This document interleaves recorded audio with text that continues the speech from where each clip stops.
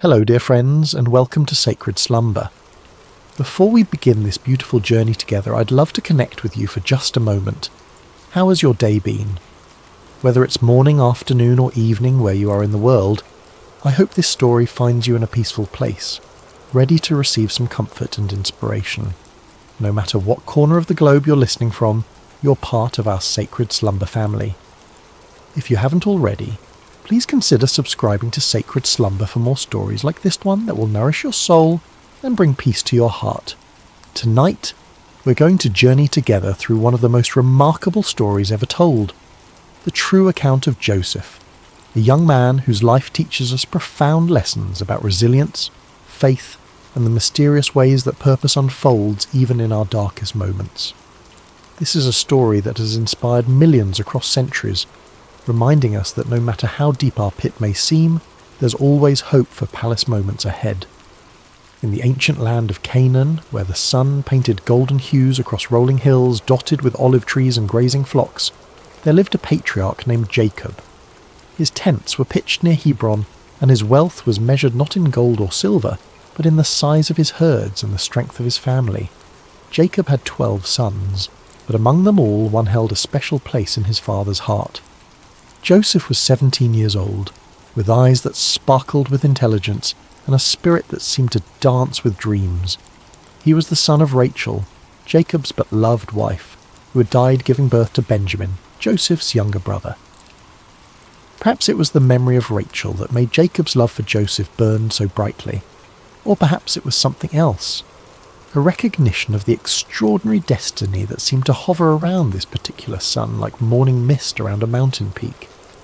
The favouritism was evident to everyone in the household. While Joseph's older brothers, Reuben, Simeon, Levi, Judah, Dan, Naphtali, Gad, Asher, Issachar and Zebulun worked hard in the fields tending the flocks, Joseph often remained close to home. His brothers wore the simple, practical garments of shepherds, but Joseph wore something entirely different. One day Jacob called Joseph to his tent. The old man's hands, weathered by years of labour and life, held a garment that took Joseph's breath away. It was a coat of many colours, rich blues like the depths of the sea, vibrant reds like the sunset over the desert, brilliant yellows like fields of grain, and deep purples like the robes of kings. The fabric was fine, the workmanship exquisite. It was not the coat of a shepherd, but the robe of a prince. "My son," Jacob said, his voice thick with emotion as he placed the coat on Joseph's shoulders, "this is for you. You are precious to me beyond measure." Joseph felt the weight of the coat, but more than that, he felt the weight of his father's love and the unspoken promise it contained. As he walked among his brothers wearing this magnificent garment, he could feel their eyes following him, eyes that had grown cold with resentment and hard with jealousy. But the coat was only the beginning. Joseph had always been a dreamer, but now his dreams took on a quality that was both wonderful and troubling. One morning, as the family gathered for their meal, Joseph could no longer contain the vision that had visited him in the night. "Listen to this dream I had," Joseph said, his voice bright with excitement and innocence. "We were binding sheaves of grain out in the field, when suddenly my sheaf rose and stood upright, while your sheaves gathered around mine and bowed down to it." The silence that followed was deafening. His brothers exchanged glances that spoke volumes. Reuben's jaw tightened. Simeon's hands clenched into fists. Judah shook his head in disgust. "Do you intend to reign over us?" Simeon asked, his voice dripping with sarcasm. "Will you actually rule us?" But Joseph, in his youthful enthusiasm, seemed oblivious to the storm clouds gathering around him. Soon after he had another dream, even more vivid than the first. "Listen," he said one evening as the family sat around the fire, the flames casting dancing shadows on their faces. "I had another dream, and this time the sun and moon and 11 stars were bowing down to me." Even Jacob was troubled by this dream. "What is this dream you had?" he asked, his voice carrying a note of concern.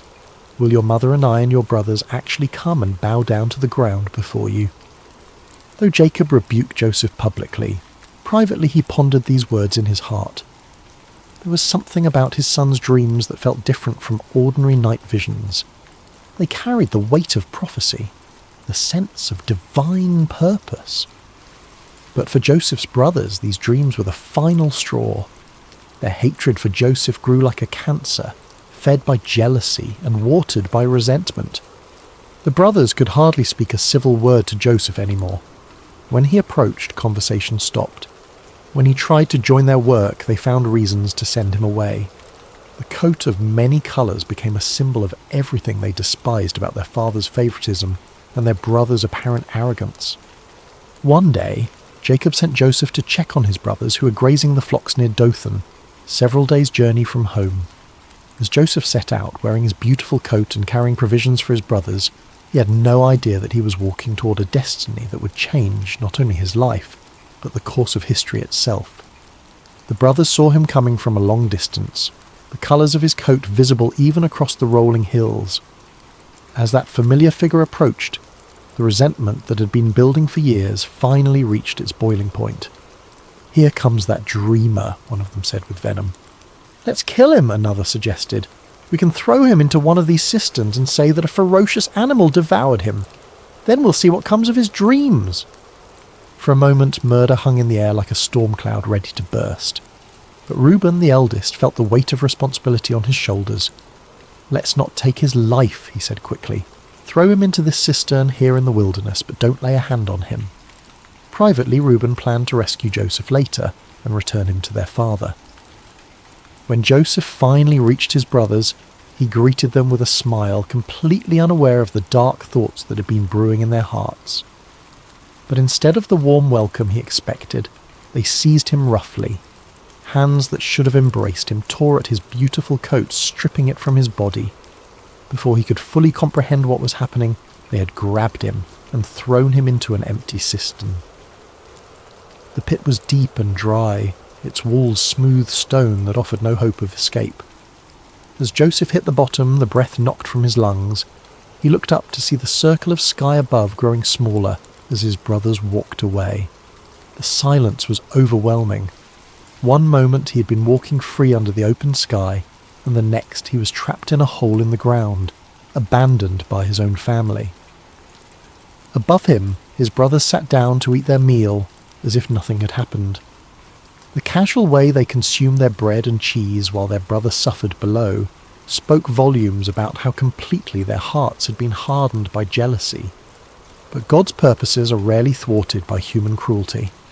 And even as Joseph sat in that pit, wondering if he would die there, divine providence was already at work. In the distance, a caravan of Ishmaelite traders appeared on the horizon, their camels loaded with spices, balm and myrrh bound for Egypt. Judah, perhaps feeling some stirring of conscience, looked at his brothers and said, "What will we gain if we kill our brother and cover up his blood? Come, let's sell him to the Ishmaelites and not lay our hands on him. After all, he is our brother, our own flesh and blood." The brothers agreed, seeing an opportunity to rid themselves of Joseph while making a profit. They pulled Joseph out of the cistern and sold him to the traders for 20 shekels of silver. As the caravan disappeared into the distance with Joseph bound among the slaves, the brothers took his coat of many colours and tore it. Then they killed a goat and dipped the coat in its blood. When they returned home, they presented the bloodied coat to their father. "We found this," they said. "Examine it to see whether it is your son's robe." Jacob recognized it immediately. The colours that had once brought him such joy now brought only anguish. "It is my son's robe," he cried. "Some ferocious animal has devoured him. Joseph has surely been torn to pieces." Jacob tore his clothes in grief and put on sackcloth.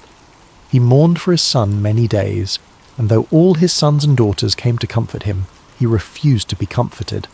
"No," he said, "I will continue to mourn until I join my son in the grave."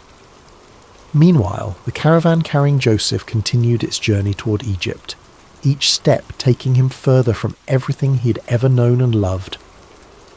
As the young man looked back at the fading hills of his homeland, he could not have imagined that this betrayal, this moment that felt like the end of everything, was actually the beginning of a story that would demonstrate the power of God to bring beauty from ashes and purpose from pain. The journey to Egypt was long and grueling. Joseph, who had never known anything but comfort and privilege, now found himself chained among slaves, his feet bloody from walking across rough terrain, his throat parched from the desert sun. The traders were not cruel, but neither were they kind. He was simply merchandise to them, a commodity to be delivered in good condition to fetch the best price. As the caravan crested the final hill before entering Egypt, Joseph's eyes widened at the sight before him. Egypt was unlike anything he had ever seen. The Nile River stretched like a blue ribbon through the landscape, its banks lined with lush green vegetation that stood in stark contrast to the golden desert beyond. Pyramids rose majestically in the distance, monuments to the power and sophistication of this ancient civilization. The cities teemed with activity, merchants hawking their wares, craftsmen plying their trades, and everywhere the bustle of a society that had mastered the art of turning the desert into a garden. In the slave market of Memphis, Joseph stood with the others as potential buyers examined them like livestock. His youth and obvious intelligence caught the eye of several bidders, but it was Potiphar, an officer of Pharaoh and captain of the guard, who ultimately purchased him. Potiphar was a man of considerable wealth and influence, with a household that required numerous servants to maintain its operations. Joseph's new life began in Potiphar's house, where he was assigned to work among the other servants. Everything about his circumstances had changed. He who had once worn a coat of many colours now dressed in the simple linen of a slave. He who had once been served was now serving others. He who had once been the favoured son was now property, with no rights and no freedom. But something remarkable happened in Potiphar's house. Instead of becoming bitter or despondent, Joseph chose to serve with excellence. When he was given a task, he completed it better than anyone expected. When he was assigned to care for something, he treated it as if it were his own. His attitude was not that of a man who'd been wronged, but of someone who understood that his character was more important than his circumstances. It didn't take long for Potiphar to notice this exceptional young man. While other servants did only what was required of them, Joseph anticipated needs before they were expressed. He learned the Egyptian language with remarkable speed, mastered the customs of the household, and demonstrated an administrative ability that was far beyond his years. Most importantly, there was something about Joseph's presence that seemed to bring blessing wherever he went. Potiphar began to entrust Joseph with greater responsibilities. First, he made him his personal attendant. Then he put him in charge of his household affairs. Before long, Joseph was managing all of Potiphar's possessions, his property, his servants, his business dealings. The Egyptian captain of the guard had never seen anything like it. Everything that Joseph touched seemed to prosper. Years passed, and Joseph grew from a teenager into a handsome young man. The hardships he had endured had not broken him, but had instead forged him into someone of remarkable character and capability. Potiphar trusted him completely, to the point where he concerned himself with nothing except the food he ate. Everything else was in Joseph's capable hands.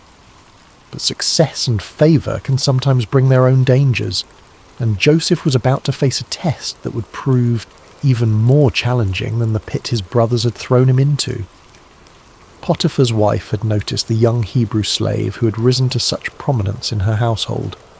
Joseph was not only capable and trustworthy, but he had grown into a man of striking appearance. Day after day she watched him as he went about his duties with quiet dignity and remarkable competence. Soon, watching was not enough. "Come to bed with me," she said to Joseph one day when they found themselves alone. Joseph was stunned by her proposition. The wife of his master, a woman of rank and privilege, was propositioning a slave. But Joseph's response revealed the depth of his character and the strength of his convictions. "No," he said firmly but respectfully. "With me in charge, my master does not concern himself with anything in the house. Everything he owns he has entrusted to my care. No one is greater in this house than I am. My master has withheld nothing from me except you, because you are his wife. How then could I do such a wicked thing and sin against God?" Day after day she spoke to Joseph, but he refused to go to bed with her or even to be with her. Joseph understood that betraying Potiphar's trust would not only be wrong, but it would also be a sin against the God who had been with him through all his trials. His integrity was not for sale, regardless of the price or the pressure. But a person determined to do wrong will often become vindictive when their advances are rejected. Potiphar's wife's desire turned to anger, and her anger to a determination for revenge. She waited for the right opportunity, and one day when Joseph came into the house to attend to his duties, and none of the household servants were inside, she made her move. She caught him by his cloak and said, "Come to bed with me." But Joseph left his cloak in her hand and ran out of the house. Holding his cloak as evidence, Potiphar's wife called to the household servants. "Look," she said, "this Hebrew has been brought to us to make sport of us. He came in here to sleep with me, but I screamed. When he heard me scream for help, he left his cloak beside me and ran out of the house. When Potiphar came home, his wife told him the same story. That Hebrew slave you brought us came to me to make sport of me, but as soon as I screamed for help, he left his cloak beside me and ran out of the house." Potiphar burned with anger. The man he had trusted above all others, the servant who had brought such blessing to his household, had apparently betrayed that trust in the worst possible way. Without investigation, without hearing Joseph's side of the story, Potiphar had Joseph seized and thrown into prison, the same prison where the king's prisoners were confined. Once again, Joseph found himself in a pit, though this time it was made of stone and iron rather than earth. Once again, he had been betrayed by those he had served faithfully. Once again, his circumstances had changed dramatically through no fault of his own. He had done the right thing, had maintained his integrity, had honoured God, and his reward was imprisonment for a crime he had not committed. Many people would have become bitter at this point. They would have questioned why God allowed such injustice, why faithfulness seemed to be rewarded with suffering. They might have decided that integrity was not worth the cost, that doing right was foolish when it led to such consequences. But Joseph was not like most people. Even in prison, even after being falsely accused and unjustly punished, something within him refused to give up hope. He had learned that his circumstances did not define him, his character did. He had discovered that God's presence was not dependent on favourable conditions, but was available even in the darkest places. And remarkably, even in prison, Joseph began to prosper. The warden noticed this unusual prisoner who carried himself with such dignity, who treated others with such respect, who seemed to bring order and blessing wherever he went. Before long, the warden put Joseph in charge of all the other prisoners and made him responsible for all that was done in the prison. The warden paid no attention to anything under Joseph's care because the Lord was with Joseph and gave him success in whatever he did. Once again, Joseph had taken a situation that seemed hopeless and had found a way to serve with excellence, to lead with integrity, and to trust that somehow, in ways he could not yet see, God was working all things together for good. But the greatest tests of Joseph's faith were still ahead, and the prison that seemed like an ending was actually preparing him for a beginning that would astonish the world. Prison has a way of stripping away everything except what truly matters.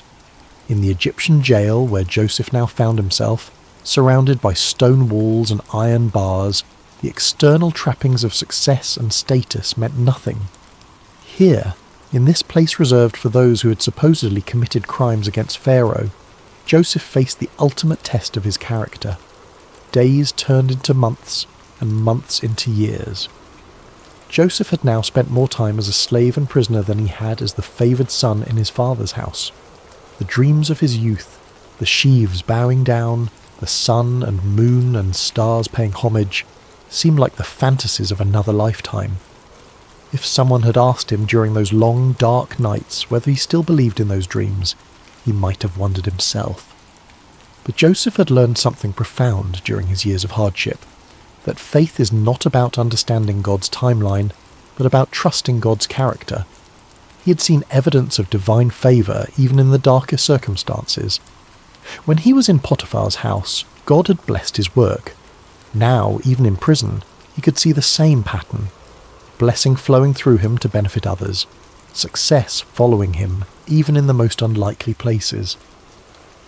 The other prisoners noticed something different about Joseph. While many of them spent their time in despair, anger, or plotting revenge, Joseph maintained a remarkable sense of peace. He listened to their stories with compassion, helped resolve disputes with wisdom, and carried himself with a dignity that prison walls could not diminish. The warden had made him the unofficial leader among the prisoners, and everyone, guards and inmates alike, respected him. One morning, Joseph noticed that 2 of his fellow prisoners seemed particularly troubled. They were not ordinary criminals, but former members of Pharaoh's household, the chief cupbearer and the chief baker. Both had been imprisoned for offences against their royal master, and both carried themselves with the dignity of men, accustomed to positions of privilege and responsibility. "Why do you look so sad today?" Joseph asked them. The cupbearer answered, "We both had dreams, but there is no one to interpret them." In the ancient world, dreams were considered messages from the gods, and their interpretation was a specialized skill typically reserved for trained priests and wise men. To have a significant dream and no way to understand its meaning was a source of genuine distress. Joseph's response revealed both his humility and his faith. "Do not interpretations belong to God? Tell me your dreams." The chief cupbearer went first. "In my dream," he said, "I saw a vine in front of me, and on the vine were 3 branches. As soon as it budded, it blossomed, and its clusters ripened into grapes. Pharaoh's cup was in my hand, and I took the grapes, squeezed them into Pharaoh's cup, and put the cup in his hand." Joseph listened carefully, and as the cupbearer spoke, understanding came to him with a clarity that felt like sunrise after a long night. "This is what it means," Joseph said. "The 3 branches are 3 days.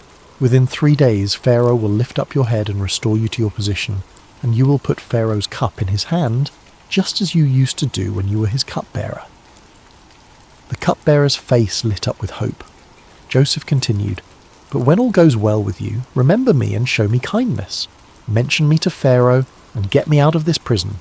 I was forcibly carried off from the land of the Hebrews, and even here I have done nothing to deserve being put in a dungeon."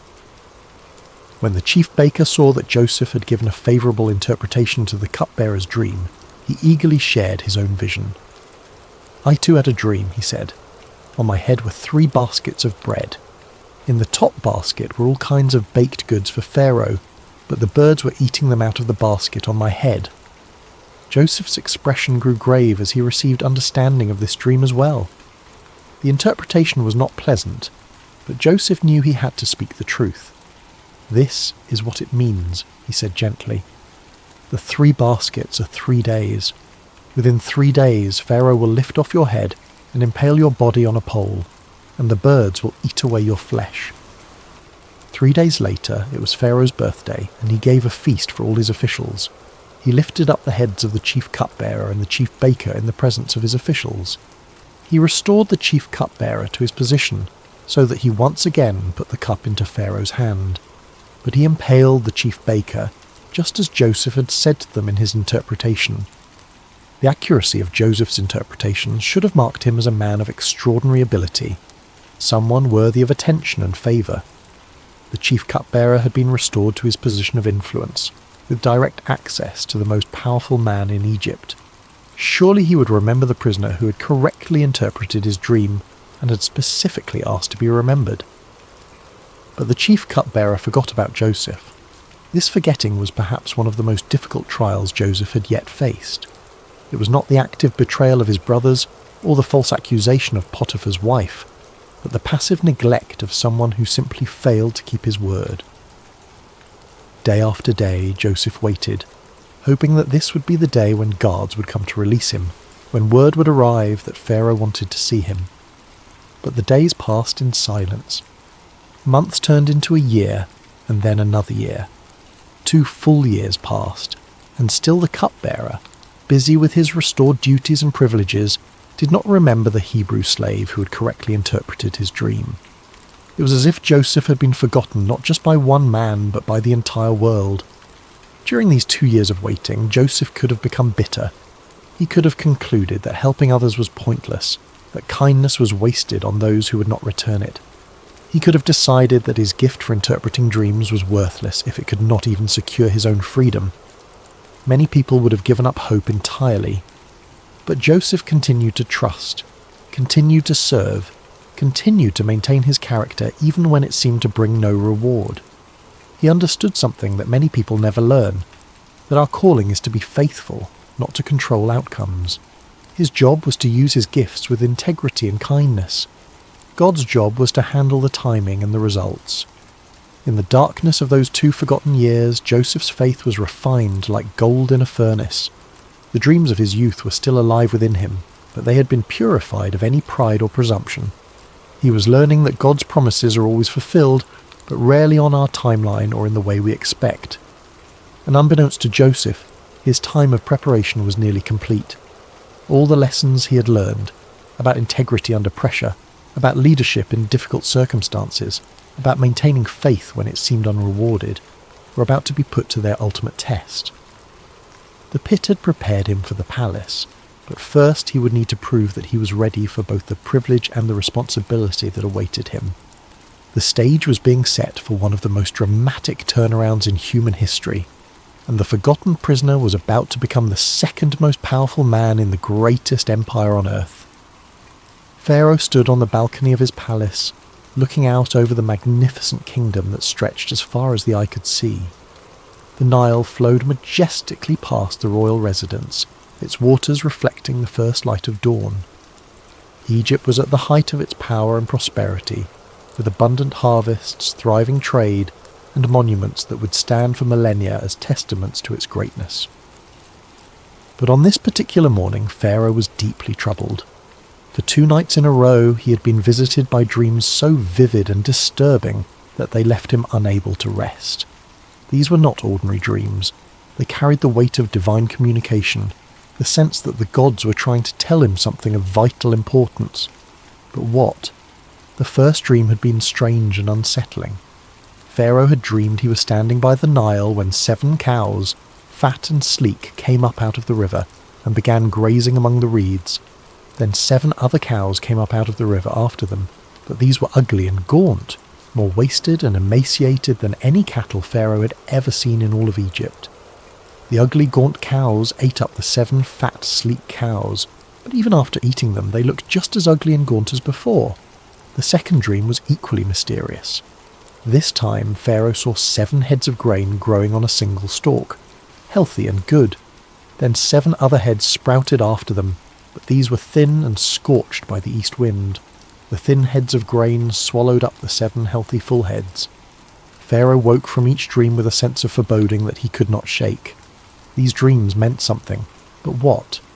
He immediately called for all the magicians and wise men of Egypt, men who were trained in the ancient arts of dream interpretation and divine communication.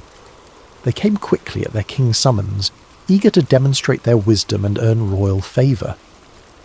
But as Pharaoh recounted his dreams to them, something unprecedented happened. These men, who had built their reputations on their ability to interpret dreams and divine the will of the gods, were completely baffled. They offered various theories and possibilities, but none of them carried the ring of truth. Pharaoh could sense their uncertainty, their fumbling attempts to provide answers they simply did not have. It was in this moment of royal frustration and growing anxiety that the chief cupbearer suddenly remembered something, or rather someone, he had forgotten for 2 long years. "Today I'm reminded of my shortcomings," the cupbearer said, approaching Pharaoh with obvious embarrassment. "Pharaoh was once angry with his servants, and he imprisoned me and the chief baker in the house of the captain of the guard. Each of us had a dream the same night, and each dream had a meaning of its own. Now a young Hebrew was there with us, a servant of the captain of the guard. We told him our dreams, and he interpreted them for us, giving each man the interpretation of his dream, and things turned out exactly as he interpreted them to us. I was restored to my position, and the other man was impaled." Pharaoh's eyes sharpened with interest. A Hebrew slave who could interpret dreams with perfect accuracy, when his own wise men were stumped. "Send for him immediately," Pharaoh commanded. Guards rushed to the prison and found Joseph. "Pharaoh wants to see you," they announced. "Quickly, make yourself presentable." Joseph could hardly believe what he was hearing. After more than a decade in Egypt, first as a slave, then as a prisoner, He was suddenly being summoned to appear before the most powerful man on earth. He shaved, changed his clothes, and tried to prepare himself mentally for whatever was about to happen. As Joseph was led into the royal presence, he could not help but be awed by the magnificence that surrounded him. The palace was a testament to Egypt's wealth and sophistication, with soaring columns, intricate carvings, and precious metals gleaming everywhere. Pharaoh himself sat on a throne that seemed to embody the power and mystery of the gods, dressed in robes that spoke of unimaginable authority. "I had a dream," Pharaoh said without preamble, "and no one can interpret it. But I have heard it said of you that when you hear a dream you can interpret it." Joseph's response revealed the humility and faith that had sustained him through all his trials. "I cannot do it," Joseph replied, "but God will give Pharaoh the answer he desires." This was a remarkable statement for several reasons. First, Joseph gave no credit to himself, acknowledging that any ability he had came from God. Second, he was confident that God would provide the interpretation, even though he had not yet heard the dreams. Third, he was willing to stand before the most powerful man on earth and speak about his Hebrew God, a courageous act that could have had serious consequences if Pharaoh had taken offense. Pharaoh proceeded to tell Joseph both of his dreams in detail, describing the fat and gaunt cows, the healthy and withered grain. As he spoke, Joseph listened with the same careful attention he had given to the dreams of his fellow prisoners years earlier. When Pharaoh finished, Joseph spoke with clarity and confidence that amazed everyone present. "The dreams of Pharaoh are one and the same," he said. "God has revealed to Pharaoh what he's about to do. The 7 good cows are 7 years, and the 7 good heads of grain are 7 years. It is one and the same dream. The 7 lean, ugly cows that came up afterward are 7 years, and so are the 7 worthless heads of grain scorched by the east wind. They are 7 years of famine." Joseph continued, his voice carrying the authority of divine revelation. "It is just as I said to Pharaoh. God has shown Pharaoh what he's about to do. 7 years of great abundance are coming throughout the land of Egypt, but 7 years of famine will follow them. Then all the abundance in Egypt will be forgotten, and the famine will ravage the land. The abundance in the land will not be remembered, because the famine that follows it will be so severe. The reason the dream was given to Pharaoh in 2 forms is that the matter has been firmly decided by God, and God will do it soon." But Joseph did not stop with the interpretation. Drawing on his years of experience in administration and his natural wisdom, he offered practical advice for dealing with the crisis that was coming. "And now let Pharaoh look for a discerning and wise man and put him in charge of the land of Egypt. Let Pharaoh appoint commissioners over the land to take 1/5 of the harvest of Egypt during the 7 years of abundance. They should collect all the food of these good years that are coming and store up the grain under the authority of Pharaoh, to be kept in the cities for food. This food should be held in reserve for the country, to be used during the 7 years of famine that will come upon Egypt, so that the country may not be ruined by the famine." The plan was brilliant in its simplicity and scope. During the 7 years of abundance, Egypt would systematically store 1/5 of each harvest. This would require massive organisational skills, enormous storage facilities, and careful distribution networks. It would be one of the most ambitious administrative undertakings in human history. Pharaoh and his officials were amazed not only by the interpretation, which had the unmistakable ring of truth, but also by the comprehensive plan Joseph had outlined. Here was a man who could not only understand divine communication, but could also translate that understanding into practical action. "Can we find anyone like this man?" Pharaoh asked his officials. "One in whom is the Spirit of God?" Then Pharaoh said to Joseph, "Since God has made all this known to you, there is no one so discerning and wise as you. You shall be in charge of my palace, and all my people are to submit to your orders. Only with respect to the throne will I be greater than you." And so, in a single day, Joseph went from being a forgotten prisoner to being the 2nd most powerful man in Egypt. Pharaoh took his signet ring from his finger and put it on Joseph's finger. He dressed him in robes of fine linen and put a gold chain around his neck. He had him ride in a chariot as his second in command, and people shouted before him, "Make way!" Pharaoh also gave Joseph an Egyptian name, Zaphanath-Paneah, and gave him Asenath, the daughter of Potiphera, priest of On, to be his wife. Joseph was 30 years old when he entered the service of Pharaoh, king of Egypt. 13 years had passed since his brothers had thrown him into that pit in Dothan. 13 years of slavery, false accusation, imprisonment, and being forgotten. But now those years of preparation were revealed as exactly that. Preparation for a responsibility that would affect not just Egypt, but the entire known world. As Joseph began his new role, organising the massive project of storing grain for the coming famine, he could not help but remember the dreams of his youth. The sheaves bowing down, the sun and moon and stars paying homage. Those dreams had seemed so impossible during the dark years of his trials.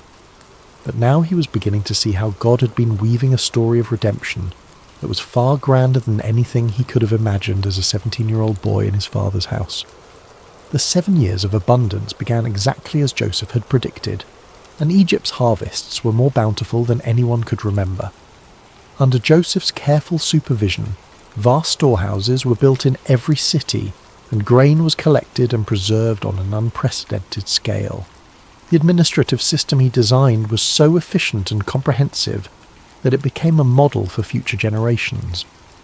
During this time, Joseph and his wife Asenath were blessed with 2 sons.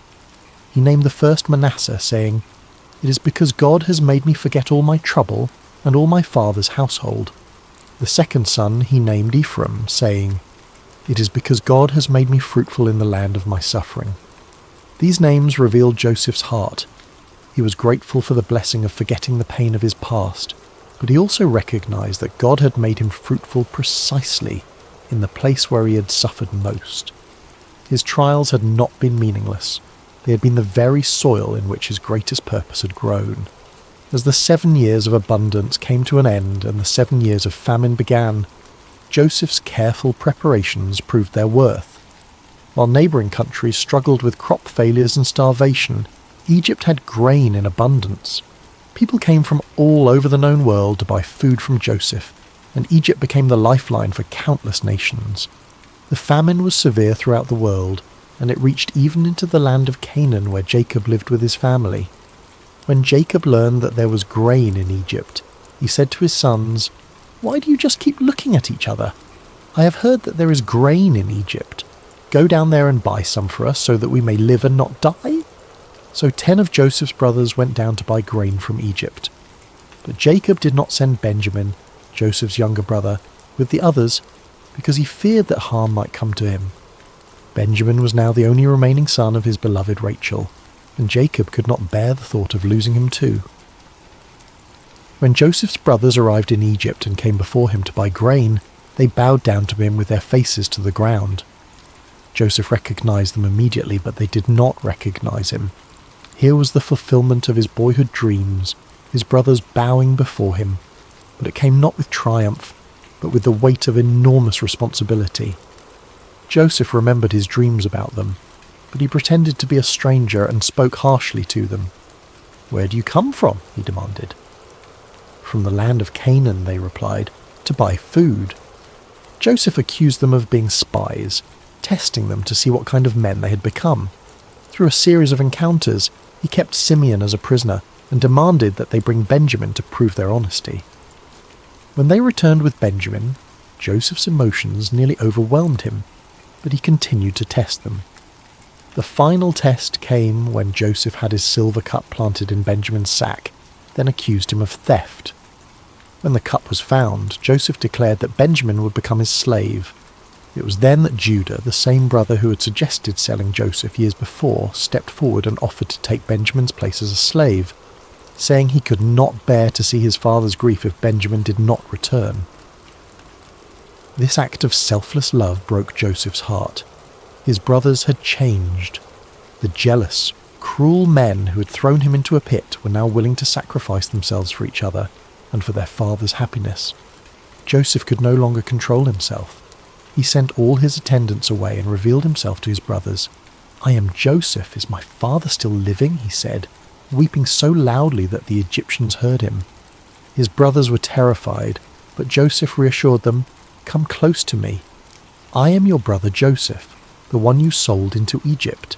And now, do not be distressed and do not be angry with yourselves for selling me here, because it was to save lives that God sent me ahead of you. For 2 years now there has been famine in the land, and for the next 5 years there will be no ploughing and reaping. But God sent me ahead of you to preserve for you a remnant on earth, and to save your lives by a great deliverance. So then, it was not you who sent me here, but God. This was the heart of Joseph's story, not revenge, but redemption, not bitterness, but blessing. He had learned to see God's hand even in the betrayal and suffering he had endured. You intended to harm me, he would later tell them, but God intended it for good to accomplish what is now being done, the saving of many lives. Joseph brought his entire family to Egypt, where they were given the best land in Goshen. Jacob, who had mourned Joseph as dead for over 20 years, was reunited with his beloved son. The family was restored, the famine was survived, and the promises God had made to Abraham, Isaac and Jacob continued to unfold through their descendants. When Jacob died years later, Joseph's brothers feared that he might finally take revenge on them. But Joseph wept and said, "Don't be afraid. Am I in the place of God? You intended to harm me, but God intended it for good to accomplish what is now being done, the saving of many lives. So then, don't be afraid. I will provide for you and your children." Joseph lived to be 110 years old, seeing his family multiply and prosper in Egypt. Before he died, he made his brothers promise that when God eventually led them back to the promised land, they would carry his bones with them. Even in death, Joseph's faith looked forward to the fulfillment of God's promises.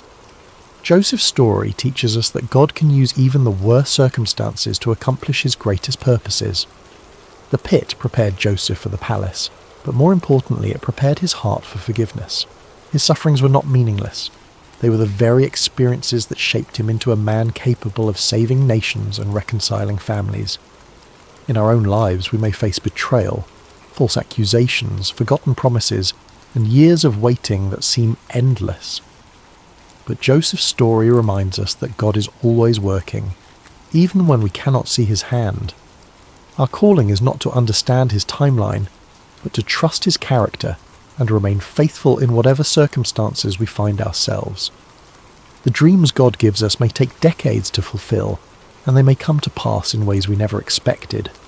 But his promises are sure, his purposes are good, and his love never fails. From the pit to the palace, from slavery to salvation, from betrayal to blessing. This is the pattern of redemption that runs through Joseph's story, and through our own lives when we place our trust in the God who makes all things work together for good. Rest well tonight, dear friends of Sacred Slumber, knowing that your story too is being written by a loving God who specialises in turning mourning into dancing, ashes into beauty, and the deepest valleys into the highest mountains of purpose and joy. Sweet dreams, and may you find peace in knowing that no matter what pit you may find yourself in today, God is already preparing your palace for tomorrow. Hello dear friends, and welcome to Sacred Slumber. Before we begin tonight's story, I'd love to know, how has your day been? Whether it's evening where you are, or perhaps the middle of the night, or even early morning on the other side of the world, you're so welcome here. What time is it in your corner of the world right now? And where are you listening from tonight? Whether you're in a bustling city or a quiet countryside, in the mountains or by the ocean, you belong in this peaceful space we're creating together. If this is your first time with us, welcome to our community of seekers finding rest in ancient wisdom.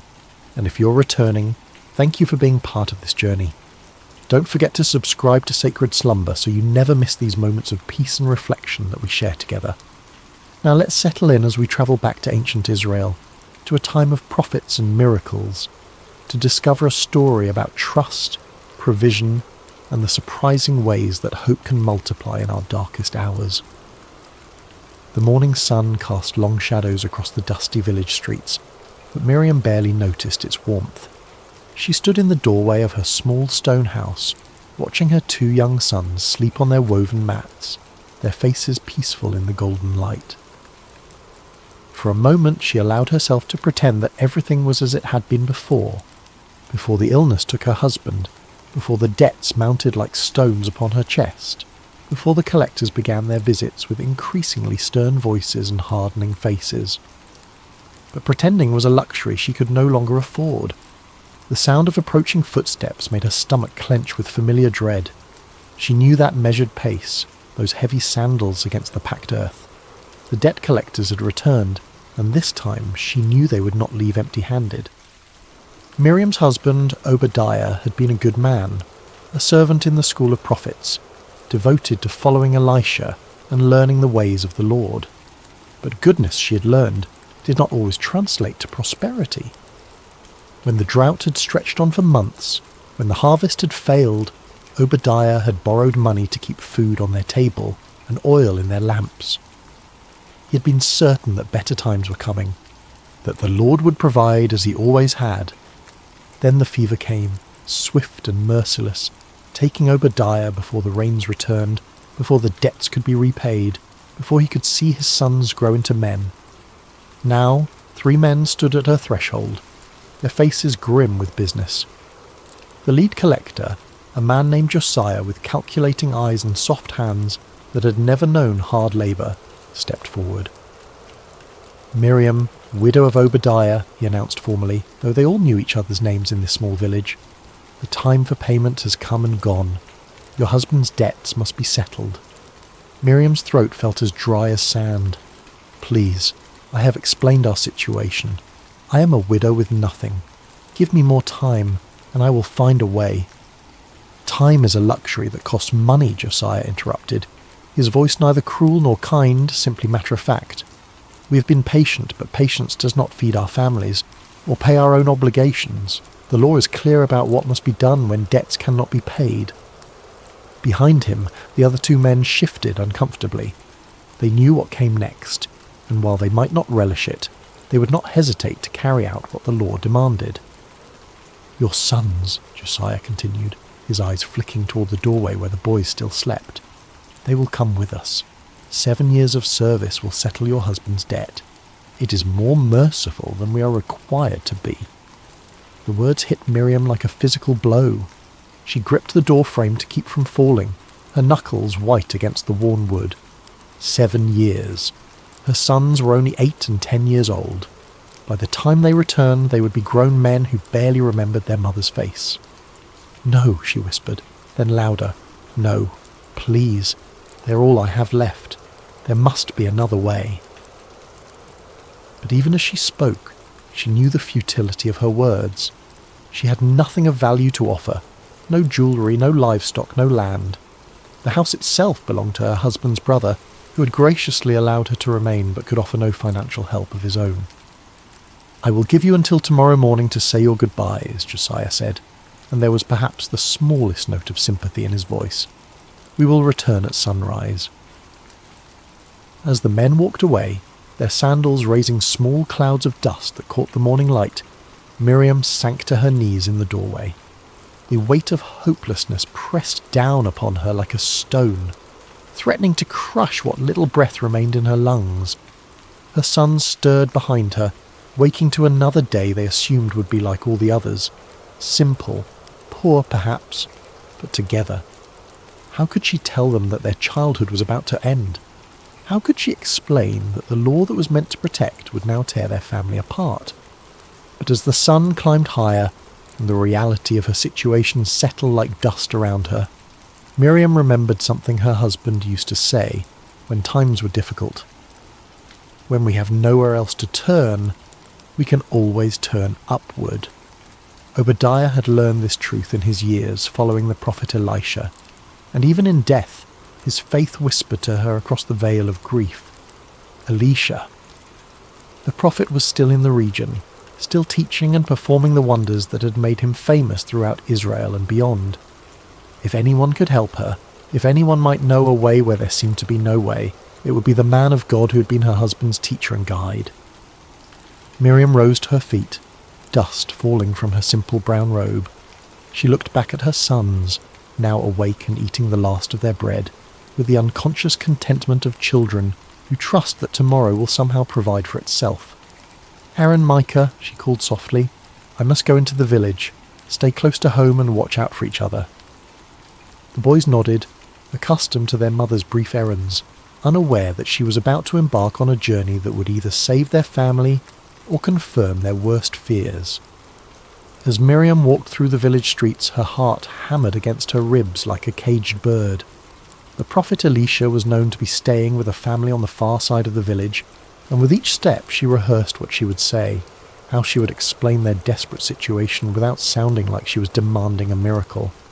But by the time she reached the modest house where Elisha was lodging, all her carefully planned words had evaporated like morning dew. She stood at the gate, paralysed by the enormity of what she was about to ask and the crushing possibility that even a prophet might not be able to help her. The courtyard was quiet except for the gentle murmur of voices from within the house. Miriam could see Elisha through the open doorway, seated on a low cushion with several young men gathered around him, students perhaps, or local villagers seeking wisdom. His presence was immediately recognisable, not because of any physical grandeur, but because of a quality of stillness that seemed to radiate from him like heat from a hearth. Miriam had seen the prophet before, of course. In a village this small, everyone knew when such a significant figure was present. She had watched from a distance as people brought their sick children for healing, their troubled hearts for counsel, their impossible situations for divine intervention. But she had never imagined herself among their number, never thought her own need would drive her to such a desperate act. A woman emerged from the house, evidently the hostess, and noticed Miriam standing uncertainly at the gate. "Can I help you, sister?" the woman asked kindly, but there was a protective quality in her voice. She had probably dealt with many people seeking the prophet's attention. Before Miriam could answer, Elisha's voice came from within. "Let her come. The Lord has brought her here for a reason." The woman's expression immediately softened, and she gestured for Miriam to enter. "Come, the prophet will see you." Miriam's legs felt unsteady as she crossed the threshold. The young men who had been listening to Elisha's teaching respectfully moved aside, creating a space for her to approach. The prophet's eyes, kind but penetrating, met hers, and she felt as though he could see not just her present desperation, but the entire story of her life written in her face. "You're Obadiah's widow," Elisha said gently. It was not a question. Miriam nodded, surprised that he knew her by sight. "Yes, my lord. I am Miriam. Your husband was a faithful servant, both to the Lord and to this community. His loss has been felt by many." Elisha's words were spoken with genuine warmth, and Miriam felt tears prick at her eyes, partly from grief that was still fresh, partly from gratitude that someone remembered her husband's worth. "Thank you, my lord," she managed, "but I have come because—" The words stuck in her throat like thorns. How did one ask a holy man to solve what seemed unsolvable? "Speak freely, daughter. What troubles you?" The kindness in his voice broke through her restraint like water through a cracked dam. The whole story poured out. The debts, the collectors, the threat to take her sons, the sunrise deadline that loomed like an executioner's blade. She spoke of her husband's faithful service, of their family's long devotion to the Lord, of her complete bewilderment at how faithfulness could lead to such devastating circumstances. When she finished, the courtyard was silent except for the distant sound of children playing in another street, a sound that reminded Miriam acutely of what she stood to lose. Elisha listened without interruption, his expression grave but not hopeless. When she fell silent, he sat quietly for a moment, as though listening to a voice only he could hear. Finally he spoke. "Tell me, what do you have in your house?" The question caught Miriam off guard. What did she have? The very essence of her problem was that she had nothing. No money, no valuables, no resources with which to pay her debts, or provide for her family. "Nothing, my lord," she said, her voice barely above a whisper. "I have nothing at all." But Elisha's gaze remained steady, patient. "Look again. What do you have in your house?" Miriam searched her memory, walking through their small home in her mind. A few pieces of simple furniture, some clay pots, worn clothing, sleeping mats. Nothing of any value. Certainly nothing that could solve a debt large enough to require 7 years of servitude to repay. Then she remembered. There is a small jar of olive oil, she said hesitantly. Just a little, barely enough for a few meals. She almost apologised for mentioning something so insignificant, but the prophet's face had changed. There was something in his expression now, not quite a smile, but a kind of quiet intensity that made the air in the courtyard feel charged with possibility. A jar of oil, Elisha repeated thoughtfully. How much oil? Very little, my lord. Perhaps enough to fill a cup, no more. The prophet nodded slowly, as though this small detail was exactly what he had been hoping to hear. He stood up, his movements deliberate and purposeful. Here is what you must do, he said, his voice carrying the authority of someone who spoke not just his own words, but those of the Almighty. Go to all your neighbours, not just the ones nearby, but throughout the village. Ask them to lend you their empty jars and vessels. Don't ask for just a few. Collect as many as you can carry. Miriam blinked in confusion. Empty jars? What good would empty vessels do when her problem was that she had nothing to fill them with? I don't understand, my lord. If I had oil to fill jars, I would not be in this position. Understanding comes after obedience, not before, Elisha said, but his tone was gentle, not reproving. Trust in the Lord's provision, even when his ways seem strange to our human reasoning. He continued with his instructions. When you have gathered the empty vessels, go into your house with your sons. Close the door. This miracle is not for the curious eyes of the neighbours, but for the desperate faith of a mother. Then take your small jar of oil and begin to pour. Pour into what, my lord? Into the empty jars. Pour until they are full. The instructions seemed impossible, even absurd. How could she pour from a nearly empty jar into multiple vessels? The physical laws that governed their world simply didn't work that way. But as Miriam looked into the prophet's eyes, she saw something that gave her pause. Not madness, not delusion, but absolute certainty. This was a man who had seen the impossible become routine, who had learned to expect miracles the way others expected sunrise. Do you trust me? Elisha asked simply. Miriam thought of her sons, sleeping peacefully this morning while she faced the possibility of never tucking them in again. She thought of her husband's faith, unwavering even in illness, even in poverty, even at the end. She thought of the alternative, doing nothing, accepting defeat, watching her children be led away at sunrise. Yes, my lord, I trust you. Then go.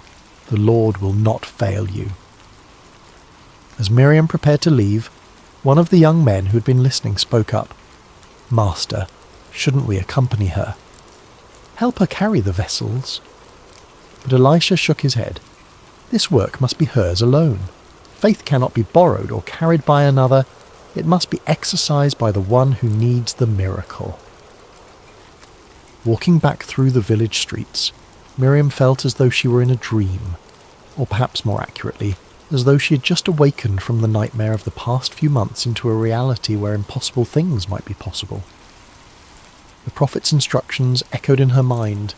Collect empty jars, as many as possible, then pour from her nearly empty vessel into them. It made no earthly sense. But then again, neither did most of the stories she had heard about Elisha and his master Elijah before him. Prophets who had called down fire from heaven, raised the dead, and fed multitudes with meagre supplies. Perhaps the very impossibility of the instruction was itself a sign that she was about to witness something beyond the natural order. Her first stop was at the house of her neighbour Sarah, an elderly woman who had been kind to Miriam since Obadiah's death, often sharing vegetables from her garden when she had none to spare. Sarah, Miriam called softly at the gate, may I speak with you? The older woman emerged, wiping flour from her hands on her apron. Of course, child. You look different somehow. Is everything well? Miriam almost laughed at the question. Nothing was well, and yet somehow everything felt different than it had this morning. I need to ask a favour. Do you have any empty jars or vessels that I might borrow? Sarah's eyebrows rose in surprise. Empty jars? Whatever for? How could Miriam explain without sounding like she had lost her mind? The prophet Elisha has given me instructions. I need to gather as many empty containers as I can. To her credit, Sarah didn't ask for further explanation. In a community where prophets occasionally walked among them, People had learned that divine instructions often defied human logic. I have several clay jars that I use for storing grain, but they're empty now since the harvest was so poor. You're welcome to them. Let me help you carry them. As they loaded the vessels into Miriam's arms, Sarah's expression grew concerned. Miriam, the whole village knows about your situation with the debt collectors. If there's anything else I can do... Pray, Miriam said simply. Pray that the Lord remembers his promises to care for widows and orphans. Her next stop was at the home of Rebecca, a woman with several children who had always been friendly but not particularly close. Here, Miriam felt more nervous about making her request. Rebecca, I know this will sound strange, but I need to borrow any empty jars or pots you might have. Rebecca looked puzzled but not unfriendly. Empty jars? Are you planning to store something? I heard about your troubles. Surely you're not thinking of buying oil or grain? No, nothing like that. The prophet Elisha has asked me to collect empty vessels. I'm not entirely sure why, but I trust that he knows what he's doing. At the mention of Elisha's name, Rebecca's demeanour changed immediately. The prophet gave you instructions? Of course, take whatever you need. Children, she called into the house. Bring out all the jars and pots we're not using, quickly now. Soon Miriam's arms were full again, and Rebecca's children were helping to carry the additional vessels. Word seemed to be spreading through the village. She could see neighbours emerging from their houses, curious about the unusual activity. By the time she reached the house of David the potter, she didn't even need to make her request. He was already waiting with an armload of clay vessels, not his finest work, but good serviceable jars in various sizes. I heard you were collecting empties on the prophet's instructions, he said with a grin. I've got plenty of these. Consider it my contribution to whatever miracle is about to happen. You really think there will be a miracle? Miriam asked, suddenly feeling the weight of what she was attempting. So many people were now involved, so many witnesses to what would either be a tremendous demonstration of God's power or a devastating display of her own foolishness. David's expression grew serious. I've lived in this village for 40 years, and I've seen 3 different prophets pass through. Not once have I seen one of them give instructions that didn't lead to something remarkable. The real question isn't whether there will be a miracle, it's whether we'll have enough faith to receive it. As Miriam continued through the village, she was amazed by the response. People she barely knew were offering their vessels, and those who had no jars to spare were spreading the word to others who might. Children ran ahead of her, announcing to each household what was needed. Even some of the village elders, usually stern and cautious about anything that disrupted the normal order, were nodding their approval and contributing what they could. By mid-afternoon, Miriam's small house was surrounded by more clay vessels than she had ever seen in one place. There were large storage jars that could hold enough oil for a family for months, medium-sized pitchers perfect for daily use, and small vessels suitable for lamps and cooking. Some were beautifully crafted, others rough and practical. Some were new, others showed the wear of years of faithful service. Her sons, Aaron and Micah, had awakened to find their home transformed into something resembling a pottery merchant's stall. They helped carry the vessels inside, their eyes wide with excitement and confusion. "Mother, what are all these for?" Aaron asked. At 10, he was old enough to sense that something significant was happening, but young enough to find it more exciting than frightening. "We're going to fill them," Miriam said, the words sounding even stranger when spoken aloud to her children. "Fill them with what?" 8-year-old Micah wanted to know. Miriam looked at the small jar of oil sitting on their simple wooden table, the same jar she had mentioned to the prophet, containing perhaps a cup's worth of precious olive oil. It looked impossibly small, surrounded by all the empty vessels now crowding their one-room home. "With oil," she said, and saw her sons exchange the kind of look children give when they're certain their parent has said something that makes no sense but are too polite to argue. As the sun began to sink toward the horizon, painting the sky in shades of orange and gold, Miriam stood in her doorway one last time before following the prophet's final instruction. The village around her looked the same as it had this morning, but everything had changed. This morning she'd been a desperate woman with no options. Now she stood on the threshold of either a miracle or a disaster. But at least she was no longer passive in the face of her circumstances. She could see a few neighbours lingering in their own doorways, clearly curious about what would happen next. News of the prophet's instructions had spread throughout the village, and while no one was bold enough to ask for details, there was a sense of anticipation in the air, as though the entire community was holding its breath. Tomorrow morning the debt collectors would return, expecting to claim her sons, but tonight belonged to faith, to the impossible, to the hope that a God who had parted seas and raised the dead might still care about one widow's desperate prayer. "Come, boys," she said, stepping back inside their small home. "It's time to close the door." The interior of their small house felt different with the door closed and the outside world shut away. The late afternoon light filtered through the single window, casting long shadows among the collection of empty vessels that now filled nearly every available space. Aaron and Micah stood close to their mother, sensing that they were about to witness something extraordinary, though they couldn't possibly understand what. Miriam picked up the small jar of oil with hands that trembled slightly, not from fear now, but from anticipation. The prophet had been so certain, so confident in his instructions. But looking at the meagre amount of oil in her jar compared to the dozens of empty vessels surrounding them, she felt the weight of impossibility settling over her like a heavy cloak. "Mother," Aaron said quietly, "how can we fill all these jars with so little oil?" It was the question that had been echoing in her own mind, but hearing it from her son's lips made her realise that this moment was about more than just solving their financial crisis. Her children were watching, learning what it meant to trust when trust seemed foolish, to obey when obedience seemed pointless, to hope when hope seemed dead. "I don't know how, my son," she said honestly, "but the prophet told us to pour, so we will pour. Sometimes we must act on faith before we understand the reason." She moved to the largest jar first, a beautiful vessel that David the potter had contributed, large enough to hold oil for several months. As she lifted her small jar and positioned it over the opening, she whispered a prayer. "Lord God of Israel, you who cared for the widow of Zarephath in the days of Elijah, remember your servant and his children." The oil began to flow. At first it seemed natural. The golden liquid poured from her jar into the larger vessel with the normal splash and gurgle of any liquid being transferred. But as seconds passed, then minutes, Miriam realised that something impossible was happening. The oil continued to flow, steady and smooth, and yet when she looked at her own jar, it appeared as full as when she had started. "Mother," Micah whispered, his young voice filled with awe, "it's still coming."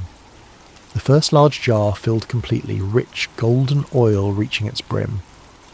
Miriam looked at her own vessel, still full. Her hands began to shake, not with fear now, but with the overwhelming realization that she was witnessing the divine intervention of the God of Abraham, Isaac, and Jacob. "Bring me another jar," she said, her voice barely steady. Aaron quickly positioned a medium-sized pitcher beside her, and Miriam continued to pour. Again the oil flowed freely, filling the second vessel completely, while her own jar remained miraculously replenished. "Another," she said, and now her voice carried a note of growing excitement. Micah dragged over a small storage jar, and the process repeated. The oil flowed, the vessel filled, and still her small jar remained full to the brim. As they continued, a rhythm developed. The boys would position each new vessel, Miriam would pour until it was full, then they would move it aside and bring the next one. With each jar they filled, their excitement grew, and what had begun as nervous obedience transformed into joyful celebration. "It's not stopping," Aaron laughed, no longer trying to whisper in the presence of miracle. "Mother, it's really not stopping." Miriam found herself laughing too, tears of relief and wonder streaming down her face as she poured jar after jar. The oil continued to flow, inexhaustible, impossible, absolutely real. This was the God her husband had served, the God who had parted the Red Sea and provided manna in the wilderness, and he was here in their small house, multiplying oil for a desperate widow and her children. The sun set completely as they worked, and Aaron lit their oil lamp, using oil from one of the newly filled jars. The warm light danced across the growing collection of filled vessels, each one a testament to divine provision, each one a step away from the disaster that had threatened to destroy their family. They filled the large storage jars first, then the medium pitchers, then the smaller vessels for daily use. Oil for cooking, oil for lamps, oil for anointing, oil for trade. More oil than their family could use in a year, more than they could use in several years. "Mother," Micah said during a brief pause, "will we ever run out of empty jars?" Miriam looked around their home. They had filled perhaps half of the vessels they had collected, and still the oil flowed freely from her small jar. "I hope not, my son. I hope we never run out." But even as she spoke, she realized they were approaching the end of their supply of empty containers. Only a handful of vessels remained unfilled, the smallest ones suitable for perfumes and medicines. As she filled the second-to-last jar, a delicate little vessel that Rebecca had contributed, Miriam felt a change. The oil still flowed, but there was something different in its quality, as though it was beginning to recognize that its work was nearly complete. She reached for the final jar, the smallest one in the collection, barely large enough to hold oil for a single lamp. As she positioned her small jar above it and began to pour, the oil flowed out in a steady stream, filling the tiny vessel to its brim. And then, as suddenly as the miracle had begun, it stopped. Miriam tilted her jar, trying to coax out even a few more drops, but it was empty. Completely, naturally, normally empty, as though the laws of physics had suddenly remembered themselves and returned to their usual operation. The silence that followed was profound. For hours their small house had been filled with the sound of flowing oil, excited whispers, and occasional exclamations of wonder. Now, surrounded by dozens of filled vessels, they stood in the golden lamplight and absorbed the magnitude of what had just occurred. Aaron was the first to speak. "Is it over?" Miriam looked at her empty jar, then at the abundance surrounding them. "Yes, my son, it's over because we have no more empty vessels to fill." "What does that mean?" Micah asked. Before Miriam could answer, she remembered something the prophet had implied in his instructions.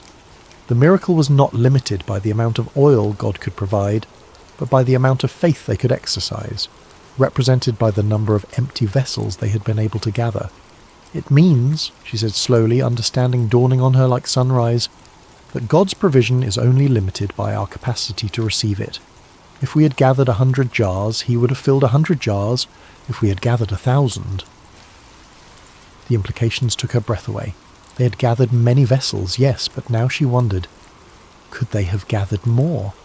Had their own limited vision constrained the miracle?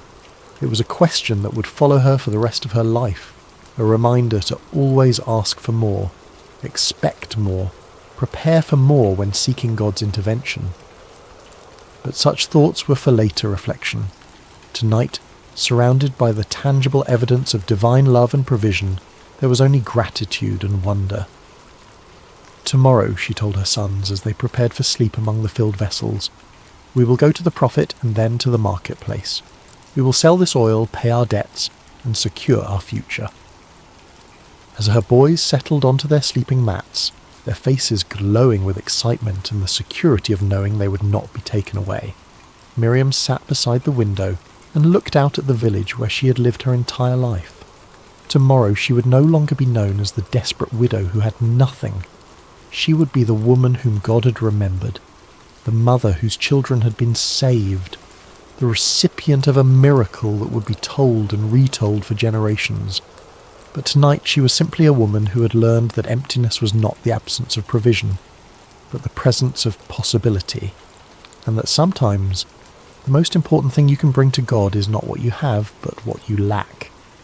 The oil lamps flickered gently in the darkness, fueled by the miracle oil casting dancing shadows on the walls of their transformed home, and in the quiet of the night, Miriam whispered prayers of thanksgiving to the God who multiplies hope in the hands of those who dare to pour out their faith, one empty jar at a time.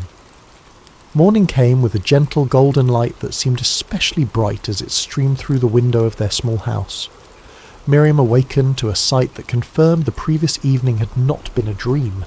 Dozens of clay vessels filled with rich golden olive oil crowded every surface and corner of their home.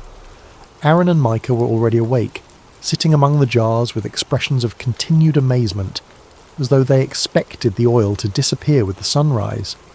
"It's still here," Aaron said wonderingly. "All of it." "Did you think it wouldn't be?" Miriam asked, though she understood his disbelief. Miracles had a quality of unreality about them, even to those who experienced them directly. "I dreamed about it," Micah said. "I dreamed that we were pouring oil forever and ever, and there were jars as tall as trees, and the oil turned into rivers that flowed through the whole village." Miriam smiled at her younger son's imagination, but then paused to consider his words. In a way, wasn't that exactly what had happened? The oil had flowed beyond their immediate need, beyond their ability to contain it all, beyond what seemed possible in their small, constrained world. A knock at their door interrupted her thoughts. Through the window she could see the familiar figure of Elisha standing in their courtyard, his presence as calm and assured as it had been the day before. "The prophet," Aaron whispered excitedly. Miriam quickly adjusted her headscarf and opened the door, her heart racing with anticipation and gratitude. "My lord," she said, bowing respectfully, "please, come in and see what the Lord has done." Elisha entered their transformed home, his eyes taking in the abundance with what appeared to be satisfaction, but not surprise. This was clearly not the first time he had witnessed the Lord's provision in response to desperate faith. "It is well," he said simply, then looked directly at Miriam. "Tell me what happened." Though he had given the instructions and surely knew what to expect, Miriam realized he wanted to hear her testimony, to let her put into words the miracle she had experienced. So she told him everything: the gathering of vessels, the closing of the door, the first hesitant pour, the growing amazement as jar after jar filled with oil that seemed to come from an inexhaustible source. "We filled every vessel we had collected," she concluded. "When the last jar was full, the oil stopped flowing." Elisha nodded thoughtfully. "And what do you understand from this?" The question surprised her. She had expected congratulations, perhaps instructions for what to do next, but not an examination of her theological understanding. I understand that the Lord remembers his promises to care for widows and orphans," she said slowly, "and that his provision is beyond what we can imagine or contain." "Yes," Elisha agreed. "And what else?" Miriam thought about the experience, about the rhythm of pouring and filling, about the moment when the oil finally stopped. "The miracle was limited only by our preparation," she said, with growing insight. "If we had gathered more vessels—" "The oil would have continued to flow," Elisha confirmed.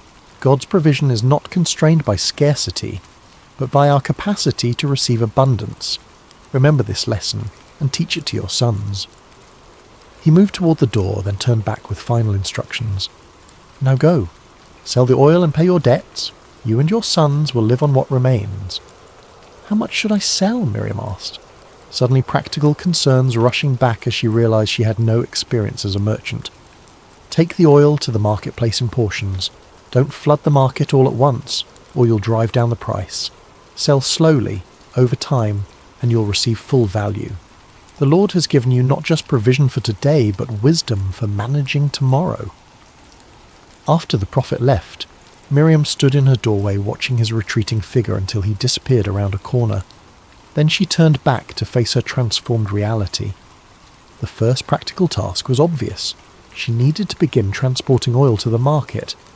But first there was another matter to address. The sound of approaching footsteps made her look up. 3 familiar figures were walking down her street, the debt collectors, returning as promised at sunrise to claim her sons. But this time Miriam felt no fear, no desperate helplessness. She stood calmly in her doorway, watching their approach with something approaching pity for men who lived in a world too small to contain miracles. "Miriam," Josiah called as they drew near, "are you prepared to surrender the boys?" "I am prepared to pay the debt," she replied evenly. The 3 men stopped walking, clearly taken aback by her confident tone.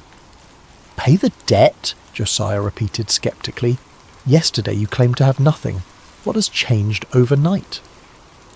"The Lord has provided," Miriam said simply. "I now have the means to settle my husband's obligations in full." She gestured toward her house, where several of the oil jars were visible through the open doorway. Olive oil of the finest quality, more than enough to cover what is owed, with plenty remaining for my family's future needs. The debt collectors exchanged glances, clearly struggling to process this unexpected development. "Where did you get oil?" one of them asked suspiciously. "You cannot simply produce valuable goods from nothing." "With the Lord, nothing is impossible," Miriam replied. "But if you doubt the quality or value, you are welcome to examine it for yourself." Josiah stepped forward and peered into the house, his eyes widening at the sight of dozens of filled vessels. He dipped his finger into the nearest jar and tasted the oil, his expression shifting from skepticism to amazement. "This is premium oil," he admitted reluctantly, "worth far more than your husband's debt." "Then we are agreed," Miriam said. "I will deliver payment to you within 3 days once I have sold sufficient oil in the marketplace." The 3 men departed, shaking their heads in bewilderment, leaving Miriam alone with her sons and their miraculous abundance. Over the following weeks, Miriam carefully sold portions of the oil at the market, following Elisha's wise counsel. The oil was of such exceptional quality that merchants competed to purchase it, and word spread throughout the region about the widow's premium product. True to her word, she paid her husband's debts in full within the promised time, but the oil continued to provide for their family month after month, year after year. She was able to purchase their house from Obadiah's brother, expand their small business, and ensure her sons received proper education. Aaron and Micah grew into strong, faithful men who never forgot the night they witnessed their mother pour from an empty jar and receive abundance beyond measure.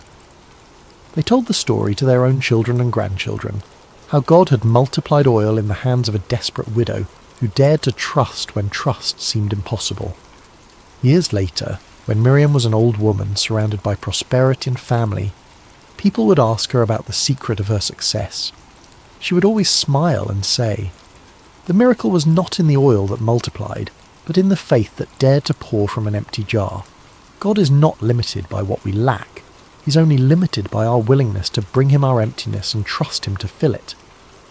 And in the evenings, when the oil lamps flickered in homes throughout the village, many still burning oil that traced its origins back to that miraculous night, the people would remember that sometimes the greatest abundance comes not when our jars are full, but when we have the courage to pour from what little we have, trusting that the God who created the universe from nothing can certainly create provision from our emptiness.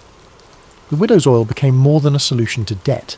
It became a testament to the truth that faith, like oil, multiplies when poured out in trust, and that the God who notices empty jars is the same God who delights in filling them beyond our wildest dreams. For in the end, Miriam learned the most important lesson of all. We bring our emptiness to God not as a sign of our failure, but as an invitation for his abundance. And when we dare to pour out our faith, even from the smallest jar, we discover that his provision knows no limits except those we place on our own capacity to receive. The story of the widow's oil echoed through generations, a reminder that in the hands of the Almighty, even our deepest need can become our greatest testimony to his faithfulness.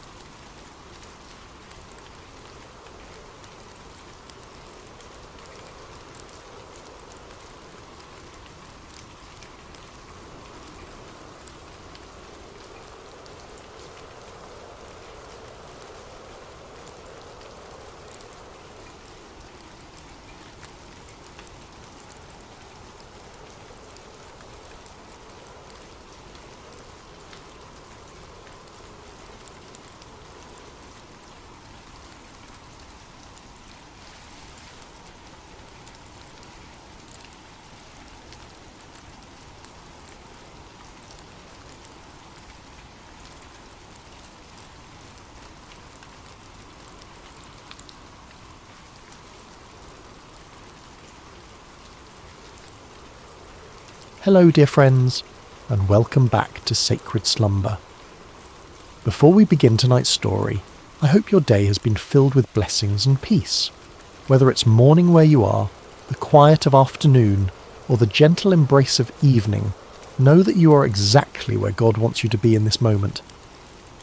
I'm curious about where in this beautiful world you're listening from tonight. Are you nestled in your bed in a bustling city, or perhaps finding solace in the countryside under a canopy of stars? Wherever you are, whatever time it is for you, you are welcomed here with open arms. If this story touches your heart tonight, I encourage you to subscribe to Sacred Slumber. We gather here regularly to explore the profound truths and timeless wisdom found in God's Word, bringing comfort to weary souls and strength to troubled hearts. Your subscription helps us continue sharing these sacred stories that remind us of God's unfailing love and faithfulness. Now let us journey together to ancient Israel, to a time when kingdoms stood at crossroads, when truth was a dangerous commodity, and when one man's courage would echo through the ages. This is the story of Micaiah, the forgotten prophet who dared to stand alone. The sun blazed mercilessly over the ancient city of Samaria, its golden rays dancing across the limestone walls of King Ahab's palace. Within those walls, power brooked no opposition, and truth was often the first casualty of political ambition. It had been 3 years since the last war between Israel and Syria, 3 years of uneasy peace that sat heavy on King Ahab's shoulders like an ill-fitting crown. Ahab paced the marble floors of his throne room, his royal robes rustling with each agitated step. The king of Israel was a man consumed by his desires, a ruler who had long ago traded his soul to the altar of self-interest. His marriage to the foreign princess Jezebel had brought prosperity to his kingdom, but at a cost that would echo through generations. The worship of Baal had infiltrated the very heart of Israel, and the prophets of the Lord had been hunted, killed, or driven into hiding. Yet today something stirred within Ahab's ambitious heart. News had arrived that morning of Syrian movements near Ramoth-Gilead, a strategic city that had once belonged to Israel, but now languished under enemy control. The city's location made it a prize worth fighting for, a gateway that could secure trade routes and strengthen his kingdom's eastern border. As Ahab contemplated this opportunity, word came that King Jehoshaphat of Judah was approaching Samaria with a considerable entourage. Jehoshaphat was everything Ahab was not. A king who sought the Lord's face, who had torn down the high places of idol worship, and who ruled with righteousness as his compass. The irony was not lost on Ahab that he would need the help of such a man to achieve his ambitions. The great doors of the throne room swung open with a resonant boom, and Jehoshaphat entered with the dignity befitting a king of David's lineage. He was a man of medium stature but commanding presence, his beard meticulously groomed, and his eyes holding the wisdom of one who had walked closely with the Almighty. Behind him came his advisors and military commanders, their expressions respectful but cautious, as they entered the domain of Israel's controversial king. "Jehoshaphat, my brother," Ahab called out, his voice echoing through the vast chamber as he descended from his throne. "Welcome to Samaria. Your presence brings honour to my house." The two kings embraced in the customary greeting, though those who knew them well could sense the underlying tension. Jehoshaphat had come seeking alliance, but his heart was troubled by what such an alliance might require of him. "Ahab," Jehoshaphat replied warmly, though his eyes remained watchful. "It has been too long since we have spoken face to face. The Lord has blessed both our kingdoms with peace these past years." "Indeed," Ahab agreed, gesturing toward the laden tables his servants had prepared. "Come, let us feast together and speak of matters that concern us both." The banquet that followed was a spectacle of royal excess. Tables groaned under the weight of roasted meats, exotic fruits, and wine from the finest vineyards. Musicians played softly in the background, while servants moved like shadows, attending to every need. Yet beneath the veneer of celebration, both kings harboured their own purposes. As the evening wore on and the wine loosened tongues, Ahab finally revealed his true intention. Leaning toward Jehoshaphat with the conspiratorial air of old friends, he spoke in measured tones. "My brother, there is a matter that weighs heavily upon my heart," Ahab began, his eyes glinting in the torchlight. "You know that Ramoth-Gilead belongs to us, yet it remains in the hands of the king of Syria. Should we not take back what is rightfully ours?" Jehoshaphat set down his goblet carefully, his expression growing thoughtful. He had anticipated this moment, knowing that Ahab rarely extended hospitality without purpose. The question hung in the air between them like incense, heavy with implication. "Ramoth-Gilead has indeed been a source of contention," Jehoshaphat replied diplomatically. "What do you propose?" Ahab's smile was that of a merchant who senses a favourable negotiation. "I propose that we go up together against Ramoth-Gilead. Your army combined with mine would be formidable. We could restore the city to Israel and share in the glory of victory." The words were carefully chosen, appealing to both practical strategy and Jehoshaphat's sense of brotherhood among the tribes of Israel. Yet Jehoshaphat had not survived as king by making hasty decisions. His reign had been marked by careful consultation with the Lord, and he would not abandon that practice now. "I am as you are," Jehoshaphat responded slowly. "My people as your people, my horses as your horses.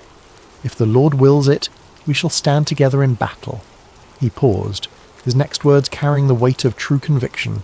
"But first let us inquire of the Lord." Ahab's smile faltered slightly. In his eagerness for military glory, he had hoped to avoid the complications that divine consultation might bring. Yet he could hardly refuse such a reasonable request from a potential ally, especially one whose righteousness was renowned throughout the region. "Of course," Ahab agreed, though his tone lacked enthusiasm. "Let us seek the word of the Lord." What followed was a demonstration of the spiritual corruption that had infected Ahab's court. The king summoned his prophets, all 400 of them, men who wore the garments of holiness, but whose hearts served earthly masters. They came in a great procession, their robes flowing and their voices raised in what appeared to be spiritual fervour. These were not true prophets of the Lord, though they claimed his name. They were court prophets, men who understood that their continued prosperity depended upon telling the king what he wished to hear. Their prophecies were crafted not in the secret place of prayer, but in the calculating chambers of political expediency. As the prophets assembled in the courtyard before the two kings, their spokesman stepped forward. His name was Zedekiah, son of Chenaanah, a man whose pride matched his ambition, and whose hatred for true prophets would soon be revealed in violent fashion. "Hear the word of the Lord," Zedekiah proclaimed, his voice carrying across the courtyard with theatrical intensity. "Go up to Ramoth-Gilead and prosper, for the Lord will deliver it into the hand of the king." The 400 prophets took up the cry with orchestrated precision, their voices creating a chorus of false assurance. "Go up to Ramoth-Gilead and prosper. The Lord will deliver it into the hand of the king." Some of the prophets had even prepared visual aids for their performance. They danced and shouted, waving swords and spears, creating a spectacle that would have been impressive to any observer unfamiliar with the ways of true prophecy. The din was tremendous, the enthusiasm seemingly genuine, and the message exactly what Ahab longed to hear. Yet as Jehoshaphat watched this display, his spirit grew troubled. Something about the performance felt hollow, manufactured. These men spoke with one voice, but it was not the voice of the Lord that Jehoshaphat knew from his own times of prayer and seeking. There was no cost to their prophecy, no challenge to the king's desires, no hint of the divine complexity that marked true encounters with the Almighty. As the prophets continued their enthusiastic proclamations, Jehoshaphat raised his hand for silence. The courtyard gradually quieted, though the echo of their shouts seemed to linger in the air like smoke from a dying fire. "Is there not here a prophet of the Lord besides these?" Jehoshaphat asked carefully, "that we might inquire of him?" The question fell like a stone into still water, sending ripples of discomfort through the assembly. Ahab's face darkened, and several of the court prophets exchanged meaningful glances. They all knew there was indeed another prophet, one whose very existence was a thorn in the flesh of everyone present. Ahab's response came through gritted teeth, his voice barely concealing his irritation. "There is still one man, Micaiah the son of Imlah, by whom we may inquire of the Lord. But I hate him, for he does not prophesy good concerning me, but evil." The honesty of Ahab's admission was startling in its nakedness. Here was a king openly declaring his hatred for a prophet based not on any moral failing or false prophecy, but simply because the man refused to tell him what he wanted to hear. It was a moment that revealed the true spiritual state of Israel's leadership. Jehoshaphat, ever the diplomat, sought to smooth over the awkward moment. "Let not the king say such things," he replied gently, though his words carried a subtle rebuke. Ahab realized he had revealed too much of his heart. With visible effort he composed himself and called for one of his officers. "Bring Micaiah the son of Imlah quickly," he commanded, though his tone suggested he would rather summon a plague upon his house. As the officer hurried away on his grim errand, the two kings settled in to wait. The 400 prophets remained in the courtyard, their earlier enthusiasm now tempered by the knowledge that their unanimous voice was about to be challenged by a single man they both feared and despised. The sun continued its relentless journey across the sky, and in the distance the sound of the officer's horse could be heard galloping toward the place where truth dwelt in isolation, where a forgotten prophet waited in the shadows of his integrity. The horse's hooves struck the dusty road with rhythmic precision as the king's officer rode toward the humble dwelling where Micaiah made his home.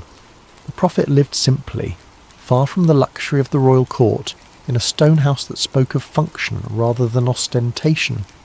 Here, away from the corrupting influence of political power, dwelt a man who had chosen faithfulness over favour, truth over comfort. Micaiah son of Imlah was not an imposing figure by earthly standards. Of average height and lean build, he bore the weathered appearance of one who had walked through many storms. His beard was streaked with silver, and his eyes held the deep weariness of a man who had spoken unpopular truths for too many years.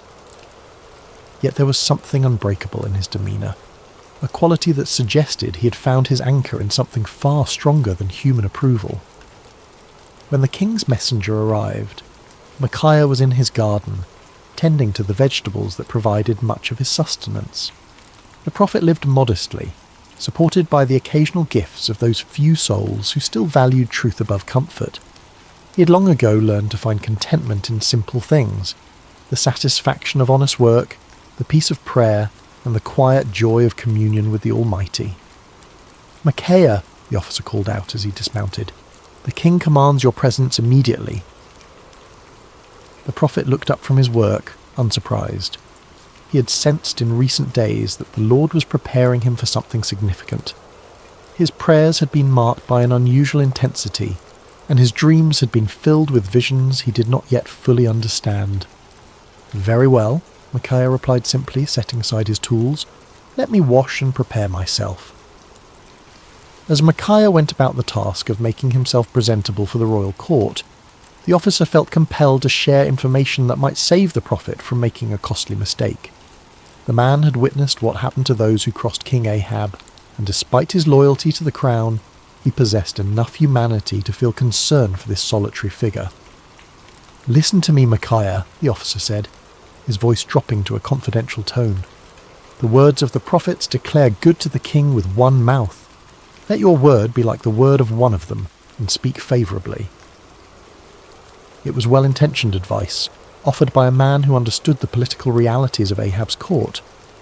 The officer had seen the 400 prophets deliver their unanimous message of victory and prosperity.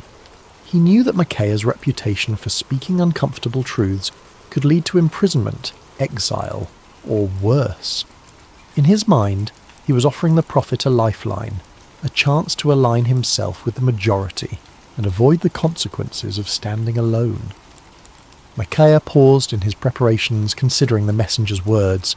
The offer was clear: conform, agree with the crowd, tell the king what he wants to hear, and enjoy the benefits of royal favour. It would be so easy, so practical, so utterly reasonable by every human measure. But as Micaiah looked into the officer's earnest face, he felt the familiar stirring of the spirit within him, that unmistakable presence that had guided him through decades of faithful service. The Lord had not called him to an easy path, but he had never failed to provide strength for the journey. "As the Lord lives," Micaiah replied with quiet dignity, "whatever the Lord says to me, that I will speak."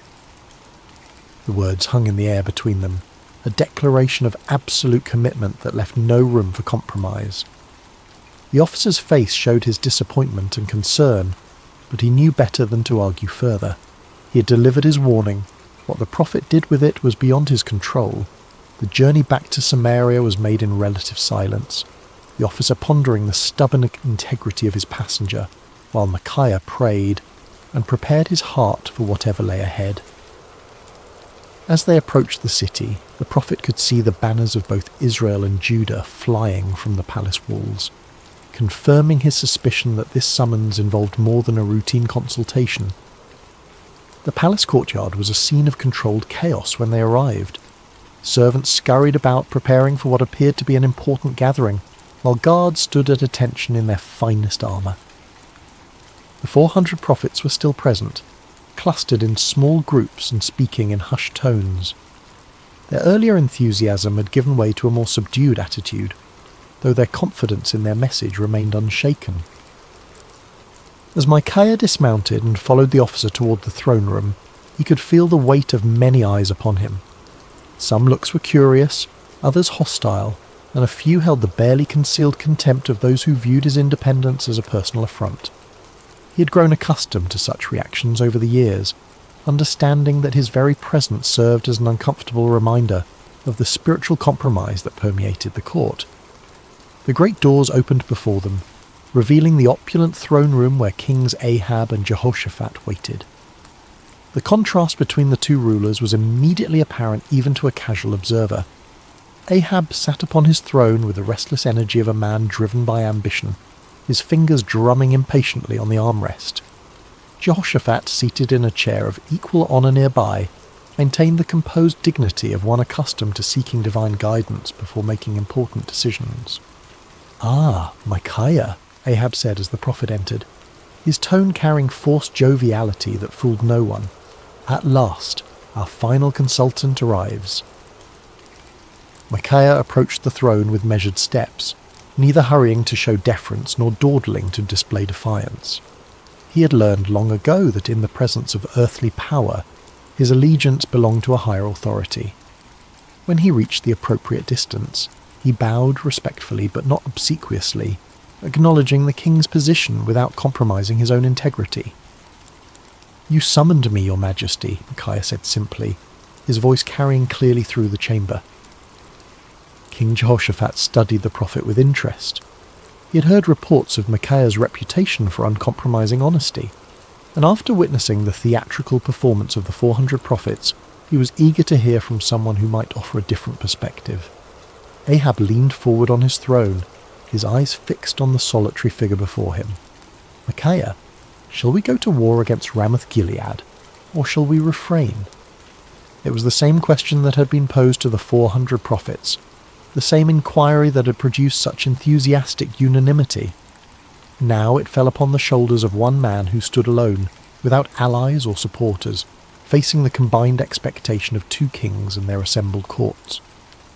The moment stretched taut with anticipation. Everyone present understood that they were witnessing something significant, though few could have predicted the drama that was about to unfold. In the silence, Micaiah felt the familiar stirring of the spirit, but what came first was not the word of the Lord, but something altogether unexpected. What happened next would be remembered and debated for generations to come. Micaiah, the prophet known for his uncompromising honesty, looked directly at King Ahab and delivered exactly the message the king wanted to hear. "Go up and prosper," Micaiah declared, his voice carrying throughout the throne room, "for the Lord will deliver it into the hand of the king." A murmur of surprise rippled through the assembled court.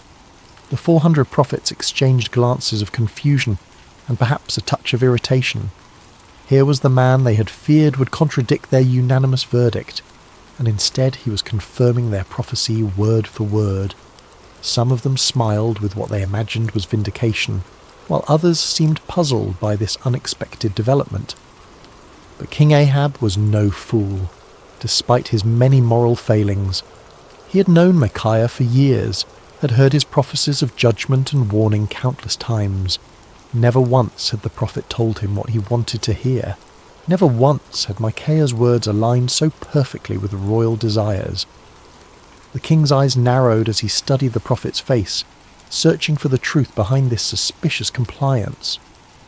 There was something in Micaiah's tone, a subtle quality that suggested layers beneath the surface of his words. It was the same tone a parent might use when agreeing with a child's obviously foolish plan, allowing them to proceed while knowing full well what the consequences would be. King Jehoshaphat, too, sensed that something was amiss, though he remained silent, observing the interaction with keen interest. "How many times shall I make you swear," Ahab said slowly, his voice carrying a warning, "that you tell me nothing but the truth in the name of the Lord?" It was a remarkable moment. Here was a king who had just received exactly the prophecy he desired, yet his own conscience convicted him that it could not be genuine. Ahab understood Micaiah well enough to know that such easy agreement was completely out of character. In demanding the truth, the king was inadvertently acknowledging that he recognized the difference between authentic prophecy and the comfortable lies he typically preferred. Micaiah stood silent for a moment, and those watching could see a visible change come over him. The sardonic expression faded from his face, replaced by the solemn countenance of one who was about to deliver a message from the throne room of heaven. When he spoke again, his voice carried a different quality altogether, the unmistakable authority of divine revelation. "I saw all Israel scattered on the hills like sheep that have no shepherd," Micaiah began, his words falling like stones into the sudden silence. "And the Lord said, 'These have no master. Let each return to his house in peace.'" The impact of these words was immediate and devastating. The vision was clear to everyone present. Israel would be defeated, their army scattered, and their king would not return from battle. It was a prophecy of military disaster and royal death, delivered with the calm certainty of one who had seen beyond the veil of earthly circumstances. King Ahab's face flushed with anger, but beneath the rage was something that looked remarkably like fear. He turned to Jehoshaphat with the bitter satisfaction of one whose worst expectations have been confirmed. "Did I not tell you," Ahab said, his voice heavy with frustration, "that he would not prophesy good concerning me, but evil?" But Micaiah was not finished. The Spirit of the Lord had opened his eyes to see into the very council chambers of heaven, and what he had witnessed there needed to be shared, regardless of the consequences. The prophet's voice took on an even more solemn tone as he continued. "Therefore hear the word of the Lord," Micaiah declared, his words cutting through the tension in the room like a sword. "I saw the Lord sitting on his throne, and all the host of heaven standing by, on his right hand and on his left." The court fell absolutely silent. Even the most worldly and cynical among them recognized that they were hearing something extraordinary. This was not the political maneuvering they were accustomed to, nor the comfortable reassurances of the court prophets. This was a glimpse into eternal realities, a revelation of divine purpose that transcended human understanding. "And the Lord said," Micaiah continued, "Who will persuade Ahab to go up, that he may fall at Ramoth-Gilead?" So one spoke in this manner, and another spoke in that manner. Then a spirit came forward and stood before the Lord and said, "I will persuade him." The Lord said to him, "In what way?" And he said, "I will go out and be a lying spirit in the mouth of all his prophets." And the Lord said, "You shall persuade him and also prevail. Go out and do so." The revelation was staggering in its implications. Micaiah was claiming that the Lord himself had allowed, indeed, had orchestrated, the deception that had been proclaimed by the 400 prophets. It was a divine judgment in the form of false prophecy, a spiritual trap set for a king who had repeatedly chosen lies over truth. "Therefore," Micaiah concluded with inexorable logic, "look, the Lord has put a lying spirit in the mouth of all these prophets of yours, and the Lord has declared disaster concerning you." The silence that followed was deafening. Every person present was forced to grapple with the implications of what they had heard.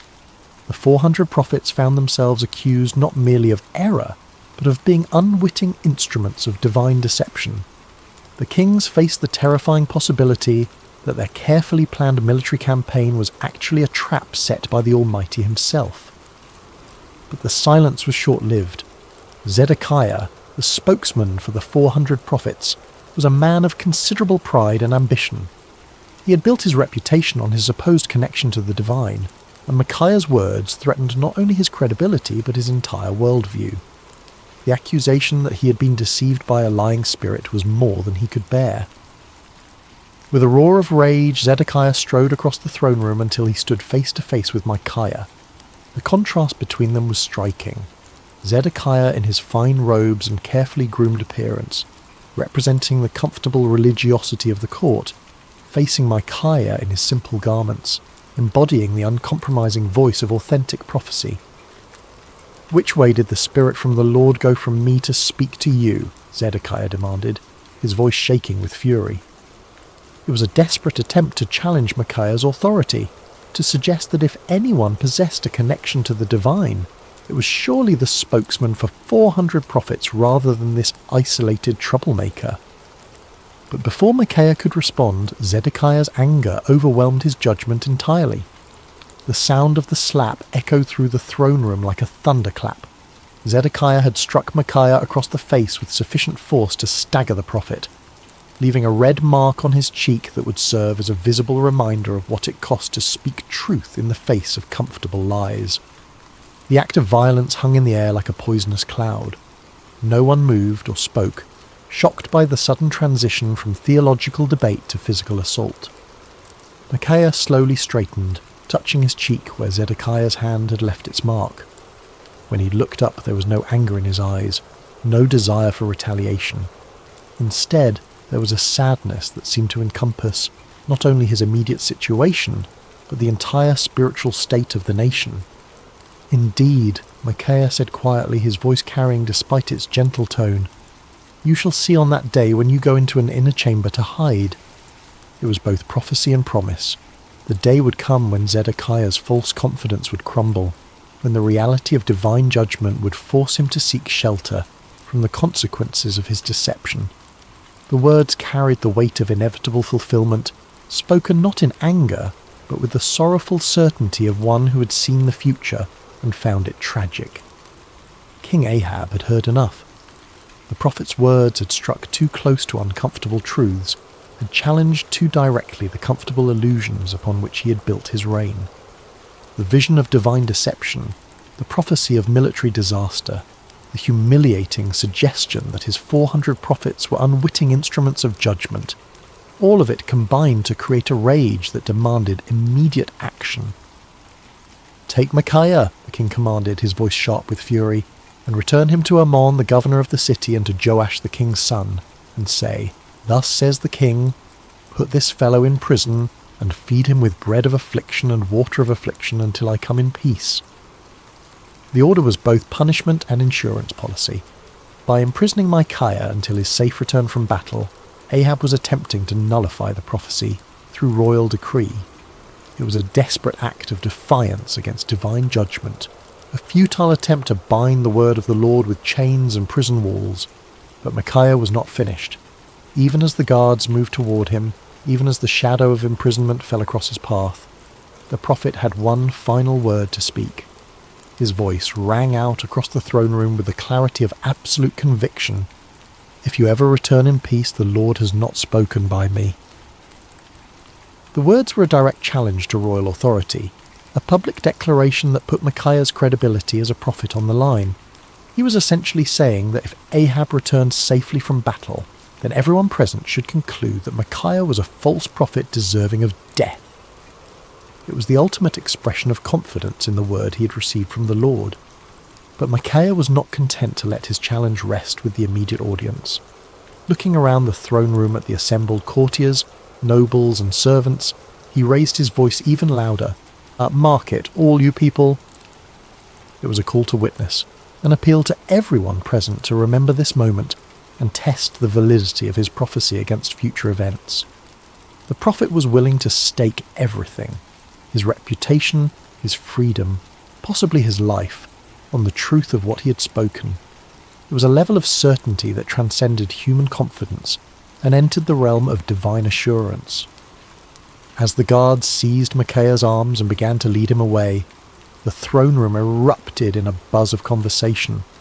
Some whispered among themselves about the prophet's boldness. Others debated the implications of his vision, and still others tried to process the dramatic confrontation they had just witnessed. Through it all, the 400 prophets maintained their uncomfortable silence, uncertain how to respond to accusations that struck at the very heart of their prophetic claims. King Jehoshaphat watched the proceedings with deep concern. The righteous king of Judah had requested divine counsel, and what he had received was a prophecy that directly contradicted his military plans and predicted disaster for his ally. Yet something in Micaiah's bearing, some quality of authentic conviction, made it impossible to dismiss his words as the ravings of a madman or the spite of a disgruntled prophet. As Micaiah was led away, his footsteps echoing through the palace corridors, he felt no bitterness toward his captors or self-pity for his situation. He had spoken the word of the Lord faithfully, regardless of the consequences, and that obedience brought a peace that transcended his circumstances. The prison cell that awaited him might confine his body, but his spirit remained free, anchored in the unshakable certainty that he had been faithful to his calling. The cell where Micaiah was imprisoned was a far cry from the luxury of the royal court. Built of rough stone with a small barred window that provided minimal light, it was designed for punishment rather than comfort. The bread of affliction and water of affliction promised by the king proved to be exactly that, meagre rations calculated to sustain life, while providing a constant reminder of a royal displeasure. Yet in that dark cell, Micaiah found something that had eluded him in the freedom of his simple home, absolute clarity about his purpose and calling. Stripped of all earthly comforts and securities, he was forced to rely entirely upon his relationship with the Lord. In the long hours of solitude, he prayed not for deliverance but for continued faithfulness, not for vindication, but for grace to endure whatever lay ahead. Meanwhile, preparations for war continued with increasing intensity. King Ahab threw himself into military planning with the fervour of a man trying to drown out unwelcome voices of conscience. He consulted with his generals, inspected his troops, and made elaborate arrangements for what he was determined would be a glorious victory. The prophecy of the 400 court prophets was repeated frequently, as if constant repetition could somehow make it more reliable. King Jehoshaphat, however, found himself deeply troubled by the day's events. The contrast between the theatrical unanimity of the 400 prophets and Micaiah's stark authenticity had left him with serious doubts about the wisdom of the planned campaign. Yet he had given his word to stand with Ahab, and the political implications of backing out now were significant. As the day of departure approached, Ahab made one final attempt to circumvent the prophecy that haunted his thoughts. If the word of the Lord through Micaiah was true, then King Ahab was destined to die in battle. But perhaps, the king reasoned, he could outwit divine judgment through human cleverness. "I will disguise myself and go into battle," Ahab announced to his commanders, "but you put on your robes." It was a cunning plan. By dressing as an ordinary soldier while Jehoshaphat wore royal garments, Ahab hoped to deceive the enemy about his identity and location. If the Syrians could not identify him as the king of Israel, perhaps he could survive the battle and prove Micaiah wrong. It was the kind of tactical thinking that had served Ahab well in political manoeuvring, but he was about to discover that divine judgment operates by different rules than human conflict. The morning of battle dawned clear and bright, with a gentle breeze that carried the scent of wildflowers across the plains surrounding Ramoth Gilead. It seemed an unlikely day for the fulfillment of prophecy, too beautiful for the tragic events that were about to unfold. The armies of Israel and Judah had assembled in impressive formation, their banners flying proudly in the morning air, their weapons gleaming in the sunlight. King Ahab, disguised as a common soldier, moved among his troops with nervous energy. His royal armour had been replaced with the simple leather and bronze of an ordinary warrior, and his distinctive crown was nowhere to be seen. To any casual observer, he appeared to be merely another commander preparing for battle, yet those closest to him could sense his underlying anxiety, the tension of a man who was trying to outrun a divine decree. King Jehoshaphat, meanwhile, wore his royal robes with obvious reluctance.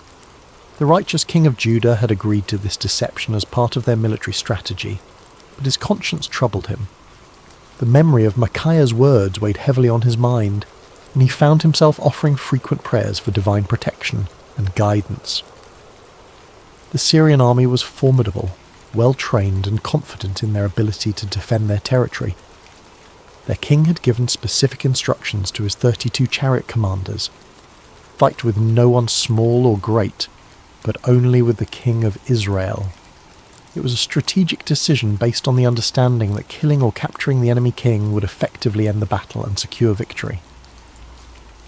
As the two armies faced each other across the field of battle, the air was thick with tension and anticipation. Horses stamped impatiently, armour creaked as soldiers shifted their weight, and commanders made final adjustments to their battle plans. In the distance, the walls of Ramoth-Gilead stood as silent witness to the conflict that was about to determine its fate. The battle began with the thunderous clash of armies colliding, the sound of metal against metal mixing with the shouts of warriors and the screams of the wounded. Chariots raced across the battlefield like instruments of divine wrath, their wheels churning up clouds of dust that obscured vision and added to the chaos of combat. For a time, it seemed as though Ahab's strategy might succeed. Hidden among his soldiers, the disguised king fought with the desperation of a man who believed his life depended on remaining unrecognized. His years of military experience served him well as he wielded sword and spear with deadly efficiency, contributing to the initial success of the Israelite forces. But the Syrian chariot commanders were not easily deceived. When they spotted King Jehoshaphat in his royal robes, they immediately assumed they had found their primary target. A group of them converged on the king of Judah with deadly intent, their chariots cutting through the battle lines like ships through stormy seas. "Surely it is the king of Israel," they shouted to one another as they closed in on Jehoshaphat. The king of Judah found himself surrounded by enemy chariots, their occupants preparing to capture or kill what they believed to be their primary objective. In that moment of extreme danger, Jehoshaphat did what he had learned to do throughout his reign. He cried out to the Lord for deliverance. "Help me, O Lord," Jehoshaphat called out, his voice carrying above the din of battle. What happened next was a clear demonstration of divine intervention. As Jehoshaphat's cry reached heaven, the Lord moved the hearts of the Syrian commanders in an unexpected way. Something about the king's appearance or manner suddenly convinced them that this was not their intended target after all. "It is not the king of Israel," one of them declared, and just as quickly as they had converged upon Jehoshaphat, they turned away to search for their real quarry elsewhere on the battlefield. Meanwhile, across the chaos of combat, King Ahab continued his desperate masquerade. His disguise had served him well throughout the morning, allowing him to participate in the battle without attracting the special attention of enemy forces. For a brief moment, it seemed as though human cunning might indeed triumph over divine decree.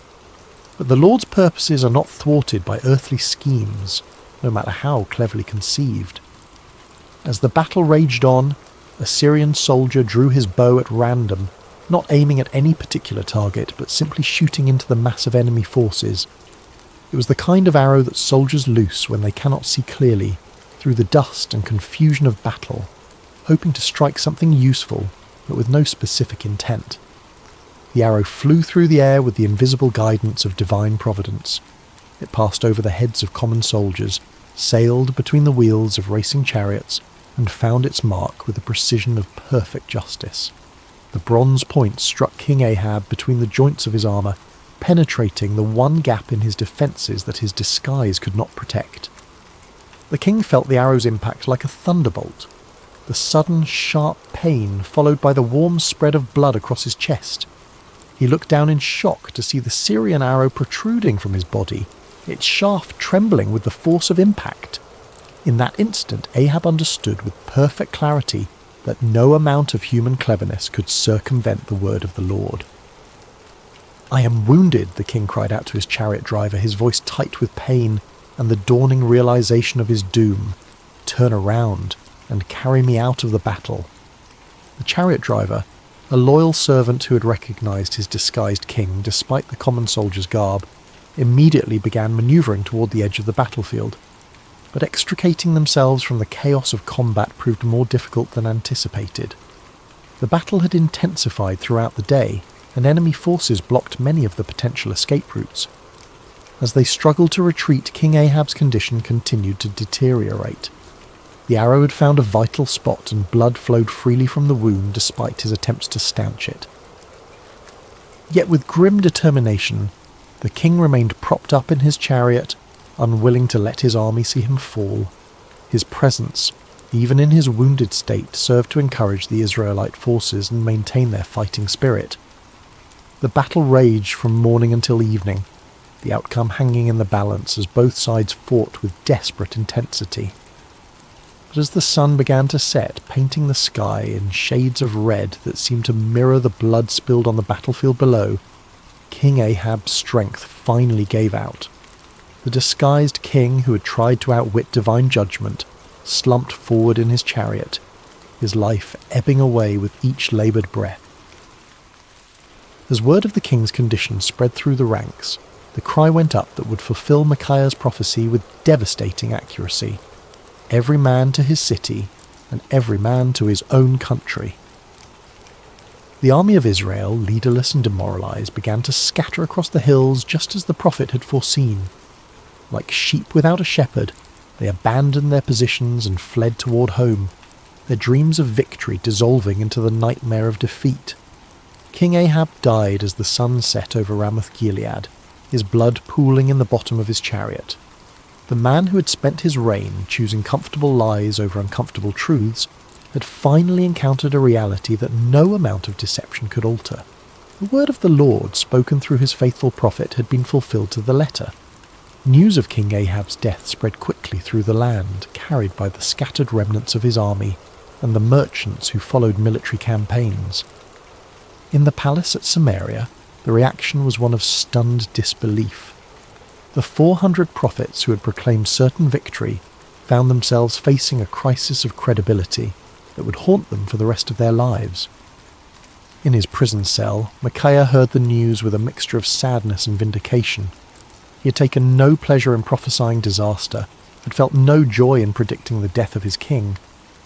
Yet the fulfillment of his prophecy served as a powerful reminder that the word of the Lord does not return void, regardless of how unwelcome it might be to human ears.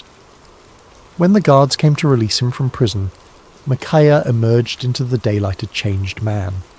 His body bore the marks of his confinement. He was thinner, paler, and bore the lines of one who had endured hardship. But his spirit was unbroken, perhaps even strengthened by his ordeal. He had spoken truth in the face of overwhelming opposition, had maintained his integrity under pressure, and had been vindicated by the very events that had brought tragedy to the kingdom. The political ramifications of Ahab's death were immediate and far-reaching. His son Ahaziah ascended to the throne, inheriting a kingdom shaken by military defeat and spiritual confusion. The influence of Queen Jezebel remained strong, but the dramatic fulfillment of Micaiah's prophecy had dealt a severe blow to the credibility of the Baal-worshipping establishment. Zedekiah, the false prophet who had struck Micaiah in the throne room, found himself in an impossible position. His confident predictions of victory had been thoroughly discredited, and his authority as a spokesman for the divine had been shattered.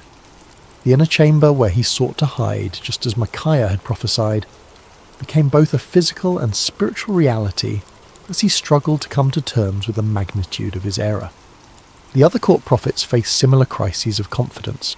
Their unanimous declaration of victory had been revealed as the lying spirit Micaiah had warned about, and their reputations lay in ruins. Some of them quietly retired from public life, while others attempted to reinvent themselves as followers of different deities. None of them could escape the uncomfortable truth that they had been deceived, and had, in turn, deceived others. King Jehoshaphat returned to Jerusalem a wiser and more cautious man. His alliance with Ahab had nearly cost him his life, and the experience had taught him valuable lessons about the importance of seeking genuine divine guidance rather than accepting comfortable confirmations of predetermined plans. The prophet Jehu, son of Hanani, met him upon his return with words of rebuke for his alliance with the ungodly king, but also with recognition that the Lord had delivered him from the consequences of his poor judgment. Throughout the kingdom, people began to reassess their understanding of prophecy and divine revelation. the dramatic contrast between the false assurances of the 400 prophets and the accurate warnings of the solitary Micaiah had provided a vivid lesson in discernment. Many began to understand that true prophecy was not measured by its popularity or its agreement with human desires, but by its faithfulness to the word and character of the Lord. Years passed, and the story of Micaiah's stand against the 400 false prophets became one of the most remembered episodes in the history of Israel. Parents told it to their children as an example of courage and integrity, while religious teachers used it to illustrate the difference between true and false prophecy. The tale grew in significance with each telling, not because it was embellished, but because its lessons proved to be timeless and universal. The first and most obvious lesson was about the cost of speaking truth. Micaiah had paid a heavy price for his faithfulness: imprisonment, isolation, and the hostility of the powerful. Yet his willingness to endure these hardships had ultimately served a greater purpose, preserving the integrity of prophetic ministry and providing a clear example of what it meant to fear God rather than man. His story became a source of encouragement for future generations of prophets and faithful believers who found themselves standing alone against popular opinion. The second lesson concerned the danger of groupthink and manufactured consensus. The 400 prophets had created an impressive display of unanimity, but their agreement had been based on political expediency rather than divine revelation. Their story served as a warning about the seductive power of majority opinion and the importance of seeking truth, even when it contradicted popular sentiment. The comfort of belonging to the crowd, they learned, was no substitute for the sometimes lonely path of authentic faith. The third lesson was perhaps the most theologically complex: the reality that God sometimes allows deception as a form of judgment. The lying spirit that had influenced the false prophets was not an independent force, but an instrument of divine justice, permitted by the Lord as part of his sovereign plan. This aspect of the story forced believers to grapple with difficult questions about the nature of divine sovereignty and human responsibility, helping them develop a more mature understanding of how God works in the world. The fourth lesson focused on the importance of discernment in spiritual matters.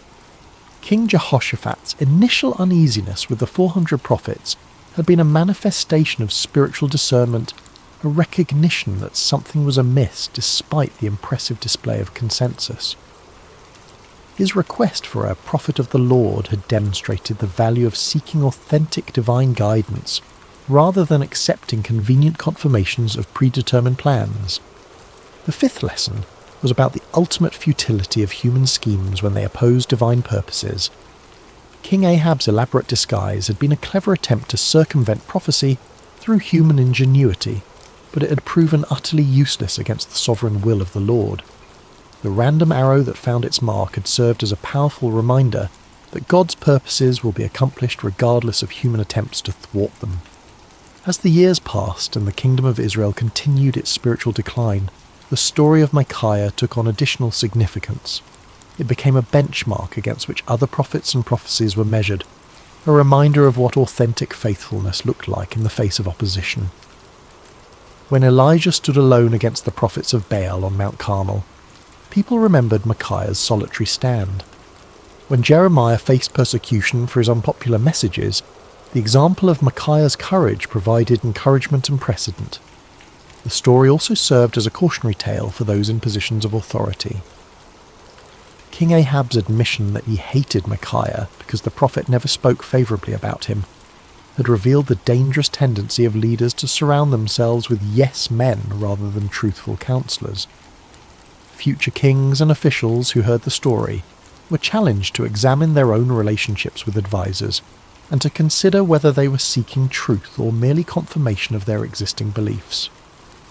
In the quiet of his later years, Micaiah often reflected on that pivotal day when he had stood alone before 2 kings and 400 false prophets. The physical scars from his imprisonment had faded, but the spiritual impact of his experience continued to shape his understanding of his calling and his relationship with the Lord. The prophet had learned that faithfulness was not measured by immediate results, but by obedience to divine instruction. His warning had not prevented the battle or saved King Ahab's life, but it had preserved the integrity of prophetic ministry and provided a clear demonstration of the difference between true and false revelation. Sometimes, he realized, the greatest victories were won not through changing circumstances, but through maintaining faithfulness in the midst of difficult circumstances. Micaiah had also discovered that standing alone was not the same as being alone. In his prison cell, deprived of human companionship and comfort, he had experienced a deeper intimacy with the Lord than he had ever known before. The isolation that had seemed like punishment had actually become a pathway to greater spiritual understanding and strength.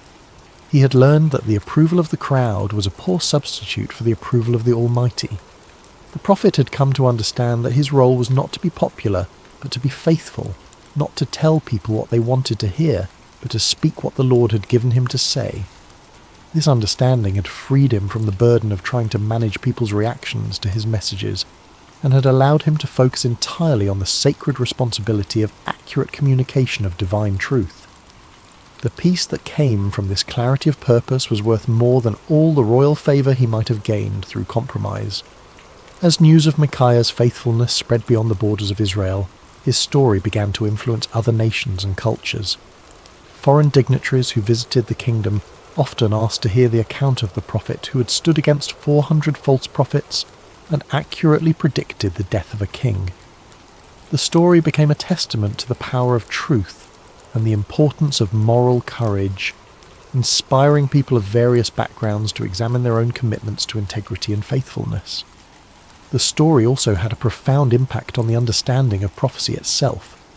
Future generations would use Micaiah's example as a standard for evaluating prophetic claims, recognizing that true prophecy was characterized by faithfulness to the Lord's character and purposes rather than by popular appeal or immediate gratification.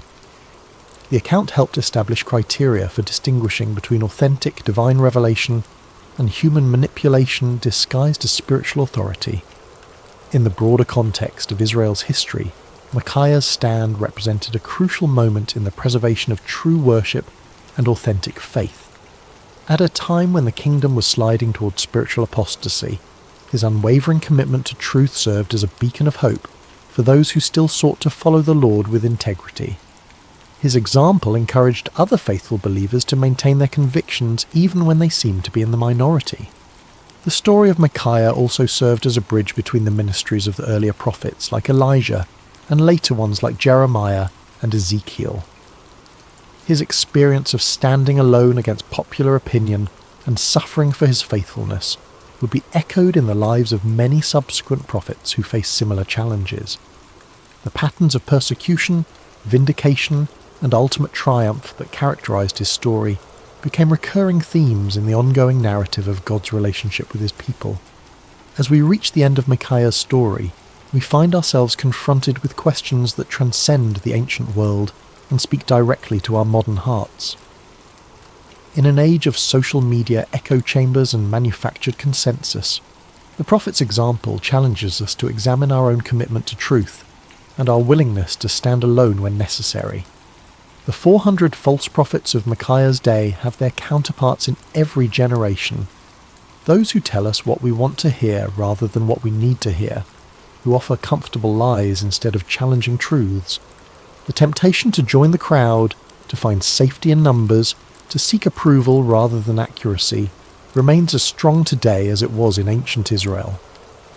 Micaiah's courage reminds us that faithfulness is not a group activity, but an individual responsibility. Each of us must decide whether we will speak truth or remain silent, whether we will stand for what is right or compromise for what is convenient. The prophet's example shows us that the path of integrity is often lonely, but it is never walked alone by those who trust in the Lord.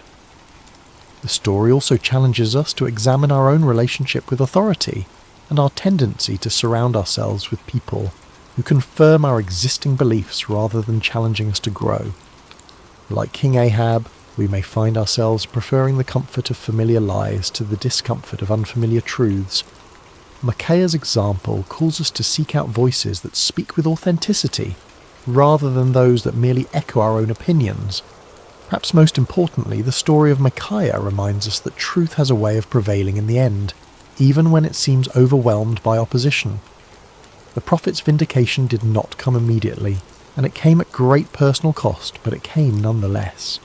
His example encourages us to trust in the ultimate triumph of truth, and to remain faithful even when the outcome is uncertain. In our own lives, we may face moments when we are called to be like Micaiah, to stand alone against popular opinion, to speak uncomfortable truths, to choose faithfulness over favour.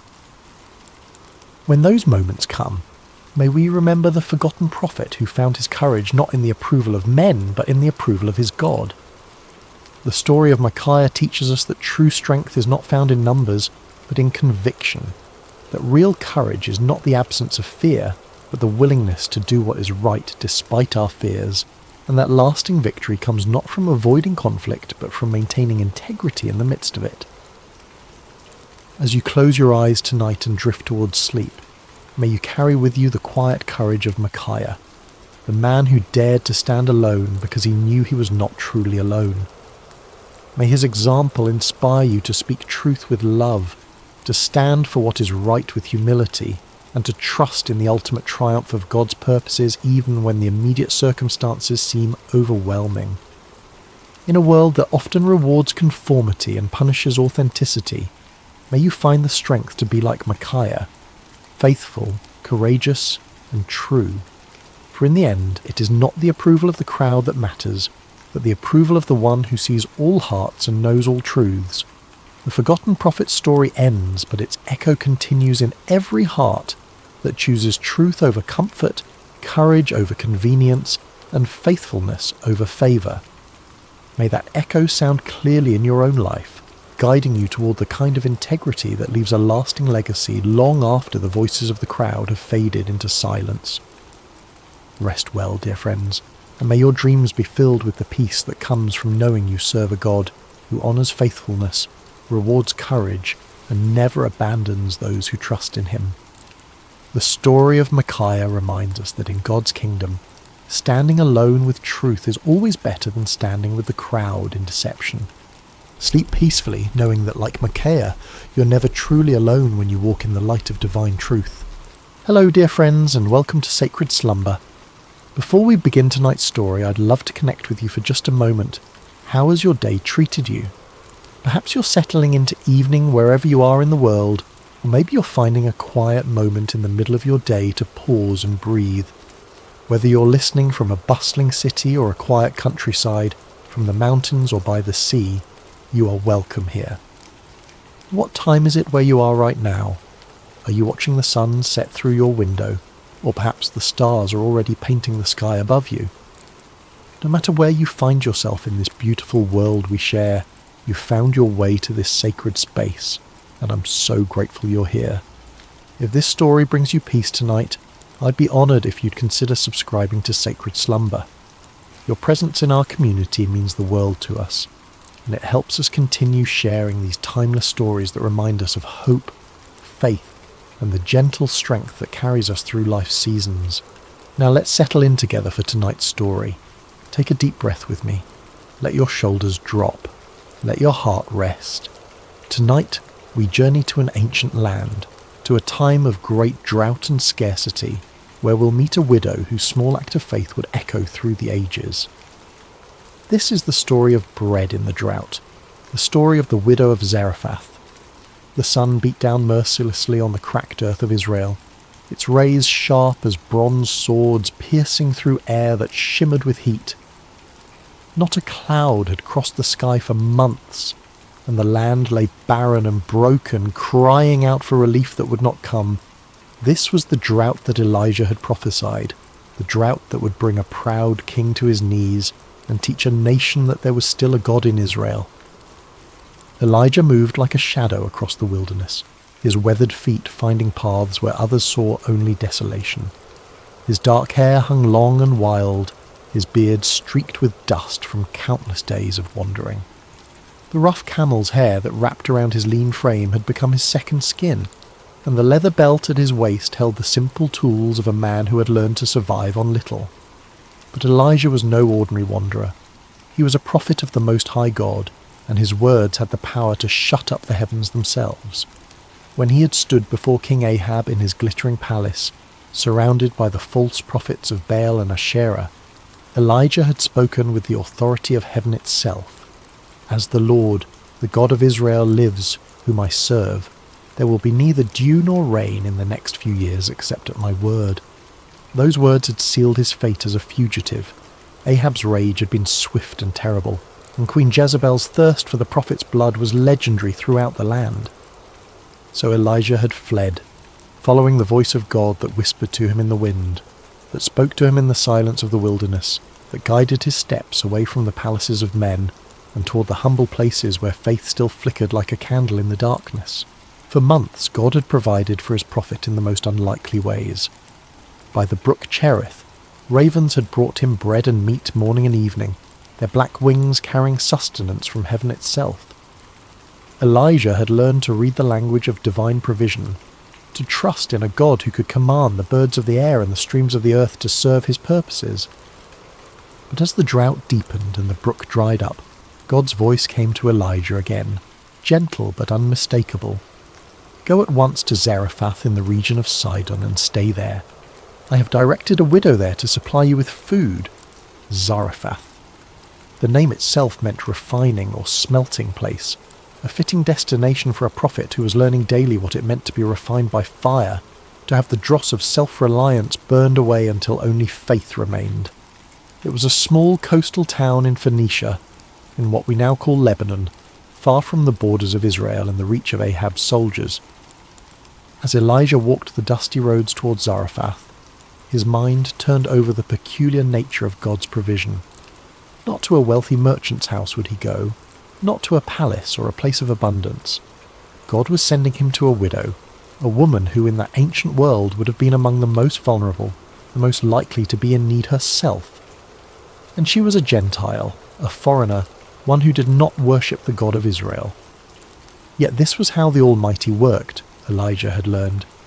He chose the foolish things of the world to shame the wise, the weak things to shame the strong. He provided for his servants not through the expected channels of power and wealth, but through the humble offerings of those who had little to give but gave it anyway. The journey to Zarephath took Elijah through landscapes that told the story of the drought's devastation. Wells that had once bubbled with clear water stood empty, their stones exposed and cracking in the heat. Fields that should have been green with growing grain stretched out like brown parchment.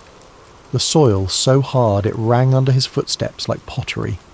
Trees that had weathered centuries of seasons now stood leafless and dying, their branches reaching toward a pitiless sky like the arms of supplicants begging for mercy. In the villages he passed through, Elijah saw the human cost of the judgment he had pronounced. Children with hollow eyes clung to their mothers' skirts, their small faces etched with the premature wisdom that comes from knowing hunger. Men sat in the shade of buildings, their hands idle because there was no work to be done in fields that would not grow. Women walked great distances with empty water jars, returning with barely enough to wet their families' lips. Yet Elijah did not waver in his conviction that he had spoken truly the word of the Lord. This drought would serve its purpose in drawing the hearts of the people back to the God they had abandoned for the seductive promises of Baal, the god of storms and fertility who had proven powerless to bring rain when it was most needed. Sometimes the mercy of God looked like judgment, and the healing had to begin with the pain of truth. As he crested the final hill before Zarephath, Elijah could smell the salt of the Mediterranean Sea, could hear the distant cry of gulls wheeling over waters that mocked the thirsty land with their abundance. The town spread before him, small and unpretentious, its whitewashed buildings clustered around a modest marketplace. Smoke rose from only a few chimneys, and even here, far from Israel, the drought had left its mark in the form of empty gardens and worried faces. Elijah paused at the crest of the hill, looking down at the place where God had promised him provision. Somewhere in that humble town was a widow who would supply him with food, though she herself was surely struggling to survive. The prophet's heart stirred with curiosity and a deep sense of anticipation. What manner of woman would God choose for such a task? What kind of faith would he find in this foreign place? The sun was beginning its descent toward the western horizon as Elijah made his way down the hill and through the narrow streets of Zarephath. The town was quiet in the afternoon heat, most of its people taking shelter in the cool shadows of their homes. A few merchants sat listlessly beside their stalls, their wares meagre and their customers few. Children played half-heartedly in the dust, their games subdued by the oppressive weight of want that hung over everything like a heavy blanket. Elijah walked with purpose toward the town gate, the place where travellers traditionally stopped to rest and where the business of daily life was conducted. It was there, God had whispered to his spirit, that he would find the woman who would provide for him. As he approached the gate, his eyes searched the few people moving about in the late afternoon shadows, looking for a sign, a divine indication of which among them was the widow God had prepared. And then he saw her. She was gathering sticks near the city gate, her movements slow and deliberate, like someone conserving every ounce of strength for an essential task. Elijah knew immediately that this was the woman God had sent him to find, not through any dramatic sign or heavenly voice, but through the quiet certainty that settled in his spirit like dew on morning grass. The widow of Zarephath was neither young nor old, but somewhere in that indefinite middle season of life where hope and despair wage their daily battle in a woman's heart. Her dark hair was partially covered by a simple headscarf, and her clothes, though clean and carefully mended, spoke of years of making do with little. Her hands, as she bent to gather the dry branches scattered near the gate, were the hands of one who had worked hard for everything she had ever possessed. There was something in her posture, in the careful way she selected each stick and added it to her small bundle, that spoke of finality. These were not the movements of someone gathering fuel for many meals to come, but of someone preparing for a last act, a final ceremony before surrendering to whatever fate awaited. Elijah approached her slowly, not wanting to startle her. In her concentration on her task, she had not yet noticed the travel-worn prophet making his way toward her. When she finally looked up, her eyes registered first surprise, then the wary caution of a woman who had learned to be careful around strangers. "Peace be with you," Elijah said gently, his voice carrying the warmth of one who understood what it meant to be far from home and dependent on the kindness of others. The widow straightened, still holding her bundle of sticks against her chest like a shield. "And with you, traveller," she replied, her voice soft but tinged with the wariness of one who had little left to lose and could therefore afford few mistakes. Elijah gestured toward the well that stood near the gate, its depths long since dry, but its stone rim still serving as a place for travellers to rest. "Could you bring me a little water in a jar so I may have a drink?" The request was simple enough, the kind of hospitality that travellers routinely requested and that kind hearts routinely provided. But as the widow looked toward the well, Elijah saw something flicker across her face, a shadow of pain that told him water too had become precious in this place. Still she nodded. "I will see what I can do," she said, and began to turn away to fulfill his request. But Elijah's voice stopped her. "And bring me, please, a piece of bread." The words hung in the air between them like a bridge that could either be crossed or burned. The widow turned back to face him, and now Elijah could see the full weight of her circumstances written in the lines around her eyes, in the slight tremor of her hands as she clutched her bundle of sticks more tightly. "As surely as the Lord your God lives," she said, her voice barely above a whisper, "I don't have any bread, only a handful of flour in a jar and a little olive oil in a jug. I am gathering a few sticks to take home and make a meal for myself and my son, that we may eat it and die." The words struck Elijah's heart like physical blows. Here was not abundance hiding behind false modesty, not plenty disguised as poverty. Here was the raw truth of scarcity, spoken with the quiet dignity of one who had already made peace with her fate. This woman was preparing her last meal, gathering these few sticks to kindle a final fire that would cook the final handful of flour into one last piece of bread for herself and her child. In her simple statement, Elijah heard echoes of every widow's story, every mother's nightmare. She had watched her resources dwindle day by day, week by week, had portioned out ever smaller meals until there was nothing left to portion. Now she had reached the end of her rope, the bottom of her jar, the last of her oil. She'd perhaps spent sleepless nights calculating and recalculating, hoping against hope that somehow her meagre supplies would stretch just one more day, one more meal. And here was a stranger, a foreign prophet, asking her to share even this last morsel. Elijah looked into her eyes and saw not just physical hunger, but the deeper starvation of hope deferred, of prayers that seemed to fall on deaf ears, of a God who had seemed absent in her hour of greatest need. Yet he also saw something else, something that made his heart leap with recognition. He saw faith. Not the bold, declarative faith of those who had much to lose, but the quiet, desperate faith of those who had nothing left but trust. The prophet's next words would either build a bridge of hope or collapse the last foundation of this woman's world. He chose them carefully, knowing that he was not speaking merely his own thoughts, but carrying a message from the heart of God himself. "Don't be afraid," Elijah said, his voice gentle but filled with an authority that seemed to come from somewhere beyond himself. "Go home and do as you have said, but first make a small loaf of bread for me from what you have and bring it to me, and then make something for yourself and your son." The widow's eyes widened. Was this stranger mad? Was he so callous, so utterly without compassion, that he would ask a dying woman to feed him before she fed her own child? The request seemed to defy every principle of human decency, every natural law of survival and maternal love. But Elijah was not finished speaking. "For this is what the Lord, the God of Israel, says, the jar of flour will not be used up, and the jug of oil will not run dry until the day the Lord sends rain on the land." The promise hung in the air like morning mist, beautiful and insubstantial, the kind of words that could either transform a life or break a heart with false hope. The widow stared at this strange prophet with his wild hair and sun-darkened skin, this man who claimed to speak for the God of Israel, a foreign deity she had heard of but never worshipped. How could she possibly believe such a thing? How could a handful of flour become an endless supply? How could a few drops of oil multiply like the stars of heaven?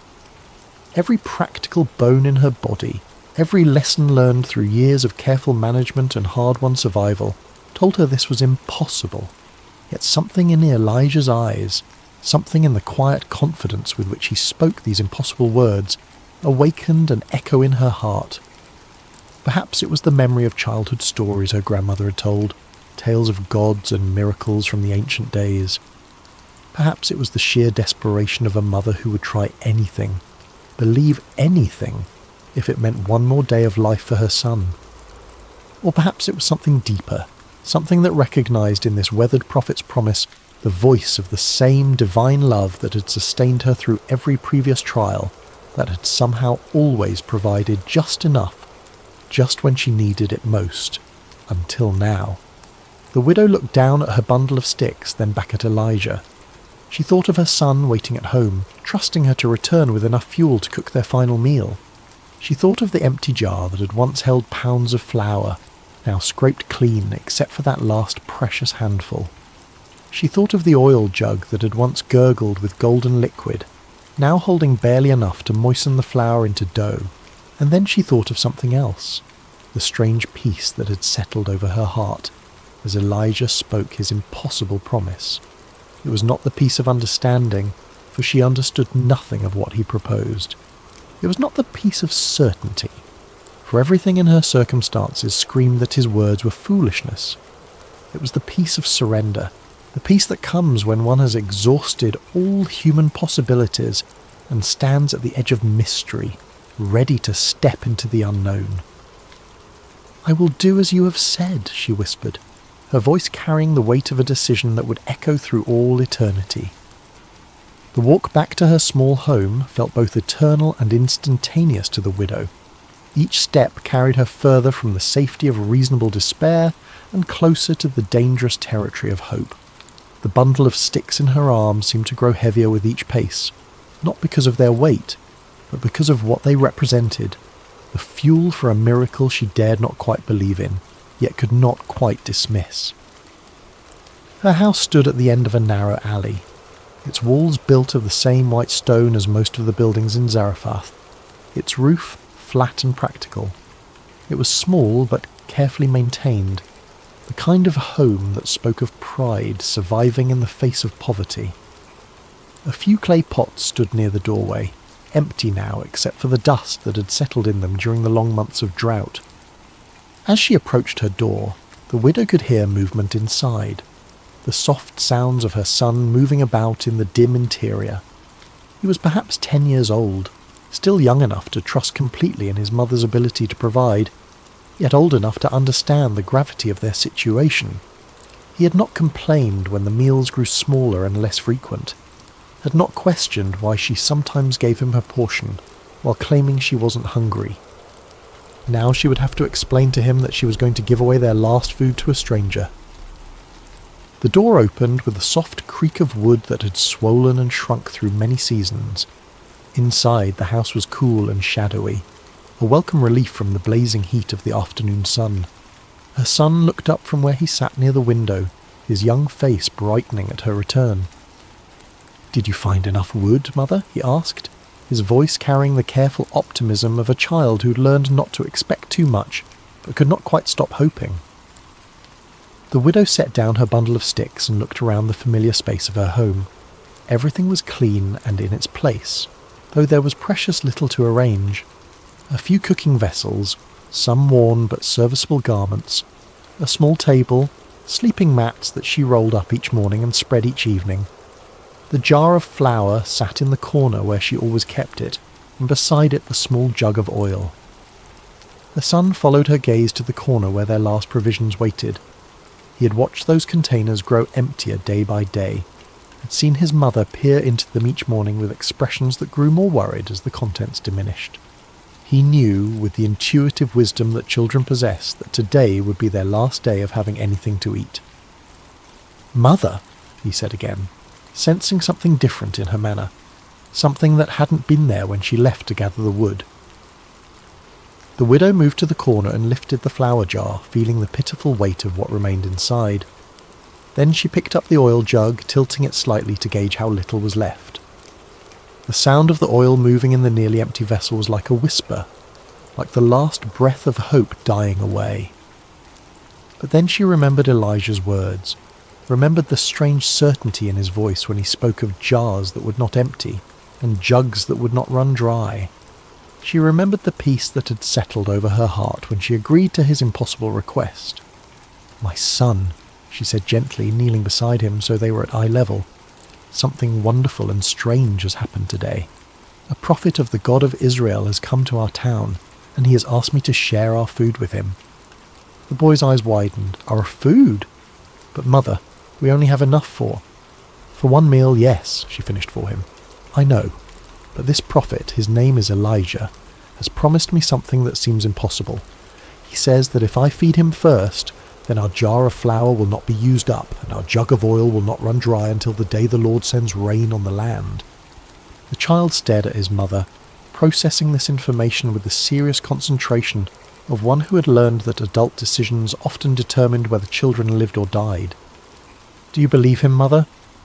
It was such a simple question, but it cut to the heart of everything. Did she believe? Could she stake their lives on the promise of a foreign prophet? Could she risk her son's survival on words that defied every law of nature she had ever observed? The widow was quiet for a long moment, looking into her son's trusting eyes. Then she smiled, and it was the first real smile that had crossed her face in months. "I don't know if I believe him with my mind, my son, but my heart tells me that we have nothing left to lose, and perhaps everything to gain. Sometimes faith means stepping forward when you cannot see the path." She stood and moved toward the corner where their supplies waited. "Help me build a fire, and we will make bread for the prophet first, as he asked. And then we will see what the God of Israel will do for a widow and her son in Zarephath."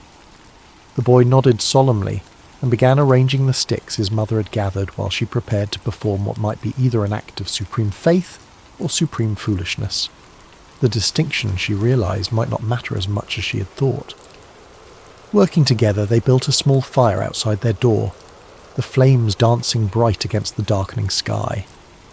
The widow poured water into her mixing bowl, then opened the flour jar and looked inside. The handful that remained seemed pitifully small, barely enough for one small loaf, certainly not enough for 2 meals as Elijah had promised. But she had given her word, and more than that, she had felt something stir in her heart when the prophet spoke.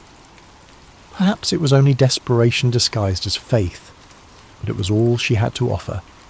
Carefully, reverently, she poured half of the remaining flour into her bowl. Then she tilted the oil jug and let a few precious drops fall into the mixture. The oil gleamed golden in the firelight, and she found herself thinking of ancient stories, half-remembered tales of gods who provided for their people in miraculous ways. As she mixed the flour and oil with water, kneading the small portion of dough with practiced hands, the widow felt a strange sense of ceremony settling over the simple task. This was no ordinary bread-making. This was an act of faith performed in the face of impossible circumstances, a leap into the unknown guided only by the promise of a prophet and the whisper of hope in her own heart. The dough came together under her hands, soft and elastic despite the small amount of oil. She shaped it into a small round loaf and placed it on the flat stone they used for baking, setting it carefully over the coals. The bread began to bake, filling the evening air with the ancient comforting aroma of grain transformed by fire. As they waited for the bread to cook, the widow and her son sat quietly by the fire. The boy leaned against his mother's side, and she wrapped her arm around him, holding him close. Whatever happened next, whatever the morning would bring, they had this moment of peace together. When the bread was finished, golden and warm from the stones, the widow wrapped it carefully in a clean cloth and stood. "I will take this to the prophet now," she told her son.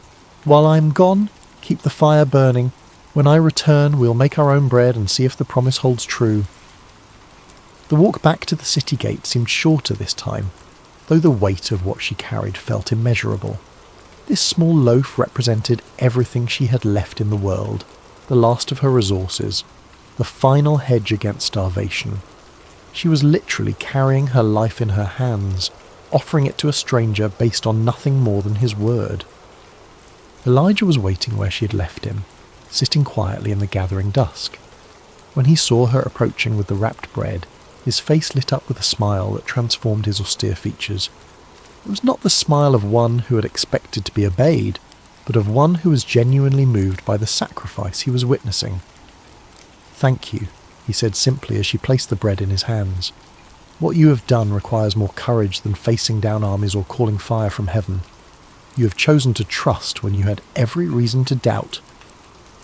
The widow watched as he unwrapped the bread, still warm and fragrant from the fire. "I pray your God honours your promise, prophet.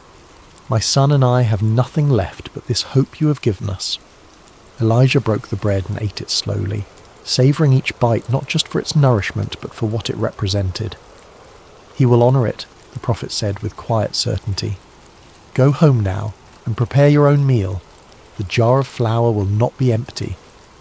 As the widow walked home through the darkening streets of Zarephath, she felt as though she were walking through a dream. Had she really just given away their last food to a stranger? Had she really staked everything on the promise of a foreign god? The practical part of her mind screamed that she had made the most foolish decision of her life.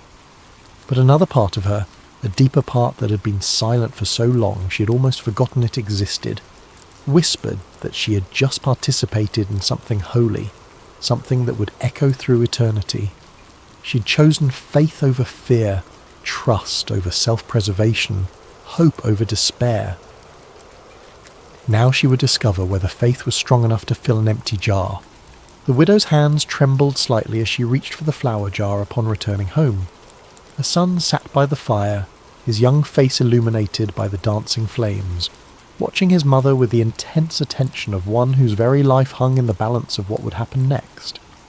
The jar felt the same in her hands as it had an hour before, neither heavier nor lighter. There was no external sign that anything miraculous had occurred, no glow of divine presence, no heavenly music announcing supernatural intervention, just a simple clay vessel that might contain their salvation or their final disappointment. The widow closed her eyes for a moment, offering a wordless prayer to whatever divine power might be listening. Then she lifted the jar and looked inside. The flour was there. Not overflowing, not abundant, but there. The same handful that had been there before, perhaps even a little more. Enough for another small loaf of bread, enough for one more meal. The widow blinked, wondering if her desperate hope was playing tricks on her vision. She reached into the jar with trembling fingers, feeling the soft texture of the flour, confirming that it was real and not some mirage born of starvation and desperation. "Mother," her son whispered, seeing the wonder in her expression. "Is it true? Is the flour still there?" "It's still here," she replied, her voice filled with amazement. "There's enough for our bread." With reverent hands, she measured out flour for their evening meal, leaving what appeared to be the same small amount in the bottom of the jar. Then she reached for the oil jug, tilting it carefully to pour just enough to bind the flour into dough. The oil flowed golden and pure, and when she set the jug aside, it still contained what seemed to be the same small amount it had held before. As she mixed their bread, the widow felt as though she were participating in something beyond the natural order of things. Each movement of her hands felt sacred, each ingredient holy. This was not just food preparation, this was communion with the divine, a daily miracle made manifest through the simple elements of flour and oil and fire. The bread they ate that night tasted different somehow, though it was made from the same ingredients as countless other loaves she had baked over the years. It tasted of hope, of promise, of a future that extended beyond the next meal. As they shared the warm bread in the light of their small fire, the widow and her son spoke in hushed tones, as if they were in the presence of something too wonderful to fully comprehend. That night, as the widow spread their sleeping mats and prepared for rest, she found herself looking repeatedly toward the corner where the flour jar and oil jug sat. Would they still contain their precious contents in the morning, or would she wake to find them empty? The miracle revealed as nothing more than a cruel dream. But when dawn broke over Zarephath, painting the walls of her small home with gentle rose-coloured light, the widow's first sight was of the flour jar sitting exactly where she had left it. With her heart pounding, she crept quietly across the room, not wanting to wake her son until she knew whether their hope would survive the night. The flour was there, the oil was there, enough for another day, another meal, another small victory against the spectre of starvation that had haunted their home for so long. And so began a rhythm that would sustain them through the long months of drought that followed. Each morning, the widow would check the jar and jug with a mixture of faith and anxiety, never quite able to take the miracle for granted, always amazed to find their supplies replenished. Each day she would measure out enough for their daily bread, always careful to leave something behind, always trusting that tomorrow would bring the same mysterious provision. Word of the miracle did not spread through Zarephath, for the widow was a careful woman who understood that some blessings were meant to be treasured quietly, rather than proclaimed from rooftops. She continued her daily routines, drawing water when it could be found, tending to her small home, caring for her son. To her neighbours, she appeared to be surviving the drought no better or worse than anyone else. But those who knew her well began to notice subtle changes. The hollow look of desperate hunger faded from her eyes. Her son grew stronger rather than weaker as the drought continued. There was a peace about her that seemed strange in such difficult times, a quiet confidence that suggested she had found a source of strength that the drought could not touch. Elijah became a regular visitor to their home, though he was careful to come and go discreetly, not wanting to draw attention that might put the widow and her son in danger. The prophet had found lodging in a small room at the edge of town, but he took many of his meals with the family he'd come to think of as his own. The widow always set a place for him at their modest table, always insisted that there was enough to share. As the weeks turned to months, the relationship between the prophet, the widow and her son deepened into something resembling family. Elijah told them stories of his travels, of the wonders he had seen, and the voice of God he had learned to recognize in wind and whisper. The widow shared the wisdom she had gleaned from years of making do with little, of finding joy in simple things, of holding on to hope when circumstances suggested it was foolish to do so. The boy, who had initially been shy around the imposing prophet, gradually warmed to Elijah's gentle nature, and began to see him as something between a grandfather and a teacher.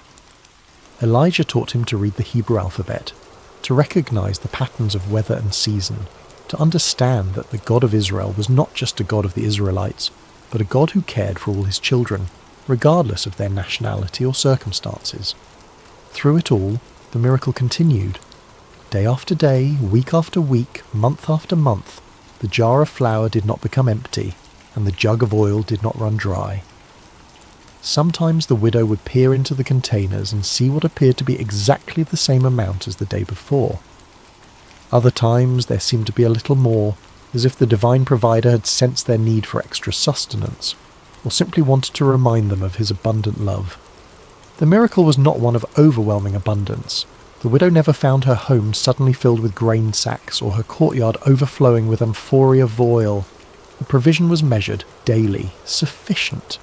It was the miracle of enough for today, enough for now, enough to take the next step in faith. As the months passed, the widow began to understand that she was living in the midst of a parable, a living illustration of how divine providence works in the world. God did not promise to fill her storehouses with abundance, but he promised that each day would bring what was needed for that day. It was a lesson in trust, in living one day at a time, in believing that the same power that provided today would provide tomorrow. The drought continued to devastate the land around them. Wells dried up completely, rivers became cracked beds of stone, crops failed utterly. Neighbouring towns reported widespread famine, and travellers brought stories of desperation and death from across the region. Yet in the small home at the end of the narrow alley in Zarephath, a widow and her son and a prophet of God continued to eat bread each day, sustained by flour that did not diminish and oil that did not fail. There were moments when the widow found herself wondering if she was dreaming, if the whole experience was some elaborate fantasy created by a mind pushed to the brink by starvation. But then she would see Elijah's weathered face across their simple table, would hear her son's laughter as he played in the courtyard, would taste the reality of the bread in her mouth, and she would know that she was living in the midst of the miraculous. The widow learned to live with wonder as her constant companion. Each morning brought the possibility of disappointment, yet each morning brought instead the confirmation of promise kept. She learned that faith was not a single dramatic leap, but a daily choice to trust, a daily decision to act on belief rather than sight. As the seasons cycled and the drought persisted, the widow's faith deepened from desperate hope to quiet confidence. She had seen the faithfulness of God demonstrated not in spectacular signs and wonders, but in the daily grace of provision, in the steady reliability of a promise kept day after day after day. Her son, too, was changed by their experience. The boy who had faced starvation learned that he served a God who provided for his children, who noticed the needs of the small and insignificant, who could be trusted to keep his word even when all evidence suggested otherwise. The lessons he learned at his mother's table, watching flour and oil multiply through divine grace, would shape his understanding of faith for the rest of his life.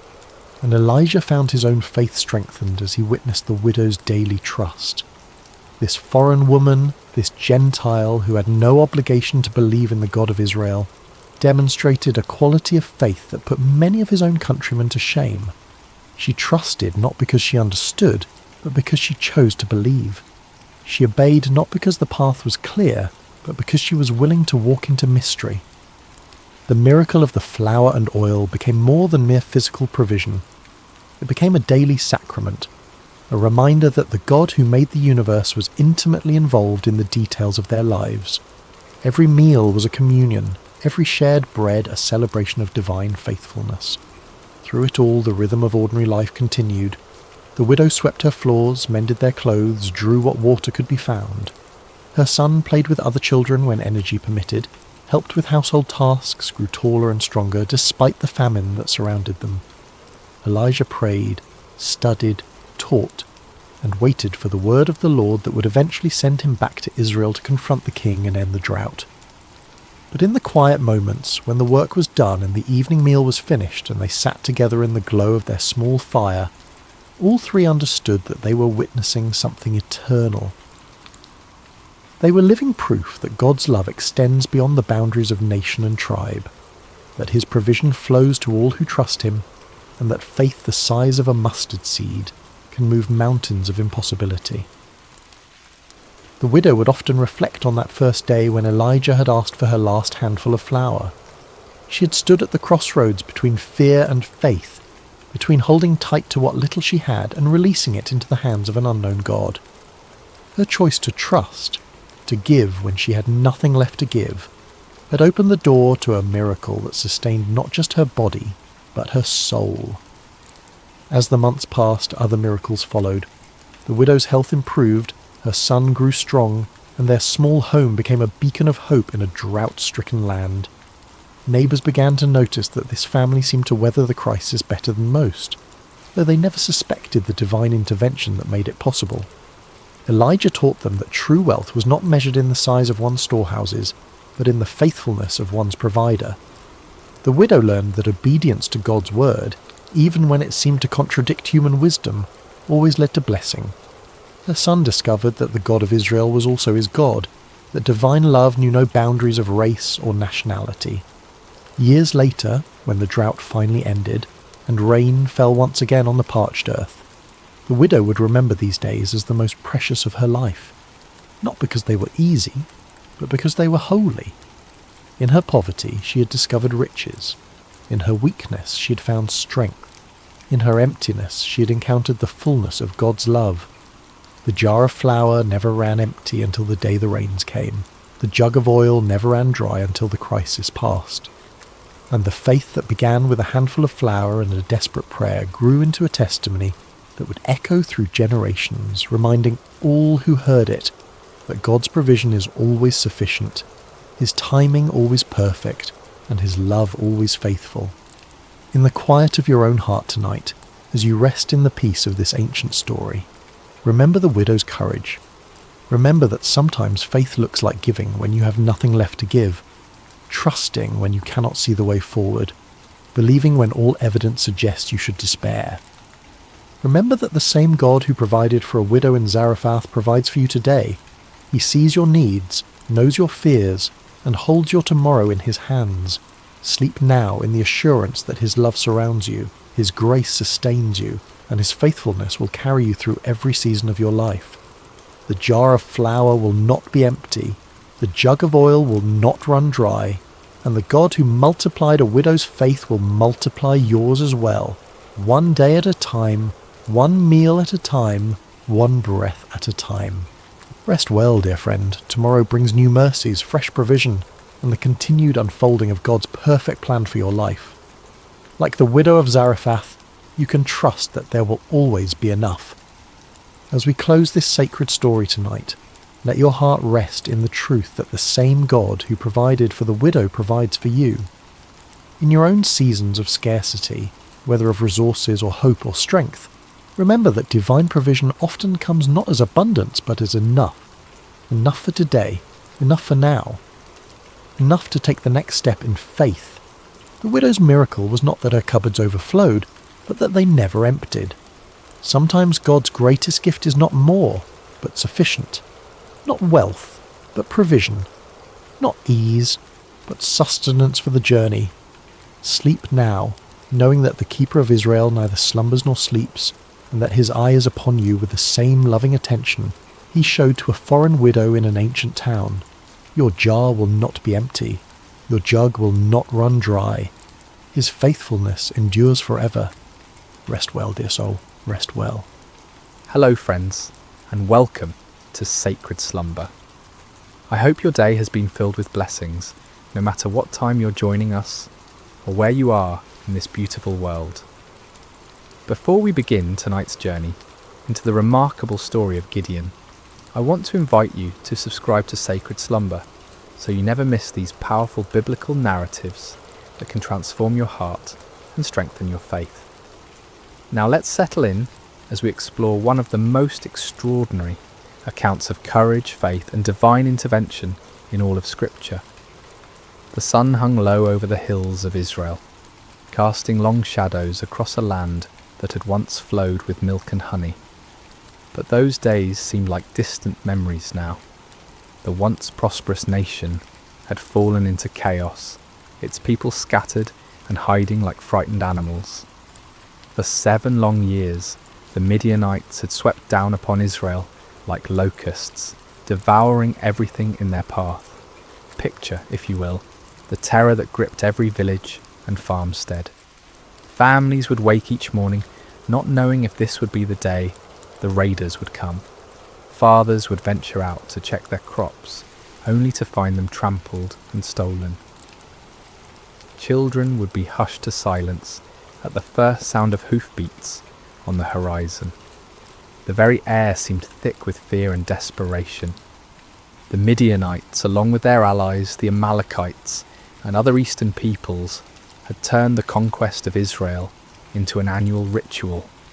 Like a plague of locusts, they would arrive at harvest time, their camels beyond counting, stretching across the landscape as far as the eye could see. They would strip the land bare, taking not only the grain and livestock, but also crushing the spirits of God's chosen people. Farmers had abandoned their fields, choosing instead to hide in mountain caves and underground chambers. The marketplaces that once bustled with commerce now stood empty and silent. What should have been a time of celebration and thanksgiving for the harvest had become a season of dread and starvation. Israel's cities, once proud and strong, had crumbled into mere shadows of their former glory. The walls that should have protected the people lay in ruins, and the gates that once welcomed travellers now hung broken on their hinges. It was as if the very blessing of God had departed from the land, leaving behind only sorrow and defeat. In this atmosphere of despair, mothers would gather their children close and whisper the old stories of how God had delivered their ancestors from Egypt, how he had parted the Red Sea and given them victory over mighty enemies. But those stories seemed like fairy tales now, beautiful but impossible dreams from a time when God still cared about his people. The elders of Israel shook their heads in bewilderment. Where was the God of Abraham, Isaac and Jacob? Where was the mighty deliverer who had once fought for them? Had he forgotten his covenant? Had he abandoned them to their enemies forever? It was into this world of darkness and desperation that our story begins, in the small town of Ophrah, where a young man named Gideon was about to discover that God had not forgotten his people, after all. But Gideon, like so many others, had lost hope. He had watched his family's livelihood disappear year after year, and he had grown tired of empty promises and unanswered prayers.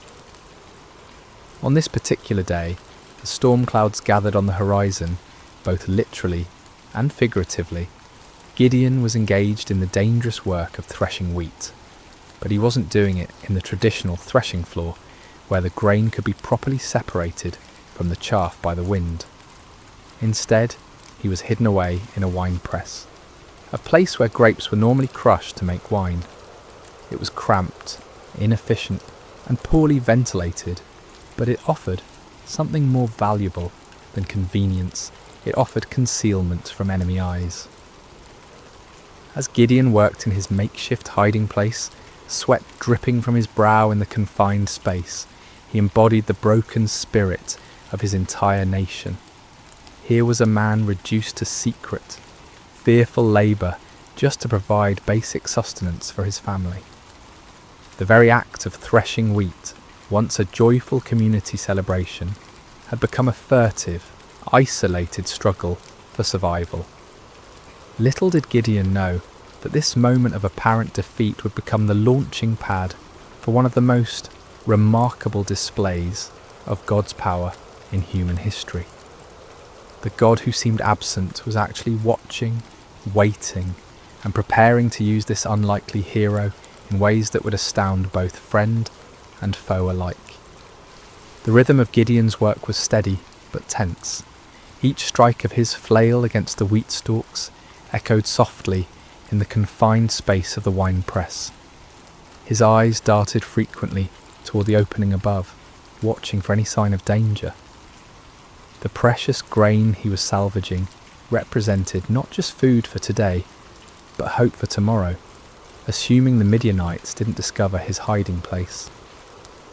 The silence of the afternoon was broken by an unexpected voice. "The Lord is with you, mighty warrior." Gideon's heart nearly stopped. He spun around, flail raised defensively, expecting to see a Midianite scout who had somehow discovered his secret location. Instead, he found himself face to face with a figure unlike any he had ever encountered. The stranger sat calmly beneath the great oak tree that overlooked the wine press, his presence somehow both commanding and peaceful. The greeting struck Gideon as almost mockingly ironic. Mighty warrior? Him? The man who was reduced to threshing wheat in secret, constantly looking over his shoulder in fear. And the Lord is with you?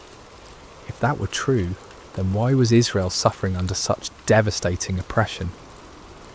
"Pardon me, my lord," Gideon replied, his voice heavy with skepticism and pain. "But if the Lord is with us, why has all this happened to us?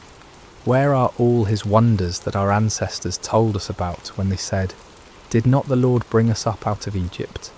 But now the Lord has abandoned us and given us into the hand of Midian."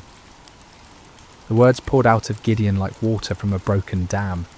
Years of frustration, disappointment, and unanswered questions came tumbling forth. He had grown up hearing the magnificent stories of God's mighty deeds, of pillars of fire and cloud, of armies defeated and nations subdued. But where was that God now? Where were those miracles when his people needed them most? The stranger listened patiently to Gideon's outburst, showing no offence at the young man's boldness or apparent lack of faith. There was something in his eyes that spoke of ancient wisdom and unlimited compassion. When Gideon finished speaking, the visitor's response was both simple and earth-shattering. "Go in the strength you have and save Israel out of Midian's hand. Am I not sending you?" The audacity of the command took Gideon's breath away. Save Israel? Him? The implications were staggering. This wasn't a request for him to join an army or support a cause. This was a divine commission to personally lead the deliverance of an entire nation from a seemingly impossible situation. "Pardon me, my lord," Gideon stammered, his mind reeling, "but how can I save Israel? My clan is the weakest in Manasseh, and I am the least in my family." Gideon's response revealed the depth of his feelings of inadequacy. In a culture where tribal strength and family position determined social standing and influence, he saw himself as doubly disqualified. His clan held no political power, commanded no great armies, and possessed no significant wealth. Within that already weak clan, he was the youngest, the most inexperienced, the least likely to be chosen for any position of leadership. But the stranger's next words would echo through the ages as one of the most profound promises ever given to a human being. "I will be with you, and you will strike down all the Midianites, leaving none alive." The promise was comprehensive and absolute. Not some of the Midianites, not most of them, but all of them. The victory would be complete and decisive, but more importantly, it would not depend on Gideon's strength, wisdom, or experience. It would depend entirely on the presence and power of God himself. Still struggling to believe what he was hearing, Gideon made a request that would reveal both his desire for faith and his need for certainty. "If now I have found favour in your eyes, give me a sign that it is really you talking to me. Please do not go away until I come back and bring my offering and set it before you." The stranger agreed to wait, and Gideon hurried to his house to prepare an offering.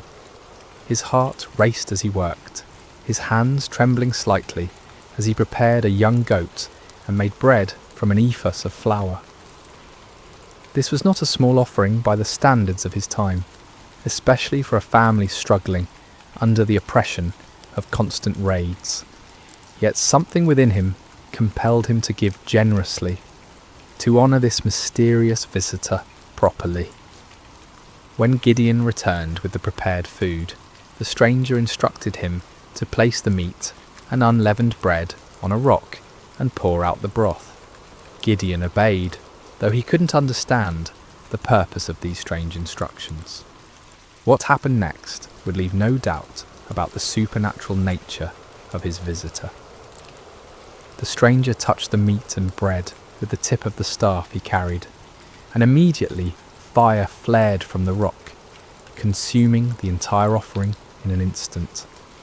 The flames burned with an intensity and heat that no ordinary fire could match, leaving nothing behind but the memory of their brilliance. In that same moment, the stranger vanished from sight, disappearing as suddenly and mysteriously as he had appeared. Terror gripped Gideon's heart as the full realization of what had just occurred crashed over him like a mighty wave. This had been no ordinary man, no mere messenger or prophet. This had been the angel of the Lord, a manifestation of God himself. In that moment of understanding, Gideon was overwhelmed not with joy, but with mortal fear. "Alas, sovereign Lord," he cried out in anguish, "I have seen the angel of the Lord face to face." In the ancient world, it was believed that no human could see God and live. The very encounter that should have filled him with confidence instead filled him with terror. Had his boldness in questioning and testing the Lord sealed his doom? Would he die for having stood in the presence of the Almighty? But even in his moment of greatest fear, God's grace reached out to comfort him. The voice of the Lord came to him again, gentle and reassuring. "Peace, do not be afraid, you are not going to die." With his own hands, Gideon built an altar on that spot and called it, "The Lord is Peace." The place where he had threshed wheat in fear and desperation had become holy ground, the site of a divine encounter that would change not only his life, but the destiny of an entire nation. As night fell over Ophrah, Gideon stood beside his new altar, his mind swirling with the magnitude of what had occurred. The God of his ancestors had not abandoned Israel after all. He had been working, planning, preparing for this very moment, and somehow, incredibly, he had chosen Gideon to be his instrument of deliverance. Yet even as faith began to bloom in his heart, doubt lingered like shadows at the edges of his mind. The task before him seemed impossible, the odds insurmountable. How could he, one man from the weakest clan in Manasseh, possibly hope to defeat the countless multitudes of Midian and their allies? It was a question that would lead him to make one of the most famous requests for divine confirmation in all of Scripture. The days following Gideon's encounter with the angel of the Lord were filled with a mixture of excitement and anxiety. The divine commissioning had been clear and unmistakable, yet the human heart, prone to doubt and fear, struggled to fully embrace what seemed impossible. Gideon found himself caught between the supernatural certainty of his calling and the natural uncertainties of his circumstances. As he went about his daily tasks, Gideon's mind constantly returned to that moment when fire had consumed his offering and the angel had vanished from sight. Had it really happened? In the bright light of day, with the familiar sounds and sights of ordinary life surrounding him, the encounter almost seemed like a dream. Yet the altar he had built stood as a permanent reminder, its stones bearing witness to the reality of what had occurred. Word began to spread quietly through the region about Gideon's calling. Some believed and were filled with hope for the first time in years. Others were sceptical, wondering how this young man could possibly succeed where so many others had failed. Still others were fearful, worried that any attempt at resistance would only bring more severe retaliation from their oppressors. The weight of responsibility pressed heavily on Gideon's shoulders. He was being asked not just to risk his own life, but potentially to lead others to their deaths. What if he had misunderstood? What if his faith had somehow led him astray? The consequences of a mistake would be catastrophic, not just for him, but for all who would follow him. It was in this state of mind that Gideon made his famous request for divine confirmation. The fleece test, as it would come to be known, represented not a lack of faith, but rather a deep desire for certainty in the face of overwhelming responsibility.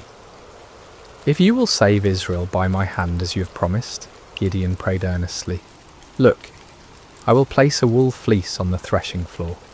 If there is dew only on the fleece, and all the ground is dry, then I will know that you will save Israel by my hand, as you said." The request was specific and measurable. In the normal course of nature, dew would form on all surfaces exposed to the night air. If God could reverse this natural process, causing moisture to collect only on the fleece, while leaving the surrounding ground completely dry, it would serve as an unmistakable sign of divine intervention. Gideon placed the fleece carefully on the threshing floor as evening approached. All through the night, he must have awakened periodically, wondering what he would find in the morning. As dawn broke, he hurried to the spot where he had placed his test. What he discovered filled him with wonder and awe. The fleece was thoroughly saturated with dew, so much so that when he wrung it out, he was able to fill an entire bowl with water. Yet all around it, the ground was completely dry, as if an invisible barrier had prevented any moisture from settling anywhere but on the wool. The sign was clear and unmistakable, yet Gideon's human nature craved even greater certainty. The magnitude of what he was being called to do seemed to justify asking for additional confirmation. With remarkable humility and boldness, he approached God with yet another request. "Do not be angry with me," Gideon prayed, acknowledging that his repeated testing might seem to indicate a lack of trust. "Let me make just one more request. Allow me one more test with the fleece, but this time make the fleece dry and let the ground be covered with dew." This second test was even more remarkable than the first. It would be one thing for God to cause dew to collect on a single object, while keeping the surrounding area dry, but it would be quite another to keep one small piece of wool completely dry while saturating everything around it. This second sign would demonstrate not just God's power over nature, but his precise control over the smallest details. Again, Gideon placed the fleece on the threshing floor and waited through the night. When morning came, he found exactly what he had requested. The fleece was bone dry without a trace of moisture, while the ground all around it sparkled with heavy dew. The grass, the stones, the nearby trees, everything was wet with the night's moisture, except for that one small piece of wool. God had patiently granted both requests, demonstrating not anger at Gideon's need for reassurance, but understanding and compassion for human weakness. The fleece tests revealed important truths about the nature of faith and the character of God. Faith is not the absence of questions or doubts. Rather, it is the willingness to act in obedience despite those questions and doubts. Moreover, God's response to Gideon's requests showed his patience with those who seek him earnestly. He did not rebuke Gideon for his need for confirmation, nor did he withdraw his calling because of the young man's hesitation. Instead, he graciously provided the assurance that Gideon needed to step forward in faith. The fleece tests also demonstrated the balance between seeking divine guidance and taking action. There comes a point when further testing can become an excuse for inaction, when the desire for certainty becomes a barrier to obedience. Gideon wisely limited his requests to 2 clear signs, then proceeded to act on what he'd received. As news of these miraculous signs spread throughout the tribes of Israel, hope began to stir in hearts that had been dormant for years. Perhaps God had not forgotten them after all. Perhaps deliverance was indeed coming through this unlikely young man from Ophrah. But before Gideon could lead Israel into battle against their oppressors, he would need to assemble an army. The call went out throughout the territories of Manasseh, Asher, Zebulun, and Naphtali. Men who had been hiding in caves and mountain strongholds began to emerge, drawn by the promise of freedom and the reports of God's miraculous confirmations. The response was overwhelming. 32,000 men answered the call, a substantial army by any measure. These were not professional soldiers, but farmers and craftsmen, fathers and sons, united by their hatred of oppression and their desperate hope for liberation. They came carrying whatever weapons they could find, swords that had been hidden from enemy raids, spears hastily fashioned from farming tools, bows that had been used for hunting game in the wilderness. As Gideon looked out over this vast assembly of volunteers, he might have felt a surge of confidence. Surely with 32,000 men, even amateur fighters, he could mount a credible challenge to the Midianite forces. The odds were still daunting, given that the enemy could field armies many times larger, but at least now they had a fighting chance. Yet God had other plans. The fleece tests had been preparation not just for Gideon's faith, but for an even greater demonstration of divine power. The true test was not whether Gideon could trust God with impossible signs, but whether he could trust God with an impossible strategy. What happened next would shock both Gideon and his army, challenging every human assumption about warfare and victory. God was about to demonstrate that his ways are not our ways, and that his power is made perfect, not in human strength, but in human weakness. The morning sun cast long shadows across the camp as 32,000 men prepared for what they believed would be their march to war. Weapons were sharpened, provisions were packed, and final prayers were offered. The air buzzed with nervous energy as farmers turned warriors contemplated the battle that lay ahead. Gideon moved among his troops, offering words of encouragement and trying to project the confidence that a leader must display. Yet privately, he was still awed by the magnitude of what was happening. Just weeks earlier, he had been hiding in a wine press, and now he stood at the head of the largest volunteer army Israel had assembled in generations. But as the army prepared to march toward the enemy encampment, God spoke to Gideon with words that must have sent shockwaves through his entire being. "You have too many men. I cannot deliver Midian into their hands, or Israel would boast against me. Our own strength has saved us." Too many men? The statement seemed to defy all military logic. The Midianites and their allies numbered in the hundreds of thousands. Their camels alone described as being like locusts for multitude. How could 32,000 possibly be considered too many? Yet God's reasoning revealed a profound truth about the nature of divine deliverance.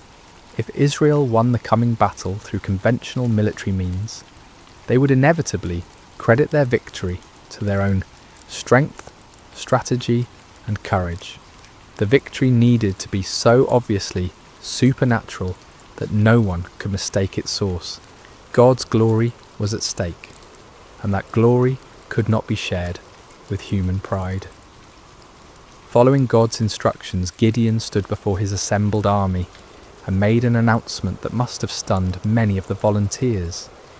Anyone who trembles with fear may turn back and leave Mount Gilead.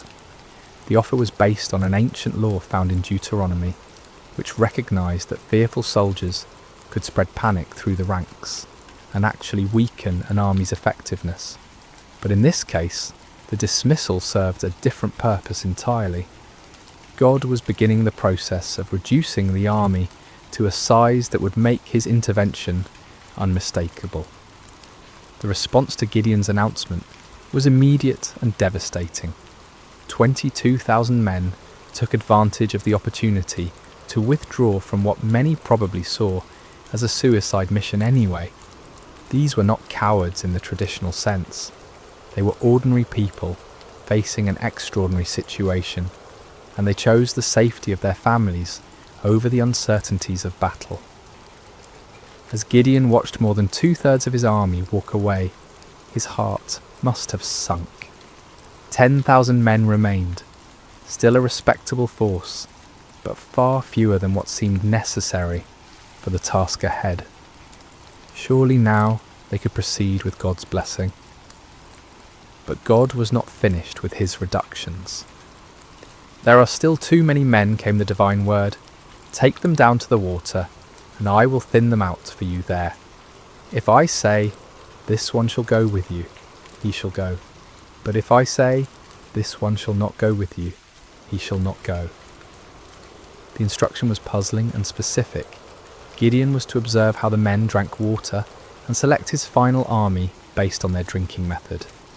Of all the criteria that might be used to choose warriors, how they consumed water seemed among the least relevant to military prowess.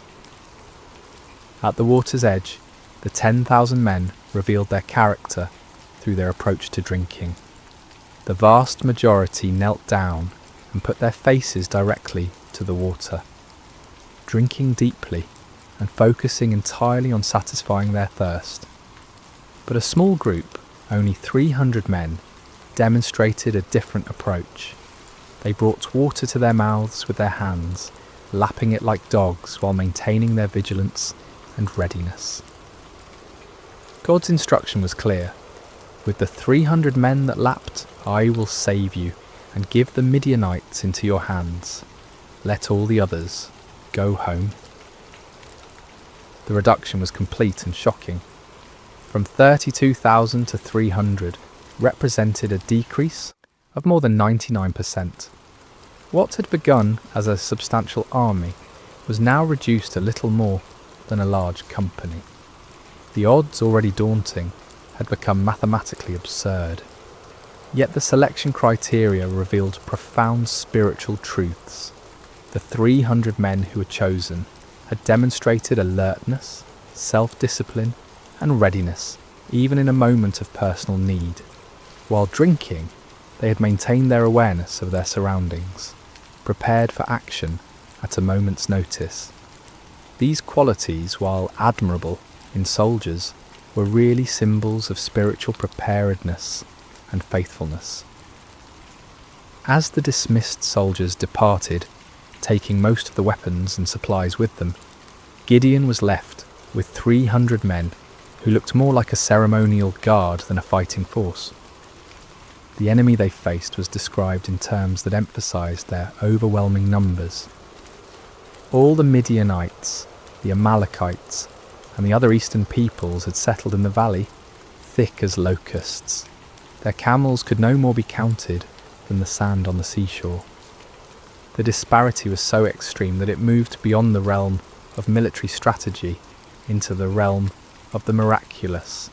No human commander would voluntarily reduce his forces to such a level when facing such overwhelming odds. Yet this was precisely God's point.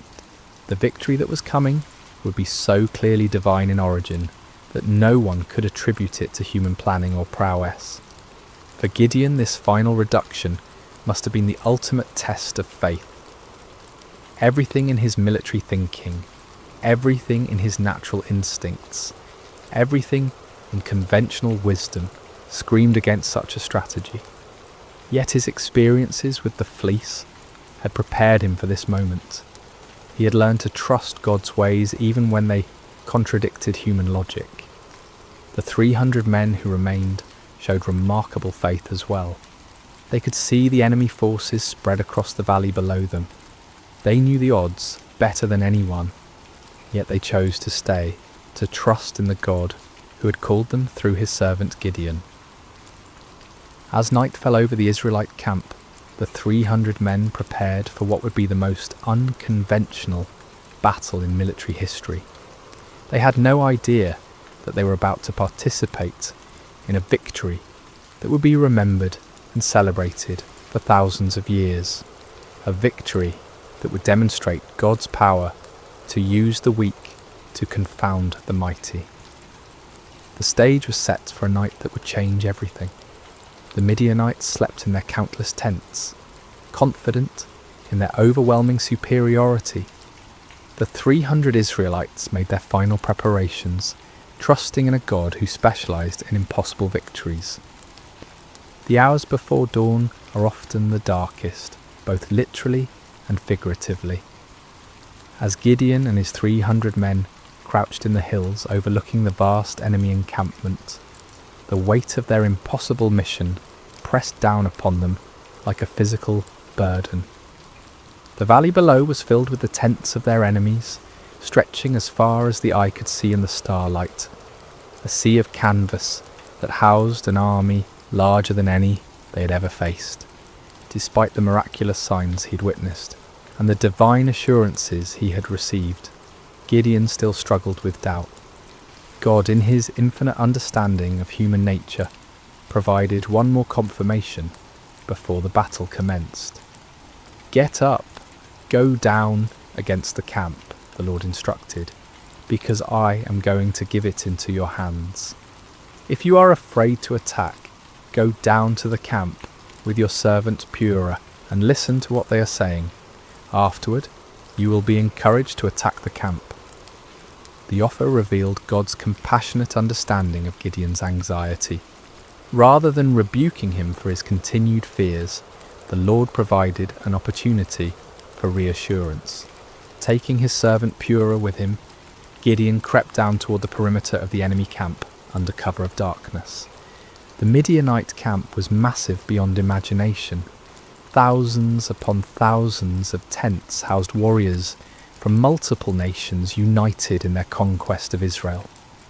The sounds of the sleeping army filled the night air, snoring soldiers, restless camels, the occasional challenge of sentries.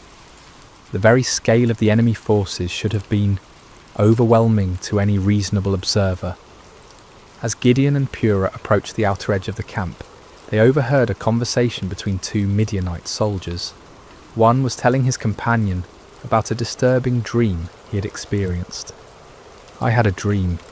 A round loaf of barley bread came tumbling into the Midianite camp. It struck the tent with such force that the tent overturned and collapsed." The interpretation offered by his fellow soldier was even more remarkable. "This can be nothing other than the sword of Gideon, son of Joash, the Israelite. God has given the Midianites and the whole camp into his hands." The irony was profound. Here in the heart of the enemy camp, God was providing confirmation through the mouths of Israel's oppressors themselves. The barley bread in the dream was significant. Barley was considered the food of the poor, inferior to wheat. Yet in the dream, this humble loaf had the power to destroy the entire enemy position. The symbolism was clear. God would use the humble and despised to bring down the mighty and proud. That Gideon's name was already known to the enemy indicated that word of the gathering Israelite resistance had reached their ears. Rather than being encouraged by their overwhelming numerical superiority, some among the Midianites were apparently experiencing anxiety about this upstart Hebrew leader. God was already working in the hearts and minds of the enemy, preparing them for defeat. Gideon and Purah retreated to their own lines, hearts pounding with excitement and renewed confidence. The doubt that had plagued Gideon was finally dispelled by this remarkable confirmation. When they reached the Israelite position, Gideon called his men together for final instructions. "Get up," he announced with newfound authority and confidence.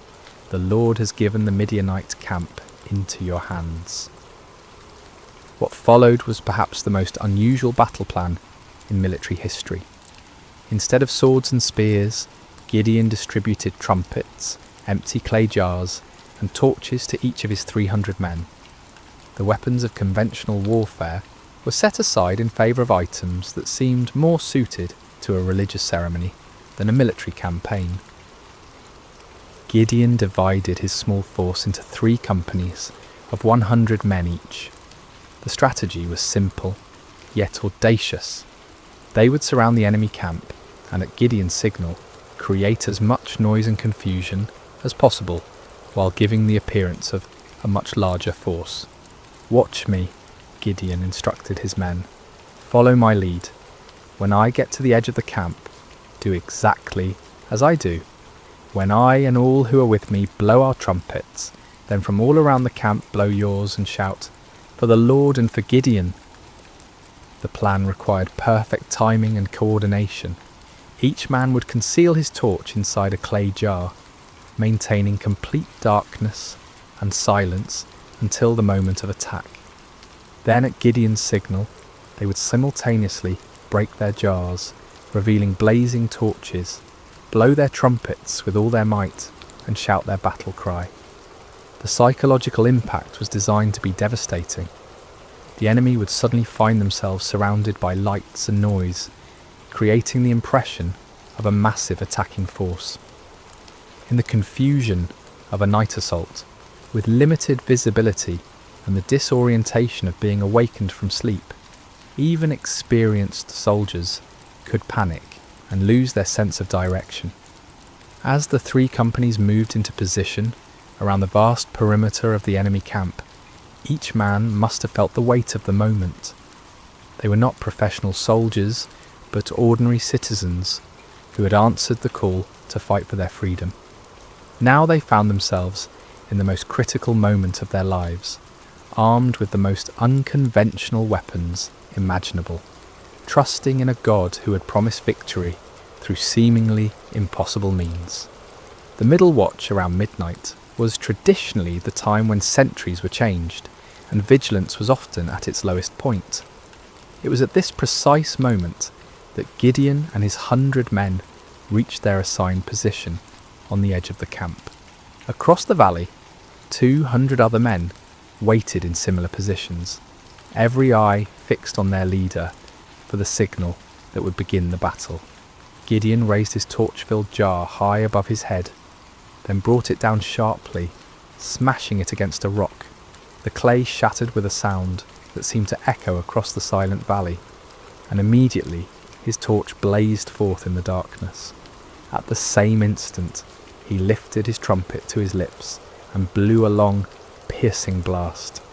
"For the Lord and for Gideon," he shouted at the top of his lungs. The signal rippled around the camp as 300 jars smashed simultaneously. 300 torches burst into flame, and 300 trumpet heights sounded their defiant call. The battle cry of "For the Lord and for Gideon" echoed from every direction, creating the impression that the Midianite camp was completely surrounded by a massive army. The effect was instantaneous and devastating. Thousands of sleeping soldiers were jolted awake to find their camp surrounded by blazing lights and deafening noise. In the confusion and darkness, panic spread like wildfire through the ranks. Soldiers stumbled from their tents, grabbing whatever weapons they could find, unable to determine the size or direction of the attacking force. In their panic and confusion, the Midianites and their allies began attacking each other. Unable to distinguish friend from foe in the darkness, and hearing battle cries in their own languages from every direction, they assumed they had been betrayed by their allies. The coalition that had seemed so formidable began to tear itself apart. The 300 Israelites maintained their positions around the perimeter, continuing to blow their trumpets and hold their torches high, creating the illusion of a massive army that had the enemy completely surrounded. They watched in amazement as God fulfilled his promise in the most spectacular fashion imaginable. The panic spread throughout the entire camp like a plague. What had begun as confusion quickly escalated into a full-scale rout as the enemy forces fled in every direction, abandoning their weapons, supplies, and even their camels in their desperate attempt to escape what they perceived as certain destruction. The victory was complete and overwhelming, achieved not through superior numbers or military might, but through divine intervention, working through the obedience of 300 faithful men. The God who had called Gideon from his hiding place in the winepress had once again demonstrated that his power is made perfect in human weakness. As dawn broke over the valley, an astonishing sight greeted the 300 Israelites. Where the night before had stood the mighty encampment of Israel's oppressors, now lay only scattered debris and abandoned supplies. Tents stood empty, their guy ropes cut by fleeing soldiers. Weapons lay discarded where they had fallen from panicked hands. The camels that had been described as innumerable as locusts wandered aimlessly, their owners having fled into the wilderness. The ground itself told the story of the night's chaos. Bloodstains marked the spots where confused allies had struck down one another in the darkness. Personal belongings were strewn across the landscape as the fleeing army had abandoned everything that might slow their escape. The scene looked less like the aftermath of a battle and more like the remnants of a catastrophic natural disaster. Gideon and his men moved through the abandoned camp in wonder, scarcely believing what their eyes were witnessing. The victory was so complete, so overwhelming, that it seemed almost too good to be true. Yet the evidence was undeniable. The army that had terrorized Israel for 7 years had been routed by 300 men armed with trumpets and torches. But God's deliverance was not yet complete. Even as the 300 marvelled at what had occurred in the valley, word of the miraculous victory was spreading throughout the hill country of Israel. Men who had dismissed Gideon's call to arms, who had remained hidden in their caves and strongholds, now emerged with renewed courage and determination. The tribes of Naphtali, Asher and Manasseh rallied to pursue the fleeing Midianites. What had begun with 300 faithful men now swelled into a national movement of liberation. The psychological impact of the victory was as important as the military result. The myth of Midianite invincibility had been shattered in a single night, and the spirit of resistance that had been dormant for so long now burst forth like a river breaking through a dam. Gideon sent messengers throughout the hill country of Ephraim with urgent instructions. Come down against the Midianites and seize the waters of the Jordan ahead of them as far as Beth Barah. This strategic move would cut off the enemy's escape routes and ensure that the victory would be complete. The Ephraimites responded with enthusiasm, capturing the fords of the Jordan and trapping many of the fleeing Midianites. In the pursuit that followed, they captured 2 of the Midianite leaders, Oreb and Zeb, whose names meant raven and wolf. These princes, who had struck terror into Israelite hearts for years, were now defeated and killed at the places that would forever bear their names: the rock of Oreb and the winepress of Zeb. The pursuit continued beyond the Jordan as Gideon and his original 300, though exhausted, pressed on to capture the remaining Midianite kings, Zaba and Zalmunna. The victory was total and decisive. An empire that had dominated the region for 7 years was completely destroyed in a matter of days. The land of Israel enjoyed peace for 40 years during Gideon's lifetime. The oppression that had driven families into hiding was replaced by prosperity and security. Fields that had been abandoned were cultivated again. Markets that had stood empty bustled with commerce. Children who had grown up knowing only fear could now play freely in their villages. But perhaps the greatest victory was not military but spiritual. Israel had rediscovered that their God was still the same mighty deliverer who had brought their ancestors out of Egypt. The impossible victory served as a permanent reminder that with God all things are possible. The story of Gideon and the 300 speaks across the centuries, with timeless truths that challenge and encourage us today. First, we see that God uses the unlikely. Gideon was not a seasoned warrior or a natural leader. He was a fearful farmer, hiding from his enemies. Yet God saw potential that others missed. This reminds us that God's calling is not based on our qualifications, but on his purposes. Second, the reduction of Gideon's army from 32,000 to 300 demonstrates that faith matters more than numbers. In a world obsessed with statistics and metrics, God's economy operates differently. He delights in using small faithful remnants to accomplish great things, ensuring that his power, not human strength, receives the glory. Third, Gideon's requests for signs teach us about the balance between faith and doubt. God was patient with Gideon's need for confirmation, showing us that honest questions and requests for reassurance are not signs of weak faith but of a heart that desires to walk in God's will. Finally, the story shows us that obedience in the face of fear is the essence of courage. Gideon was afraid, his army was outnumbered, and the strategy seemed foolish. Yet they obeyed, and God honoured their faithfulness with victory. When we feel unqualified for the tasks before us, when the odds seem insurmountable, when we need reassurance before taking steps of faith, the story of Gideon reminds us that our God specialises in impossible victories. He is still calling ordinary people to extraordinary purposes, still using the weak to confound the mighty, still turning fearful hearts into faithful warriors. The God who met Gideon at the winepress is the same God who meets us in our hiding places today, calling us to step out in faith and watch him work miracles through surrendered lives. Just as the 300 trumpets and torches became instruments of divine victory, our simple obedience can become the means through which God accomplishes his purposes in our generation.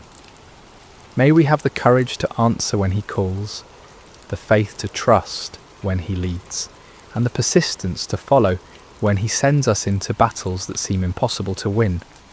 For with God, the 300 can defeat the multitudes, and faith can move mountains that seem immovable. The story of Gideon reminds us that our greatest victories come not when we feel strong and capable, but when we acknowledge our weakness and depend completely on God's strength. In those moments of surrender, we discover that we serve a God who delights in doing the impossible through the most unlikely people. And so the story ends where it began, with an invitation to faith, a call to courage, and a promise that the God who delivered Israel through Gideon and the 300 is still delivering his people today, one impossible victory at a time.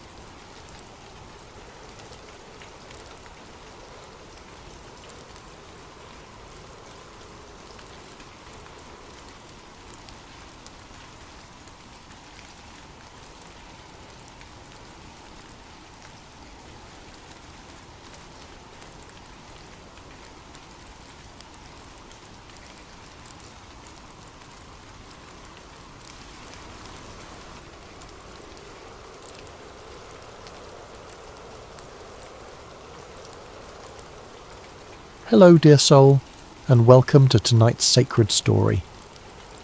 Before we begin, I'd love to gently invite you to share. Where in the world are you listening from tonight? And what time is it as you begin to rest? It's always beautiful to see how far this quiet circle of peace and God's word stretches around the world. And if you find peace and comfort tonight in this gentle story, please consider subscribing to Sacred Rest, where you can drift into sleep surrounded by scripture, stillness, and the tender presence of God. Now, take a slow, calming breath and settle in. Tonight, we walk through golden fields of faith as we enter the book of Ruth. In the gentle hills of Judah, beneath a sky that once poured abundance upon the land, the town of Bethlehem, whose name itself means house of bread, had become a place of emptiness. The fields lay parched, the grain stores depleted, and hunger walked freely through the streets that once overflowed with harvest songs. In one small home, a woman named Naomi whispered prayers as she packed what little remained of her family's possessions. Her husband Elimelech stood at the threshold, his eyes fixed on the horizon, toward the land of Moab where rumours of plenty had reached their desperate ears. Their 2 sons, Mahlon and Chilion, young men with dreams still unformed, helped secure their meagre belongings for the journey ahead. "Is this truly what Yahweh wishes for us?" Naomi asked softly, her hands trembling slightly as she folded a well-worn shawl. "To leave the land of our fathers?" Elimelech's voice was gentle but firm.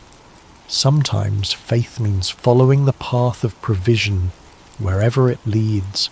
We go to survive, beloved. We go to live. And so they set out, a small family among many who sought survival beyond their homeland's borders. The road stretched long before them, a winding path into uncertainty. With each step away from Bethlehem, Naomi felt the weight of leaving grow heavier, like gathering storm clouds behind them. Moab received them with fields less barren than those they had left. They built a simple life there, foreigners in a strange land that worshipped strange gods. They kept to themselves, honouring the Sabbath in quiet ways, speaking of Yahweh in evening whispers when the day's work was done. But sorrow knows no boundaries, respects no borders. It found them even there, across the Dead Sea from their homeland.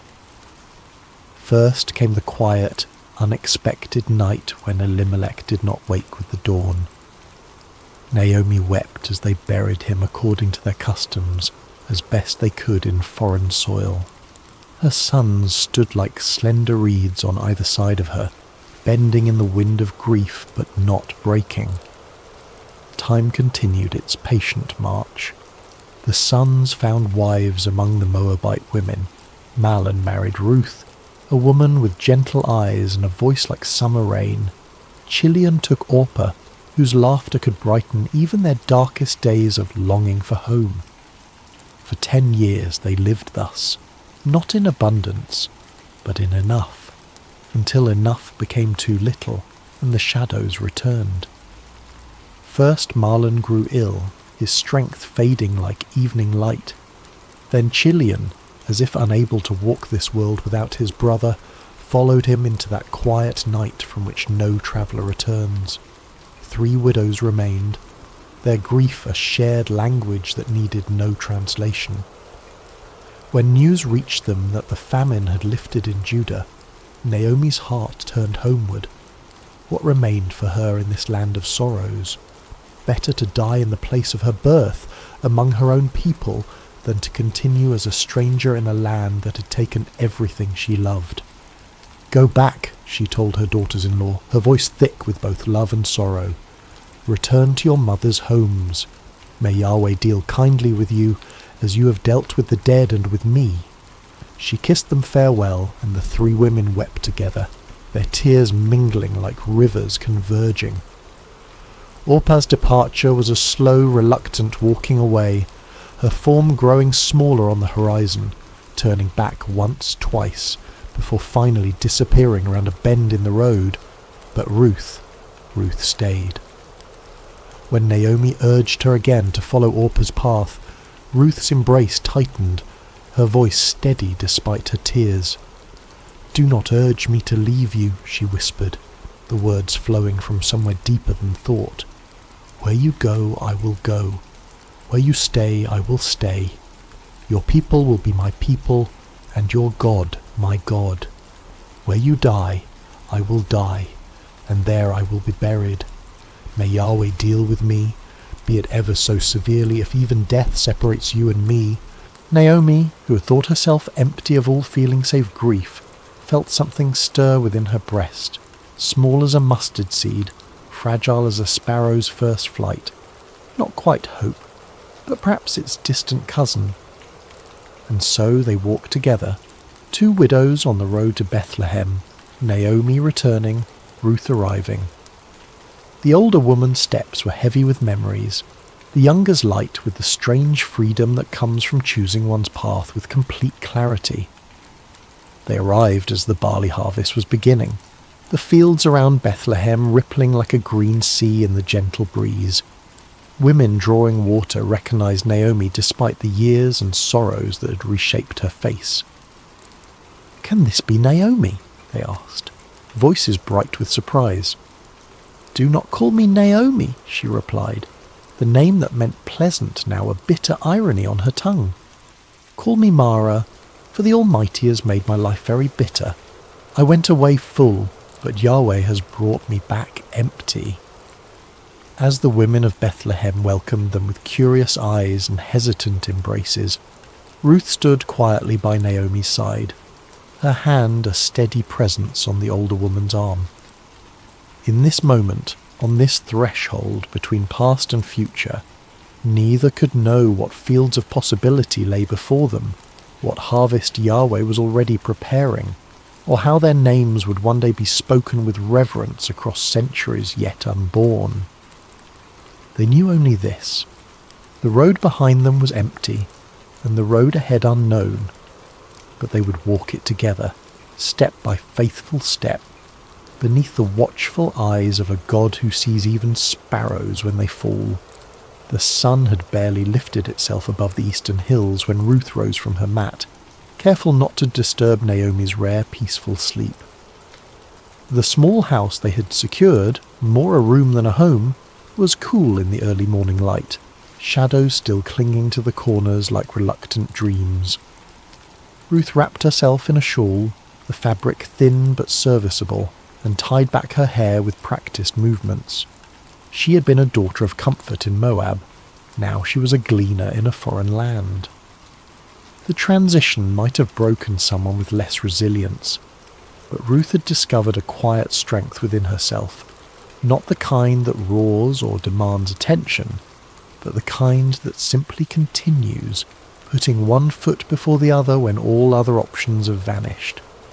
"I will go to the fields today," she had told Naomi the night before. "Perhaps someone will allow me to glean behind their harvesters." Naomi had nodded, gratitude and sorrow mingling in her tired eyes. "Go, my daughter," she had whispered. "May Yahweh guide your steps." Now, as Ruth stepped into the awakening streets of Bethlehem, she carried those words like a small flame against the uncertainty of the day ahead. The law of Moses provided for the poor, the widow, the foreigner. They were permitted to gather what the harvesters missed or deliberately left behind. It was not charity but dignity, a way of working for one's bread even when one owned no land. But Ruth was doubly vulnerable, both widow and foreigner. Which field would welcome her? Would the law's protection extend to a Moabite woman? These questions followed her like shadows as she made her way to the edges of town where the barley fields began their gentle roll toward the horizon. She paused at the boundary of the first field she encountered, watching as workers began to form lines, their sickles catching the morning light with brief flashes of brilliance. The field's owner was not present, but the foreman eyed her with suspicion. "Move along," he called, not unkindly but firmly. We have enough local gleaners already." Ruth nodded and continued, her heart sinking slightly but her resolve undiminished. The second field brought similar results. By the time she reached the third, the sun had climbed higher, and her throat was dry with thirst and unspoken prayers. This field seemed different somehow. The workers moved with a relaxed efficiency, and there was conversation, even occasional laughter among them. Ruth hesitated, then approached the foreman, her eyes modestly lowered but her voice clear. "Please, sir," she said, "might I glean among the sheaves behind your harvesters? I will be careful not to disturb their work." The foreman studied her for a long moment, noting her foreign accent, the quality of her garments that spoke of better days now past. Something in her demeanour, a dignity that hardship had failed to diminish, made him nod slowly. "You may," he said. "Stay close to my servant girls, drink from our water jars when you thirst, and rest in the shade when the sun grows too fierce." Ruth's gratitude was a physical sensation, warm in her chest. "Thank you," she whispered. "You're most kind to a stranger." The work was harder than anything she'd done before, bending, searching, gathering the scattered stalks left behind. The sun climbed higher, its heat a heavy blanket across the fields. The other gleaners, mostly local widows and their children, kept their distance, though their curious glances sometimes found her. But Ruth worked steadily. Her determination measured in each stalk added to her growing bundle. By midday she'd gathered enough to make the effort worthwhile, though her back ached and her hands were rough with new blisters. She was resting briefly in the shadow of a large sycamore at the field's edge when a commotion among the workers drew her attention. A man had arrived, tall, broad-shouldered, with the bearing of someone accustomed to respect. The foreman hurried to greet him, and the workers called out blessings. "The Lord be with you," the man responded, his voice carrying across the field. "The Lord bless you," they answered in unison. This, then, was the owner of the field where Ruth had found favour. She watched as he moved among his people, speaking to each, asking after families, offering words that brought smiles to weary faces. There was something different about him, a kindness that seemed as natural as breathing. When his circuit of the field brought him near where Ruth rested, he paused, his gaze falling on her with quiet curiosity. "Who is this young woman?" he asked his foreman. "She is the Moabite who came back with Naomi," the man replied. "She asked permission to glean behind the harvesters. She has worked steadily since morning, with only this brief rest." The owner, Boaz was his name, Ruth heard someone nearby whisper, approached her then. Instinctively she rose and bowed slightly, uncertain of the proper protocol but determined to show respect. "Listen, my daughter," he said, his voice gentle but firm. "Do not go to glean in another field. Stay here with my servant girls. Watch where they harvest and follow them. I have told the men not to touch you, and when you are thirsty, drink from the jars the men have filled." Ruth's surprise made her bold. She bowed lower, her voice barely audible even to herself. "Why have I found such favour in your eyes that you notice me, a foreigner?" Boaz's answer was unexpected in its thoughtfulness. "I have been told all that you have done for your mother-in-law since your husband's death, how you left your father and mother and your homeland to come to a people you did not know before. May Yahweh repay you for what you have done. May you be richly rewarded by the God of Israel, under whose wings you have come to take refuge." His words washed over Ruth like cool water on a parched day. For so long she'd been defined by what she had lost: husband, homeland, security. Now, for the first time, someone saw what she'd chosen, what she had given, what she had become. "You have put me at ease, my lord," she said, her voice steadier now. "You have spoken kindly to your servant, though I do not have the standing of one of your servant girls." When the meal break came, Boaz himself invited her to share bread with the harvesters. He handed her roasted grain, more than she could eat, and she saved some for Naomi. Throughout the afternoon, Ruth noticed that the harvesters seemed to be dropping more grain than seemed accidental. Once she caught the foreman's eye as he instructed a worker to deliberately leave a small bundle behind. He looked away quickly, but not before she glimpsed something like approval in his gaze. When evening came and Ruth gathered her gleaning, an effort of barley, far more than she had dared hope for, she felt something she had not expected to feel again. The quiet satisfaction of provision, of having enough for tomorrow. As she walked back toward Bethlehem, the setting sun painting the limestone buildings in shades of amber and rose, Ruth carried not just barley, but something weightier. The knowledge that in this strange new land, under the wings of a God she was still coming to know, she had been seen. Not as Naomi's burden, not as an unwelcome foreigner, but as someone worthy of kindness, and in the shadow of that kindness, small seeds of possibility had begun to stir in the soil of her heart. The soft glow of oil lamps pushed back the evening darkness as Ruth entered the small dwelling she shared with Naomi. Her mother-in-law sat in the dimness, her hands, once strong and capable, now resting idle in her lap, testament to a weariness that went beyond physical exhaustion. "Is that you, my daughter?" Naomi called, her voice brightening slightly. "It is," Ruth answered, setting down her bundle with a soft thud. The sound seemed to fill the small space with promise. Naomi leaned forward, her eyes widening as Ruth opened the cloth to reveal the day's gleaning, golden barley catching the lamplight like treasure. "Where did you glean today?" she asked, running her fingers through the grain with wonder. "Blessed be the one who took notice of you." Ruth began to prepare a portion of the grain for their evening meal as she recounted the day's events, the field, the unexpected kindness, the owner who had spoken to her with respect rather than suspicion. The man's name was Boaz. She finished, watching as something flickered across Naomi's face. Recognition, then a sudden animation that had been absent for so long. "Boaz!" Naomi exclaimed, her voice stronger than Ruth had heard it in months. "That man is a relative of ours, one of our guardian redeemers." "Guardian redeemer?" Ruth echoed, unfamiliar with the term. Naomi's eyes held a spark now, like embers rekindling.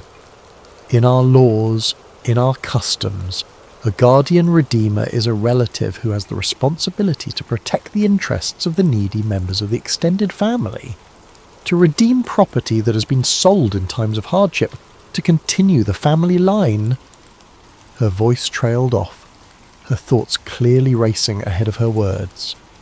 "The Lord has not stopped showing his kindness," Naomi whispered, almost to herself. "That man is one of our closest relatives." As they ate their simple meal of roasted grain and water, Ruth noticed that Naomi ate with more appetite than she had shown since their return to Bethlehem. Occasionally, the older woman would pause, her head tilted slightly as if listening to distant music only she could hear. The barley harvest continued, and Ruth returned to Boaz's fields each day. True to his word, she was protected, provided for, included in the shared meals. Some of the local women began to speak to her, their initial wariness giving way to cautious friendship. Ruth learned their names, heard stories of their children, shared in the communal rhythm of the harvest. When the barley harvest gave way to wheat, she remained in Boaz's fields, her presence now familiar, her diligence respected. Each evening she returned to Naomi with her gleanings. Each morning she rose before dawn to begin again. As the wheat harvest neared its end, Naomi called Ruth to sit beside her one evening. The older woman's face was thoughtful, her voice quiet but determined. "My daughter," she began, "should I not seek rest for you, that it may be well with you? Is not Boaz our relative, with whose young women you have been working? See, he's winnowing barley tonight at the threshing floor." Ruth listened carefully as Naomi outlined a plan. Bold, unconventional, but rooted in custom and law. She was to bathe, anoint herself with fragrant oil, put on her best garment, and go to the threshing floor where Boaz would be sleeping to guard the harvest. After he had eaten and drunk and lain down, she was to uncover his feet and lie down there, a symbolic gesture, a quiet request for protection. "All that you say I will do," Ruth promised, though her heart fluttered with uncertainty. She trusted Naomi's wisdom, trusted that this was not a plan born of desperation but of genuine care and cultural understanding. That night, the stars seemed to hang lower in the sky as Ruth made her way to the threshing floor. The celebration of harvest's end was winding down. Men who had worked hard now rested deeply, their forms dark shapes against the pale circle of the threshing floor. She moved quietly, carefully, finding Boaz where he slept at the edge of a heap of grain. With trembling hands she uncovered his feet and lay down, her heart pounding so loudly she feared it might wake him before the right moment. The night air was cool, the ground hard beneath her, but Ruth remained still, waiting. Near midnight, Boaz stirred, startled to find someone at his feet. "Who are you?" he asked, his voice thick with sleep but not angry. "I am Ruth, your servant," she answered, her voice barely above a whisper. "Spread the corner of your garment over me, for you are a guardian redeemer." There was a long silence during which Ruth could hear only her own heartbeat and the distant call of a night bird. Then Boaz spoke, his voice warm with emotion she hadn't expected. "The Lord bless you, my daughter," he said gently. "This kindness is greater than what you showed earlier. You have not run after younger men, whether rich or poor, and now don't be afraid. I will do for you all you ask. All the people of my town know that you are a woman of noble character." His words washed over her like a blessing, affirming not just her request but her person, her character, her choices, her worth. "It is true that I am a guardian redeemer," he continued, his voice thoughtful, "but there is a guardian redeemer more closely related than I. Stay here for the night, and in the morning, if he wants to redeem you, good, let him redeem you. But if he is not willing, as surely as the Lord lives, I will redeem you. Now, lie here until morning."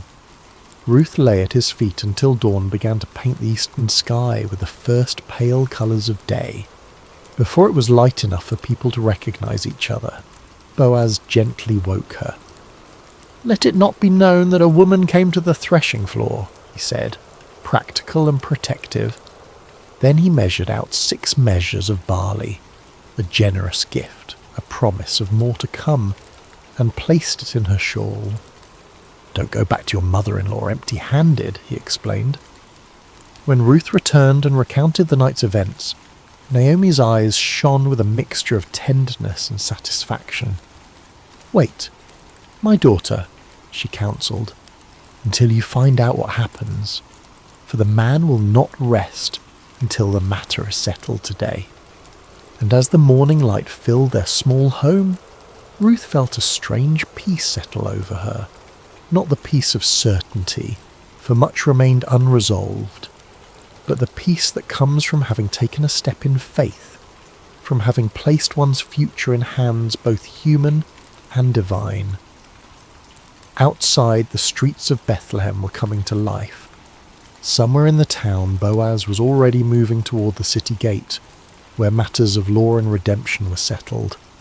Whatever the day would bring, Ruth knew that she had been seen, heard and valued, not despite her foreignness, her widowhood, her poverty, but somehow mysteriously, because of the person these circumstances had revealed her to be.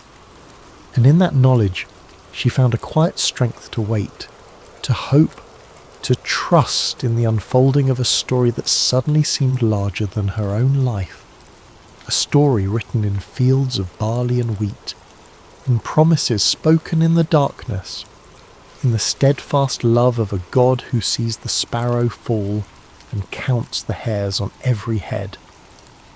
The morning light spilled across Bethlehem like honey warm and golden, Boaz had risen early, his mind filled with purpose, his heart with a mixture of hope and determination. He made his way to the town gate, the place where elders gathered, where business was conducted, where justice was administered in full view of the community. He had barely settled himself when the guardian redeemer he had mentioned to Ruth approached. "Come over here, my friend," Boaz called, motioning to a seat beside him. "Sit down here." The man complied, curious about this formal invitation. Boaz then gathered 10 elders of the town, asking them to sit as witnesses. What was about to transpire was no small matter. It concerned inheritance, redemption, the continuation of a family line that had nearly been extinguished. "Naomi, who has returned from Moab," Boaz began carefully, "is selling the piece of land that belonged to our relative Elimelech. I thought I should bring the matter to your attention and suggest that you buy it in the presence of these seated here and in the presence of the elders of my people." The relative's eyes brightened with interest. Land was wealth, security, legacy. "I will redeem it," he said promptly. But Boaz was not finished. His next words were measured, precise, laying out the full implications of redemption. "On the day you buy the land from Naomi, you also acquire Ruth the Moabite, the dead man's widow, in order to maintain the name of the dead with his property." The relative's expression shifted.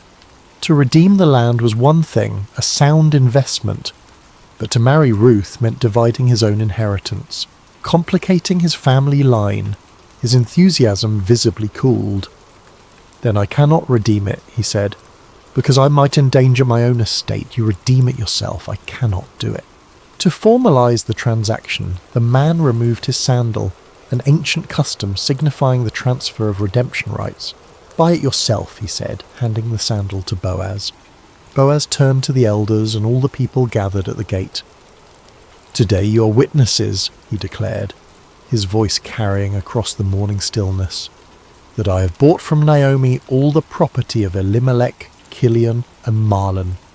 I have also acquired Ruth the Moabite, Mahlon's widow, as my wife, in order to maintain the name of the dead with his property, so that his name will not disappear from among his family or from his hometown." The elders and all at the gate responded with one voice, "We are witnesses. May the Lord make the woman who is coming into your home like Rachel and Leah, who together built up the family of Israel. May you have standing in Ephrathah and be famous in Bethlehem. Through the offspring the Lord gives you by this young woman, may your family be like that of Perez, whom Tamar bore to Dia." Their blessing echoed against the stone walls of Bethlehem, a public proclamation of hope and expectation. In that moment, among witnesses and with proper legal procedure, Ruth's journey from widow to wife, from foreigner to family, from gleaner to landowner was complete. When Boaz returned to tell Ruth what had transpired, he found her helping Naomi prepare the midday meal, her movements graceful despite the humble task. At the sight of him in the doorway, both women paused, their eyes questioning. "It is done," he said simply. "All that I promised has been accomplished."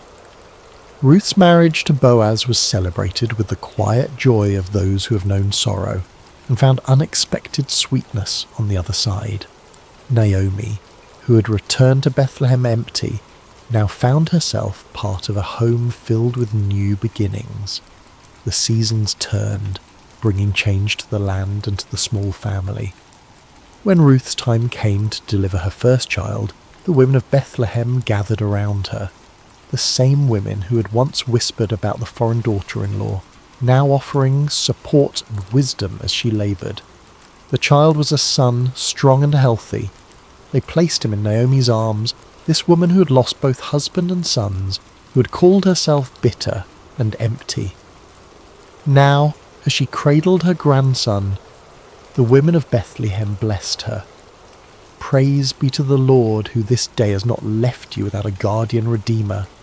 May he become famous throughout Israel. He will renew your life and sustain you in your old age. For your daughter-in-law, who loves you, and who is better to you than 7 sons has given him birth." They named the child Obed, which means serving or worshipping, a name that spoke of gratitude, of recognition that this child was not just the continuation of a family line, but a gift from a God who sees the end from the beginning. What none of them could know as they celebrated the birth with bread and wine and laughter was that this child, Obed, would one day be the grandfather of David, the shepherd boy who would become Israel's greatest king. And from David's line centuries later would come the Messiah, the ultimate Redeemer, whose story of love and sacrifice would echo Ruth's loyalty and Boaz's redemption on a cosmic scale. As Boaz watched Ruth with their son, he marvelled at the intricate weaving of their lives, how sorrow had led to joy, how loss had opened the door to finding, how endings had become beginnings. He thought of the day he had first noticed Ruth in his fields, her quiet dignity as she gleaned among the sheaves. How could he have known then what this foreign woman would come to mean not only to him, but to the future of his people? In the soft twilight of their home, with Naomi singing gentle lullabies to Obed and Ruth's hand warm in his own, Boaz understood that some harvests are gathered not in fields of grain, but in the human heart, in acts of kindness, in choices of loyalty, in the courage to begin again when all seems lost. Outside their window, the hills of Bethlehem were turning purple with evening shadows. Somewhere in those hills, shepherds watched their flocks. Stars began their nightly vigil, and the world continued its ancient rhythms of planting and harvest, of birth and death, of loss and redemption. But within this one small home, within these few beating hearts, a miracle had occurred. The quiet, everyday miracle of restoration, of empty hands being filled again, of bitter lives turning sweet, of a future reclaimed from the ashes of the past. And as night fell over Bethlehem, as oil lamps were lit and evening prayers whispered, as the infant Obed drifted into sleep secure in the knowledge of being utterly loved, the story of Ruth and Boaz, of faithful love and kindness reciprocated, became another golden thread in the tapestry of faith that would one day welcome the world's Redeemer. The stars appeared one by one in the deepening blue of the evening sky, like silver seeds scattered across a celestial field. In homes throughout Bethlehem, oil lamps cast their gentle glow against limestone walls, and families gathered for evening meals, for prayers, for the sharing of the day's small victories and concerns. In one such home, the home of Boaz, Ruth, and Naomi, the day was drawing to its peaceful close.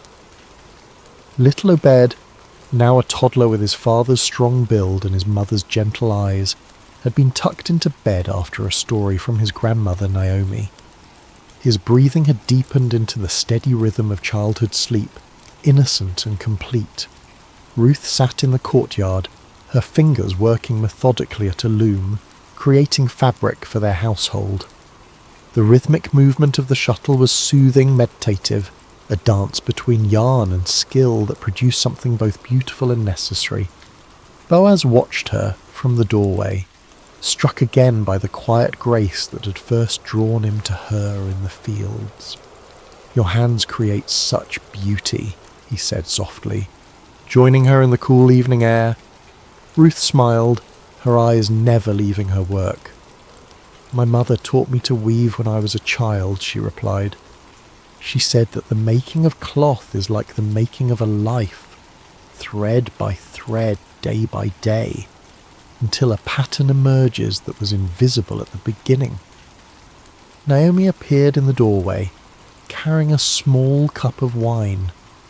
"The child sleeps," she announced, her voice warm with contentment. "He asked again for the story of how his mother came from a distant land." "And did you tell him?" Boaz asked, making room for Naomi on the bench beside him. "I did," Naomi nodded, taking a small sip of wine.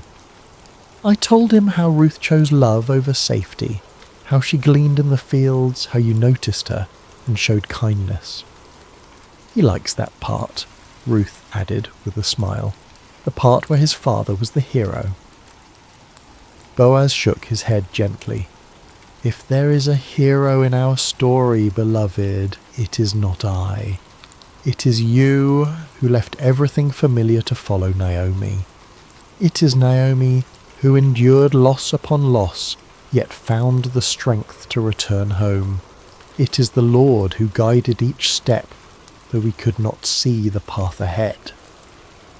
The three sat in comfortable silence for a moment, each lost in their own thoughts. The night air was cool but not cold, fragrant with the scent of ripened fruit from the small orchard that bordered their property. In the distance, a shepherd's flute played a melancholy tune, its notes drifting over the sleeping town like a blessing. "Do you ever think," Naomi said eventually, her voice thoughtful, "of how differently things might have unfolded if the famine had never come, if my sons had lived, if Ruth had returned to her mother's house as Orpah did?" Boaz reached for Ruth's hand, his calloused palm enveloping her smaller one. "I think of it often," he admitted, "how 1,000 different choices, 1,000 different circumstances might have led us all elsewhere. Yet here we are, brought together by both sorrow and joy." Ruth set aside her weaving, her eyes reflecting the first bright stars. "In Moab," she said softly, "we had a saying, 'The path to the garden often leads through the desert.' I did not understand it fully until I lived it." "And now?" Naomi asked. "Now I understand that sometimes the desert is necessary," Ruth answered.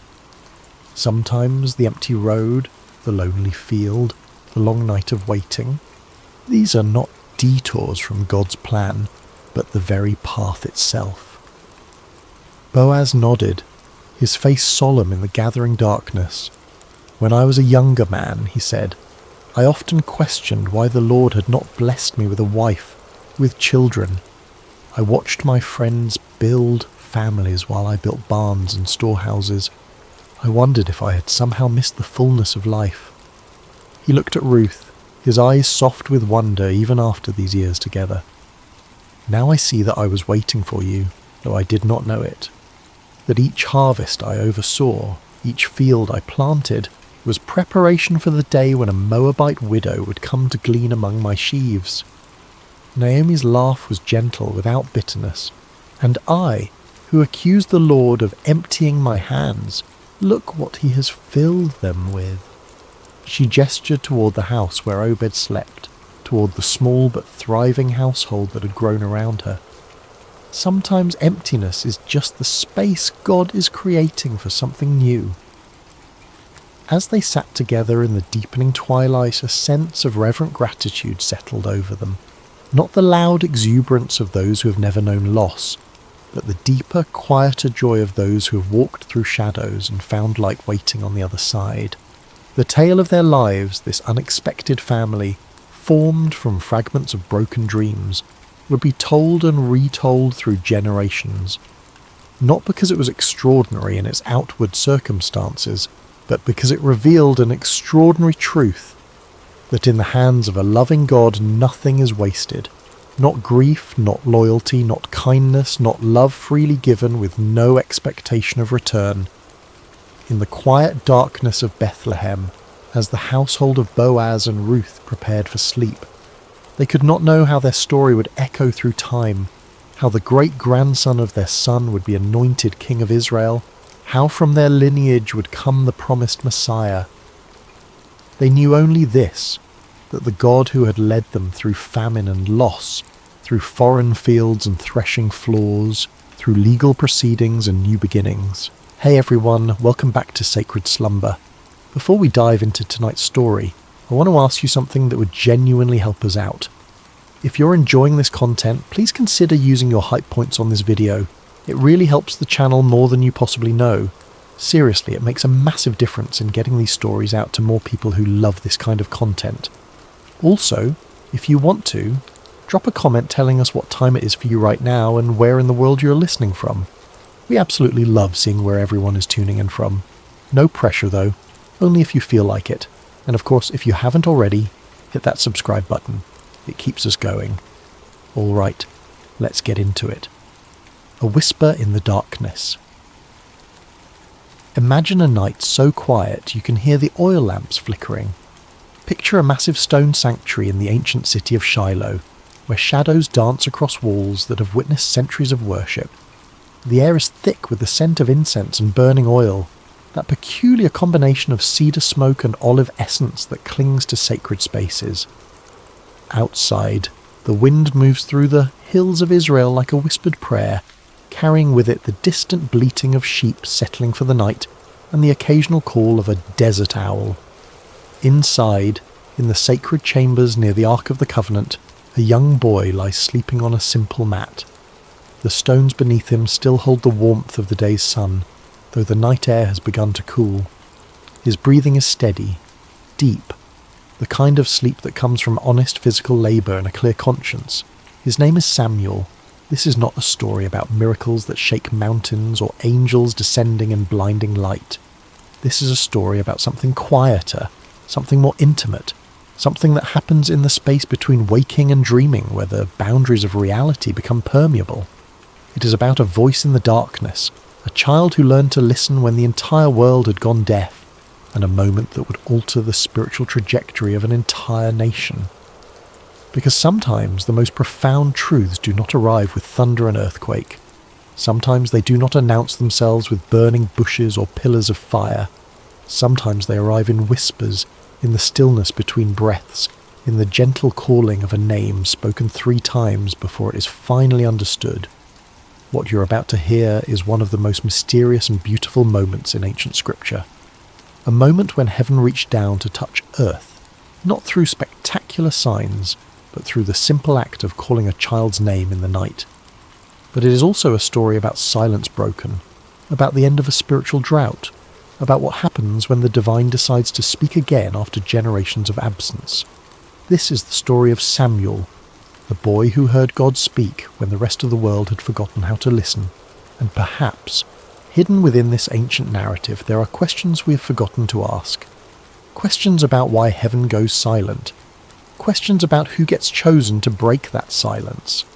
Questions about whether the voice that called to Samuel in that darkened sanctuary is still calling, still speaking, still searching for those rare individuals who know how to say, "I am listening." Chapter 1. Hannah's Promise. To understand Samuel's calling, we must first understand how he came to be sleeping in that sanctuary. His story begins not with him, but with his mother, a woman named Hannah, who knew the bitter taste of desperation and the hollow ache of prayers that seemed to vanish into an empty sky. In the hill country of Ephraim, in a small village whose name has been lost to history, there lived a man named Elkanah who had 2 wives, as was common in that era. His first wife, Peninnah, had given him several children, sons to carry his name, daughters to arrange in marriage, a legacy written in flesh and blood. His second wife, Hannah, had given him only heartache and unanswered prayers.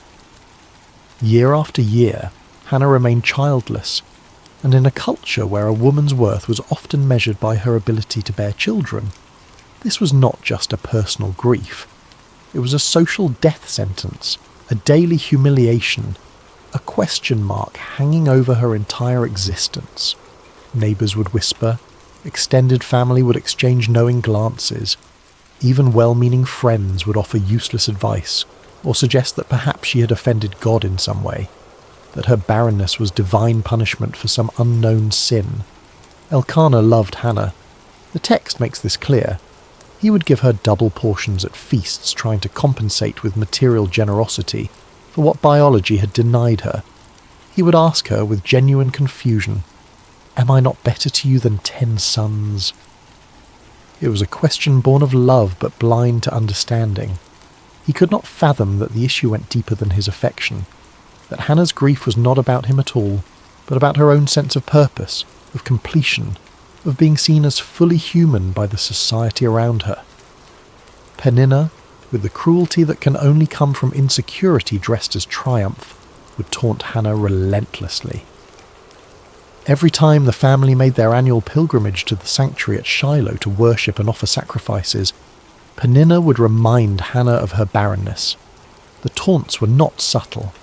They were designed to cut deep, to remind Hannah that in the eyes of the world she was incomplete, cursed, forgotten by the very God she came to worship. Peninnah would parade her children before Hannah, would make comments about how blessed she was, would turn every moment of worship into a reminder of Hannah's failure. And Hannah would weep. She would refuse to eat. The pain went beyond physical longing for a child. It touched something deeper, the existential question that haunts anyone who feels overlooked by the divine. Does God see me? Does he hear my prayers? Am I worthy of his attention? Or am I simply background noise in a universe too vast to care about one woman's grief? The pilgrimage to Shiloh was supposed to be a time of joy, of celebration, of renewal. But for Hannah, it became an annual reminder of everything she lacked. Year after year she would go through the motions of worship, while her heart broke quietly in places no one could see. One year, during their pilgrimage to Shiloh, Hannah could bear it no longer. The weight of accumulated grief, the years of disappointment, the constant humiliation, all of it reached a breaking point.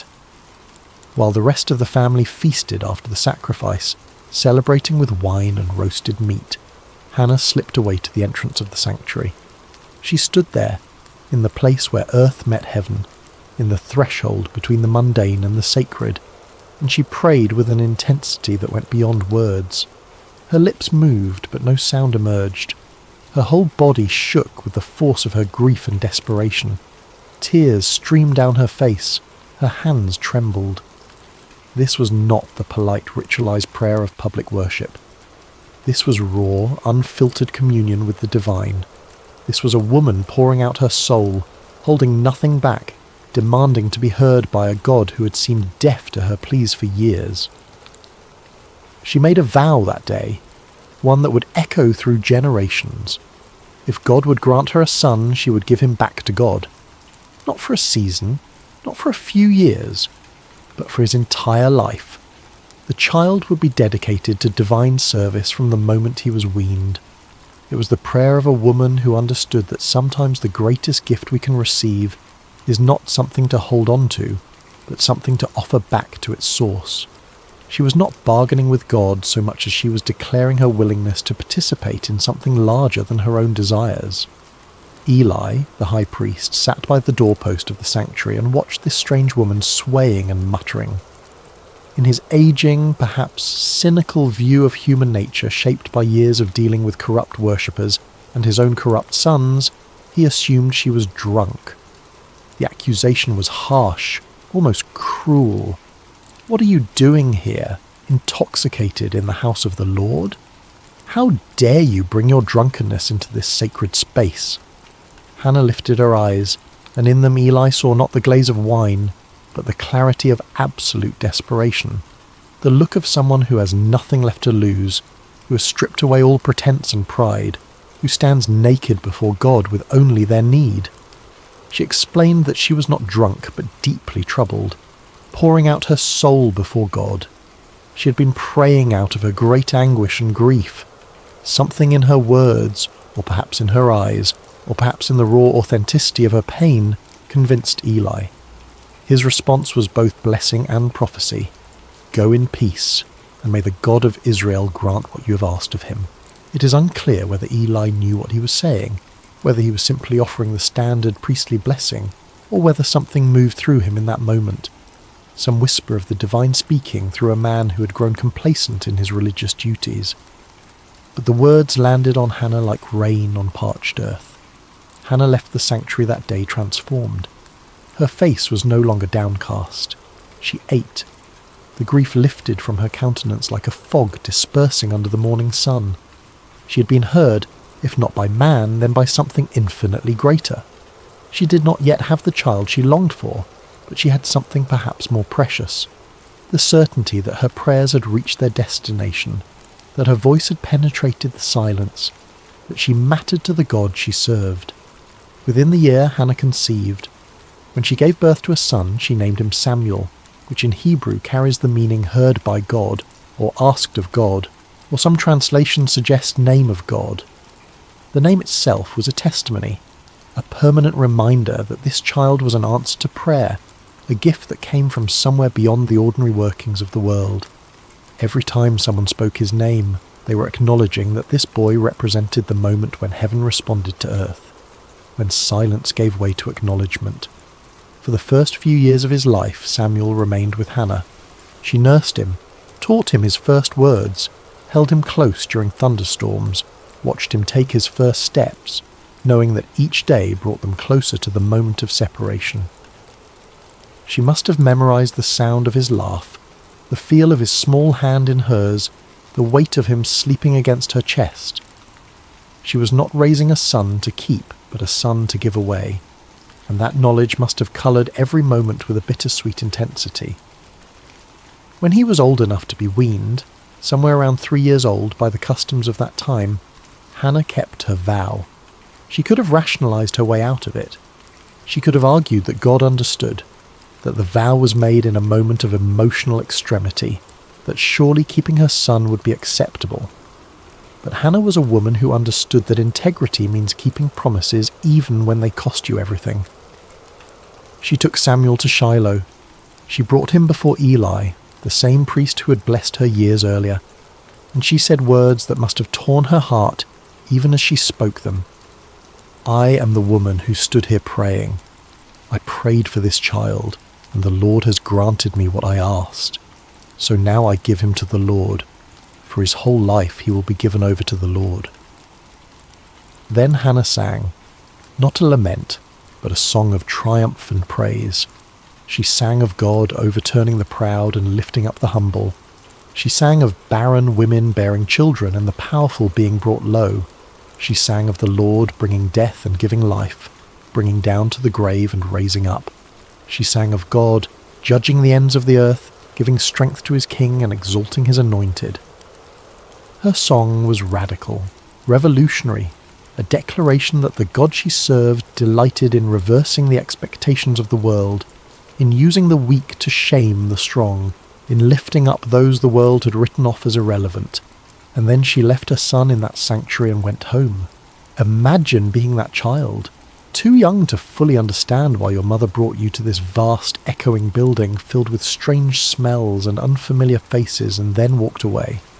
Too young to grasp that you had become the physical embodiment of a promise, a living prayer offered back to its source. You watch her figure receding, growing smaller, disappearing down the road back to the only home you have ever known, and you are left in the care of an old man whose eyes can barely see you, whose own sons are corrupt, in a place that will become your entire world. Samuel's childhood was unlike any other in Israel. While other boys played in fields and learned their father's trades, running through olive groves and swimming in streams, Samuel grew up in the sacred space of the tabernacle. His world was one of ritual and reverence, of ancient objects and whispered prayers, of shadows and lamplight, and the constant awareness that this place was different from all other places. He opened the doors of the sanctuary each morning, flooding the holy space with light. It was his job to unlock the heavy wooden doors that sealed the sacred from the profane, to let in the dawn and with it the worshippers who would come seeking connection with the divine. He assisted Eli in the daily tasks of worship, learning the intricate patterns of sacrifice and ceremony, memorizing which offerings required which procedures, understanding the difference between sin offerings and burnt offerings and peace offerings, learning to read the subtleties of ritual purity. He tended the lamps that burned through the night, ensuring their wicks were trimmed and their oil replenished. This was not glamorous work. It required attention to detail, a willingness to wake in the darkness to check that the flames had not guttered out, an understanding that these small acts of maintenance were what kept the sacred space functioning. The lamps represented the presence of God, and Samuel learned that presence requires constant tending, constant attention, constant care. He cleaned the sacred vessels, swept the courts, washed the linens used in ceremonies, helped prepare the incense, carried water, ran errands. He memorized scriptures, learning to recite the stories of Abraham and Isaac and Jacob, the tales of Moses and the Exodus, the laws given at Sinai. His education was entirely religious, entirely focused on service, entirely oriented towards something beyond himself. By all accounts, Samuel was a good child, humble, obedient, faithful in small things. The text tells us he grew in favour with both the Lord and with people. He was not resentful of his circumstances. He did not seem to chafe against the boundaries of his unusual childhood. Perhaps he had accepted that this was simply who he was, the boy who belonged to God, the boy who lived in the house of the Lord. But what must it have been like psychologically? To have no mother to comfort you when you woke from nightmares, to have no siblings to quarrel and play with, to grow up watching Eli's corrupt sons come and go, seeing the way they abused their position, hearing the whispers of their misconduct, to be surrounded by holiness and yet witness its corruption, to serve faithfully while those who should have been models of righteousness displayed only greed and lust and contempt for the sacred. Did Samuel wonder why he had been left here? Did he feel abandoned by the mother who had kissed him goodbye and walked away? Did he question whether the God he served even noticed his small acts of service? The text does not tell us. We see only the external facts. A boy growing up, performing his duties, learning his role.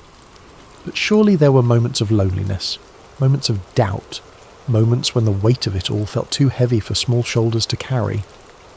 Hannah visited when she could. Each year during the family's annual pilgrimage to Shiloh, she would bring Samuel a new robe she'd made for him, watching him grow, trying to compress a year of mothering into a few brief encounters. These visits must have been both blessing and torment. The joy of seeing his mother mingled with the pain of watching her leave again. The new robe, a reminder that somewhere he had a home, a family, a life he was not permitted to live. Yet there is no indication that Samuel rebelled or resented his circumstances. He simply continued. Day after day, year after year, faithful in the small things, present in the sacred space, available to be used however God saw fit. There was no indication in those early years that he would become anything more than a helpful assistant to an aging priest, that he would one day be the voice through which God spoke to an entire nation. But God, it seems, has a habit of preparing his instruments in obscurity before bringing them into the light. Samuel was being shaped by his circumstances, formed by his loneliness, refined by his faithfulness in tasks that no one celebrated. He was learning what it meant to serve without applause, to be obedient without immediate reward, to remain present even when presence felt like punishment. He was learning to listen in the silence. Chapter 2. The State of Israel at the Time. To appreciate what happened on that quiet night when God called Samuel's name, you need to understand the spiritual condition of Israel during this period. It was, to put it simply, a disaster. But the disaster raises uncomfortable questions that the text never fully answers. Questions about divine silence. Questions about why systems of worship become corrupt. Questions about what happens when the mediators between heaven and earth become obstacles instead of conduits. The problem started with Eli's sons, Hophni and Phinehas. These two men had inherited their father's position as priests, but they had not inherited his reverence for the sacred. They were corrupt in ways that went beyond simple moral failing. They actively perverted the worship of God, treating the sacrifices and offerings as opportunities for personal gain, turning the sacred into the profane with a systematic cruelty that suggests something darker than mere greed. When people brought animals to sacrifice at Shiloh, the priests were entitled to a specific portion of the meat according to the law of Moses. But Hophni and Phinehas were not content with their allotted share, with what had been designated as rightfully theirs. They wanted more. They wanted the best. They wanted what belonged to God. They would send their servants to threaten worshippers, demanding the choicest cuts of meat before the fat was even burned on the altar, as required by law. The fat belonged to God. That was non-negotiable in the sacrificial system. The burning of the fat was the moment when the sacrifice became truly sacred, when the offering transitioned from human gift to divine acceptance. But Hophni and Phinehas did not care about divine acceptance. They cared about their appetites. If people objected, If they tried to follow the proper procedures and insist that the fat be burned first, the servants would respond with threats of violence. We will take it by force if necessary. The priests were literally stealing from God, taking what belonged to the altar and consuming it themselves. They were turning worship into extortion, using their position of spiritual authority to exploit the vulnerable and the faithful. But their corruption went even darker, into territories that the text only hints at with uncomfortable brevity. They engaged in sexual immorality with women who served at the entrance to the sanctuary. These were women who had dedicated themselves to service at the tabernacle, who came to worship and serve with sincere devotion, and Hophni and Phinehas exploited them, used their authority and position to prey upon those who should have been under their protection. They turned the house of God into a place of exploitation and abuse, where the very people who were supposed to represent divine holiness became perpetrators of trauma. Worship became a source of fear rather than transcendence. People stopped coming, or when they came with cynicism and resentment, going through the motions but empty of faith. How could you trust a system where the gatekeepers were predators? How could you believe in the holiness of a place where the priests defiled it daily? The sanctuary at Shiloh, which was meant to be the central hub of Israel's spiritual life, became instead a monument to religious corruption. Eli knew what his sons were doing. The text makes this painfully clear. People told him. They came with reports of misconduct, of abuse, of exploitation. He heard the rumours and saw the evidence. He was not ignorant. He was not blind to their crimes. And to his credit, he confronted them. But his rebukes were weak, almost apologetic, carrying no weight and no consequence. Why do you do such things? I hear reports from the people about your wicked deeds. If someone sins against another person, God may mediate. But if someone sins against the Lord, who will intercede? The words acknowledge the problem but offer no solution. There is no threat of removal from office, no stripping of authority, no punishment that might actually deter the behaviour. Just words, just disappointment, just a father hoping his wayward sons might suddenly develop a conscience they had never demonstrated. Hophni and Phinehas ignored their father and continued their corruption. Why wouldn't they? There were no consequences. Eli's position as high priest gave him the authority to remove them, to appoint others, to enforce standards. But he did nothing, and his inaction was itself a form of action, a choice that enabled the continued degradation of worship. The impact on Israel's spiritual life was catastrophic. The text records it with devastating simplicity. The people came to despise the offerings to the Lord. Think about what that means. The sacrificial system was the heart of Israel's covenant relationship with God. It was how sins were atoned for, how gratitude was expressed, how the community maintained its connection with the divine. And people were learning to despise it, to see it as corrupt and meaningless, to associate worship with exploitation rather than with holiness. Faith withered. Cynicism spread. A generation was growing up believing that God either did not care about corruption in his own house, or that he was powerless to stop it, or worse, that he did not exist at all, and the whole system was simply a mechanism for priestly power and exploitation. But perhaps the most devastating aspect of this era, the detail that haunts the narrative with its implications, was not the corruption of the priests. It was the silence of heaven. The scripture records it with haunting simplicity. In those days, the word of the Lord was rare. There were not many visions. Think about what that means. In a culture where prophets and priests were meant to be the conduits between God and humanity, the channel had gone quiet. God was not speaking. Or if he was, no one was hearing. Prophecies were scarce to the point of being legendary. Divine visions were so uncommon that when someone claimed to have received one, it was met with skepticism rather than expectation. But why? The text does not explain. It simply records the fact of divine silence as if it were weather, as if the absence of God's voice was as natural and unremarkable as a drought. But this raises uncomfortable questions. Had God withdrawn because of the corruption? Was the silence a form of judgment, a divine turning away from a people who had corrupted worship? Or had the people simply stopped listening? Had they become so cynical and so wounded by a religious hypocrisy that they could no longer hear what was being said? Or was there another possibility, one that the text does not explore but that hangs in the air like smoke?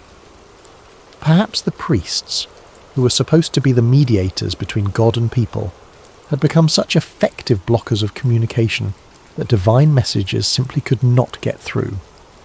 Perhaps Hophni and Phinehas were not just corrupt individuals, but symptoms of a systemic failure, a spiritual infrastructure that had collapsed under the weight of its own contradictions.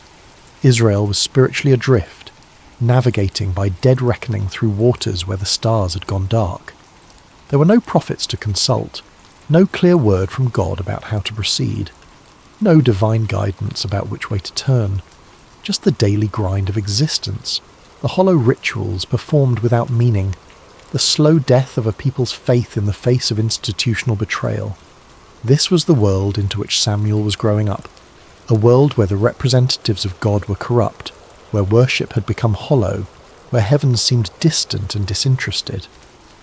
If you were a young person in that era, what would you believe about the divine? Would you expect God to speak? Would you even know what his voice sounded like? Would you be able to distinguish a divine call from your own imagination or from the voice of a very human priest? Samuel cleaned the lamps each evening, ensuring the light would burn through the night. It was a practical task, a maintenance duty, nothing spiritual about it. He trimmed the wicks, refilled the oil reservoirs, ensured the flames were steady. But in that small act, there was a symbol that perhaps Samuel himself did not fully understand. The lamp of God had not yet gone out. Somewhere in the darkness a light still burned, and into that darkness, cutting through the silence that had lasted for generations, a voice was about to break through. Chapter 3. The night God spoke. The night began like any other. Samuel had completed his duties for the day, working through the familiar routines that structured his life. The sanctuary was clean, the floors swept, the vessels washed and arranged in their proper places. The lamps were lit, their flames steady, casting dancing shadows across the ancient stones. The sacred space was prepared for the silence of the evening hours, for the long watch through darkness toward dawn. Eli, now elderly and nearly blind, his eyes grown dim from age and perhaps from seeing too much corruption without acting, had retired to his usual place. He moved slowly now, carefully, feeling his way along walls he had walked beside for decades. His sleeping area was separate but nearby, close enough that Samuel could hear him if he called, out in the night. Samuel lay down in his customary sleeping spot somewhere near the chamber where the Ark of the Covenant rested. The exact location is not specified in the text, but the implication is clear. He slept in proximity to the most sacred object in all of Israel, closer to the physical representation of God's presence than anyone else in the nation that night. The Ark was the most sacred object in Israel, a gold-covered chest containing the tablets of the law, a jar of manna, and Aaron's staff that had budded. But more than its contents, the Ark represented the very presence of God among his people. It was the throne of the invisible king, the place where heaven touched earth, the point of contact between the divine and the mortal. To sleep near it was to sleep in the shadow of holiness, though Samuel likely thought nothing of it. This was simply where he slept, as ordinary to him as any bedroom, as familiar as his own breathing. The lamp of God was still burning, casting flickering shadows across the stone walls. This detail matters more than it might initially seem. In the Jewish tradition, the lamp in the sanctuary, the menorah that burned with consecrated oil, was not allowed to go out until morning light made it unnecessary. It represented the presence of God, the light that persisted even in darkness, the hope that had not yet been extinguished. The phrase, "the lamp of God had not yet gone out," carries within it both promise and warning. Not yet, but it could. The light was still burning, but barely. The presence was still there, but fading. As long as the lamp burned, there was hope. As long as the light persisted against the encroaching darkness, God had not abandoned his dwelling place entirely. Samuel drifted into sleep, a boy exhausted from the honest labour of serving in the house of God. His breathing slowed, his muscles relaxed. He sank into that deep, dreamless sleep that comes from physical work and a clear conscience. The sanctuary around him settled into its nighttime sounds. The creak of cooling stone, the whisper of wind through high windows, the distant cry of a night bird, the soft flutter of the lamp flames, and then, in the darkness, cutting through the silence like a knife through cloth, he heard his name. Samuel. The voice was clear, distinct, personal. Not a shout that would echo through the halls, but not a whisper that could be mistaken for imagination either. It had the quality of someone standing nearby, speaking with intention and purpose, with the certainty that they would be heard. It was a voice that expected a response. Samuel's eyes snapped open. His heart leaped in his chest. There was no confusion, no moment of disorientation. He knew immediately that someone had called him. The voice had been too clear, too deliberate, too unmistakably directed at him. In the darkness, with the lamp casting its uncertain light, Samuel did what made perfect sense to a boy who had grown up serving under an elderly priest. Eli must need something. The old priest was nearly blind now, stumbling in the darkness. Perhaps he had dropped something. Perhaps he needed water. Perhaps he was unwell and required assistance. Samuel threw off whatever covering he used against the night chill and ran to where Eli slept. "Here I am. You called me?" The response was immediate, instinctive. "Here I am." Two words that would become the defining posture of Samuel's entire life. Not, "What do you want?" Not, "Can it wait until morning?" Just presence. Just availability. Here I am. Eli, pulled from sleep and confused, his mind foggy with the remnants of dreams, looked in the direction of Samuel's voice with eyes that could barely make out shapes in the darkness. "I did not call. Go back and lie down." Samuel returned to his place, perhaps a little puzzled, but not overly concerned. Perhaps he had been dreaming. Perhaps the transition from sleep to waking had jumbled his perceptions. Perhaps the old man had called out in his sleep and forgotten. These things happen. The mind plays tricks in the boundary spaces between consciousness and unconsciousness. He lay back down, pulled his covering around him, and closed his eyes, willing himself back towards sleep. The sanctuary settled back into silence. The lamp continued its steady burning. Outside, the wind moved through the hills with a sound like breathing. Samuel's heartbeat slowed back to its resting rhythm. Samuel? Again. The same voice, the same clarity, the same undeniable sense that someone was speaking directly to him, calling him by name with purpose and intention. This was not imagination. This was not the remnant of a dream clinging to the edge of waking. This was not the echo of Eli's voice misheard in the darkness. Someone had called his name, clearly and deliberately, as real as the stone beneath him and the lamplight flickering against the walls. Once more, Samuel got up and went to Eli. His bare feet made soft sounds against the cold stone floor. His breathing was quicker now, his confusion deeper. If Eli had not called the first time, then who had? "Here I am. You called me." Eli, now more awake and perhaps slightly irritated at being disturbed a second time, sent him away again with a tone that suggested both confusion and mild frustration. "I did not call, my son. Go back and lie down." Samuel returned, but now there was a question forming in his mind that would not be silenced. If Eli was not calling him, then who was? Was someone playing a trick? Was there an intruder in the sanctuary hiding in the shadows, calling his name for some unknown purpose?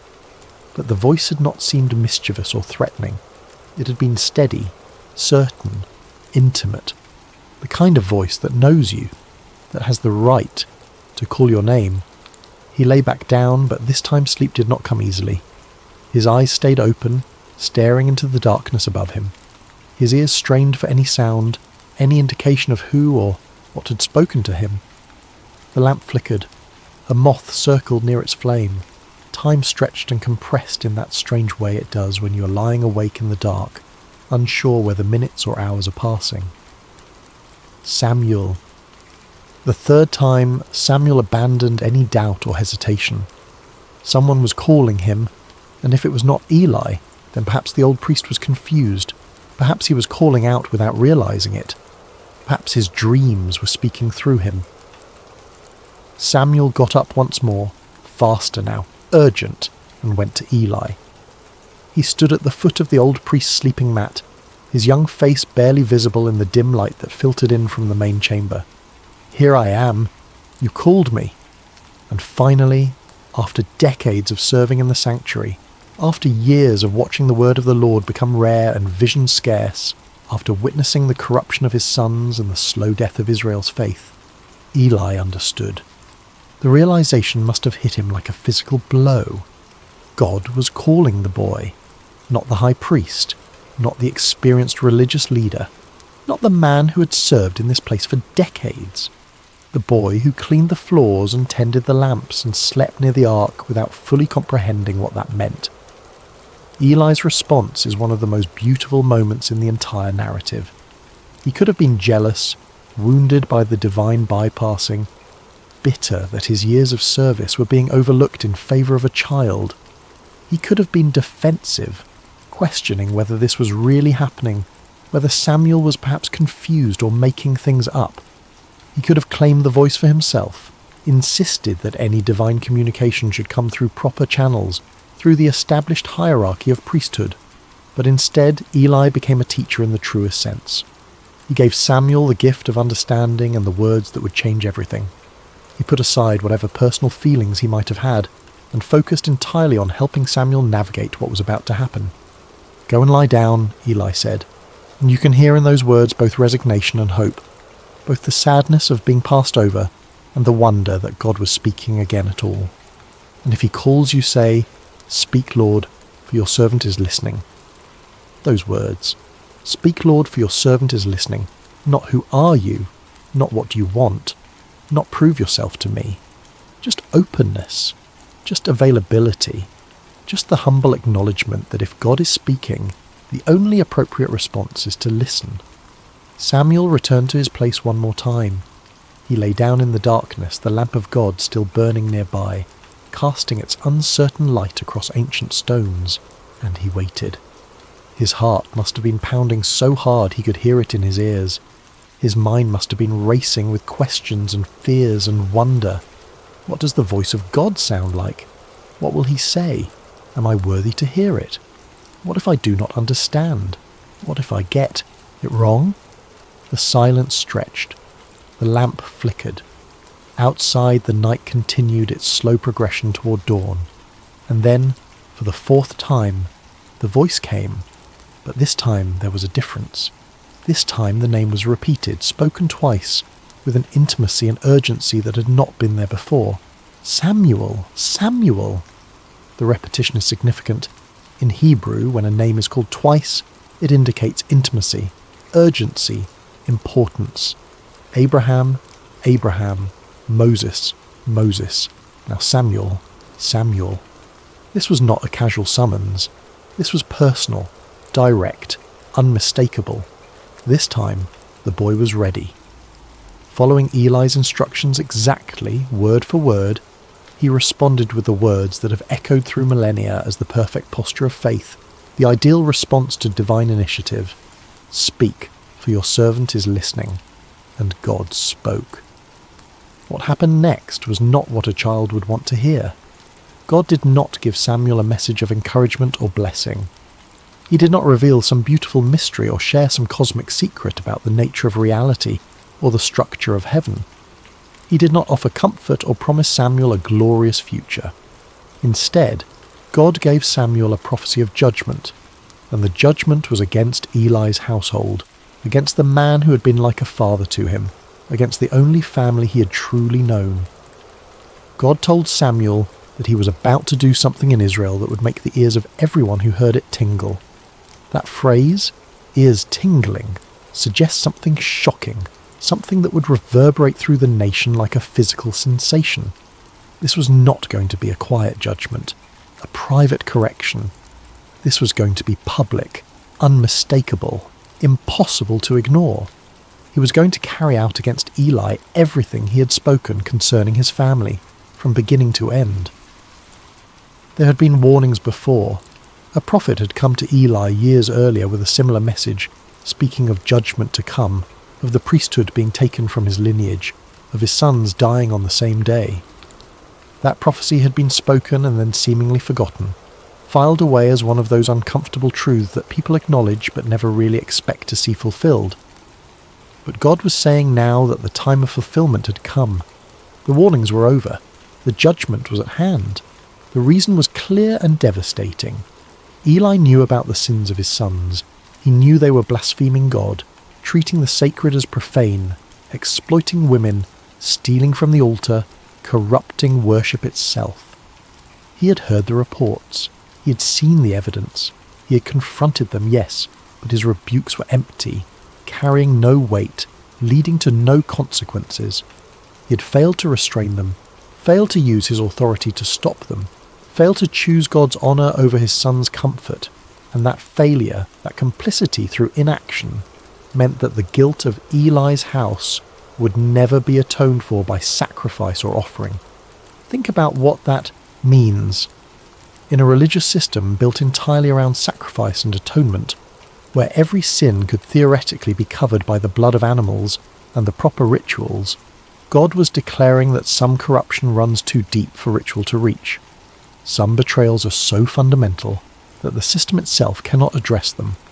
Eli's family would carry their guilt to the grave and beyond, marked forever by their choice to prioritize family loyalty over divine justice.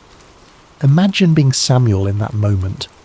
You are a child, perhaps 11 or 12 years old, lying in the darkness of a sanctuary, having just heard the voice of God for the first time in your life. And the message you have been given is not one of blessing or calling or future glory. It is a message of doom for the man who has raised you, who has taught you everything you know about worship and service, who has been your only father figure in a life marked by abandonment and loneliness. The weight of it must have been crushing. How do you speak words of judgment to someone you love? How do you become the bearer of bad news that will break someone's heart? How do you look into the eyes of a man who has shown you kindness and tell him that his family line is cursed, that his sons will die, that everything he has built will crumble? This was the cost of prophecy that no one talks about. This was the burden of truth that cannot be softened or avoided or delayed. Samuel had been given a message, and whether he wanted to deliver it or not was irrelevant. The truth had been spoken to him, and now he was responsible for speaking it to others. This is what it means to be a prophet. Not visions and mystical experiences and spiritual heights, but the grinding, awful responsibility of speaking truths that wound you as deeply as they wound those who hear them. The rest of the night must have been agony for Samuel. The text tells us he lay there until dawn, too afraid to tell Eli what he'd heard. He did not sleep. How could he? His mind must have raced through possibilities. Maybe he had misunderstood. Maybe there was a way to soften the message to make it less harsh. Maybe if he just kept quiet, the whole thing would fade like a dream, and he could go back to his simple life of tending lamps and sweeping floors. But deep down, he knew.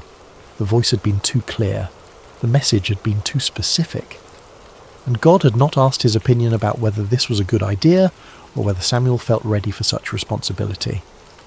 The divine does not consult us about our readiness. It simply calls, and we must answer. Chapter 4. The Weight of the Message. As morning light began to filter into the sanctuary, pale and hesitant through the high windows, Samuel rose and went about his duties as usual. Muscle memory guided him through the familiar routines. He opened the doors of the house of the Lord, pushing aside the heavy wooden barriers that sealed the sacred from the profane, letting in the day, with all its ordinary demands. But everything felt different now. The air was heavier, pressing down on his shoulders like a physical weight. The silence was louder, filled with the words he carried but could not speak. He carried within him words that would change everything, and he was terrified to voice them. His hands shook as he performed his tasks. He fumbled with the lamp wicks, nearly spilling oil on the floor. He could not meet anyone's eyes. Every sound made him jump, expecting Eli to call for him, to demand the message, to force him to speak the unspeakable. Eli, however, knew something had happened. Years of serving in the sanctuary had given him an intuition about spiritual matters that his failing eyesight could not diminish. He could sense the change in Samuel, could feel the weight the boy was carrying. He called Samuel to him, his voice gentle but insistent, and when the boy came, reluctant and pale, the old priest asked him directly, "Samuel, my son, what was it he said to you? Please do not hide it from me." Then he added words that carried the weight of both authority and desperation. "May God deal with you, be it ever so severely if you hide from me anything he told you." It was an oath, a binding formula that made concealment impossible. Eli was not giving Samuel an easy out. He was demanding truth, however painful, however devastating. And in doing so, he was teaching Samuel one of the most important lessons of prophetic ministry: that truth matters more than comfort, that integrity requires speaking even when silence would be kinder. There is something deeply moving about this moment. Eli was giving Samuel permission to speak truth, even painful truth. He was not demanding a comfortable answer. He was not pressuring the boy to lie or soften the message. He was not using his position as high priest to intimidate or manipulate. He was simply asking for honesty, for the faithful delivery of whatever word had been given, regardless of personal cost. Samuel, to his credit, did not hold back. He told Eli everything, every word of the judgment, every detail of the coming consequences, every aspect of the doom pronounced against his house. He did not sugarcoat it. He did not try to make it easier to hear. He did not add comforting caveats or suggest ways the judgment might be avoided.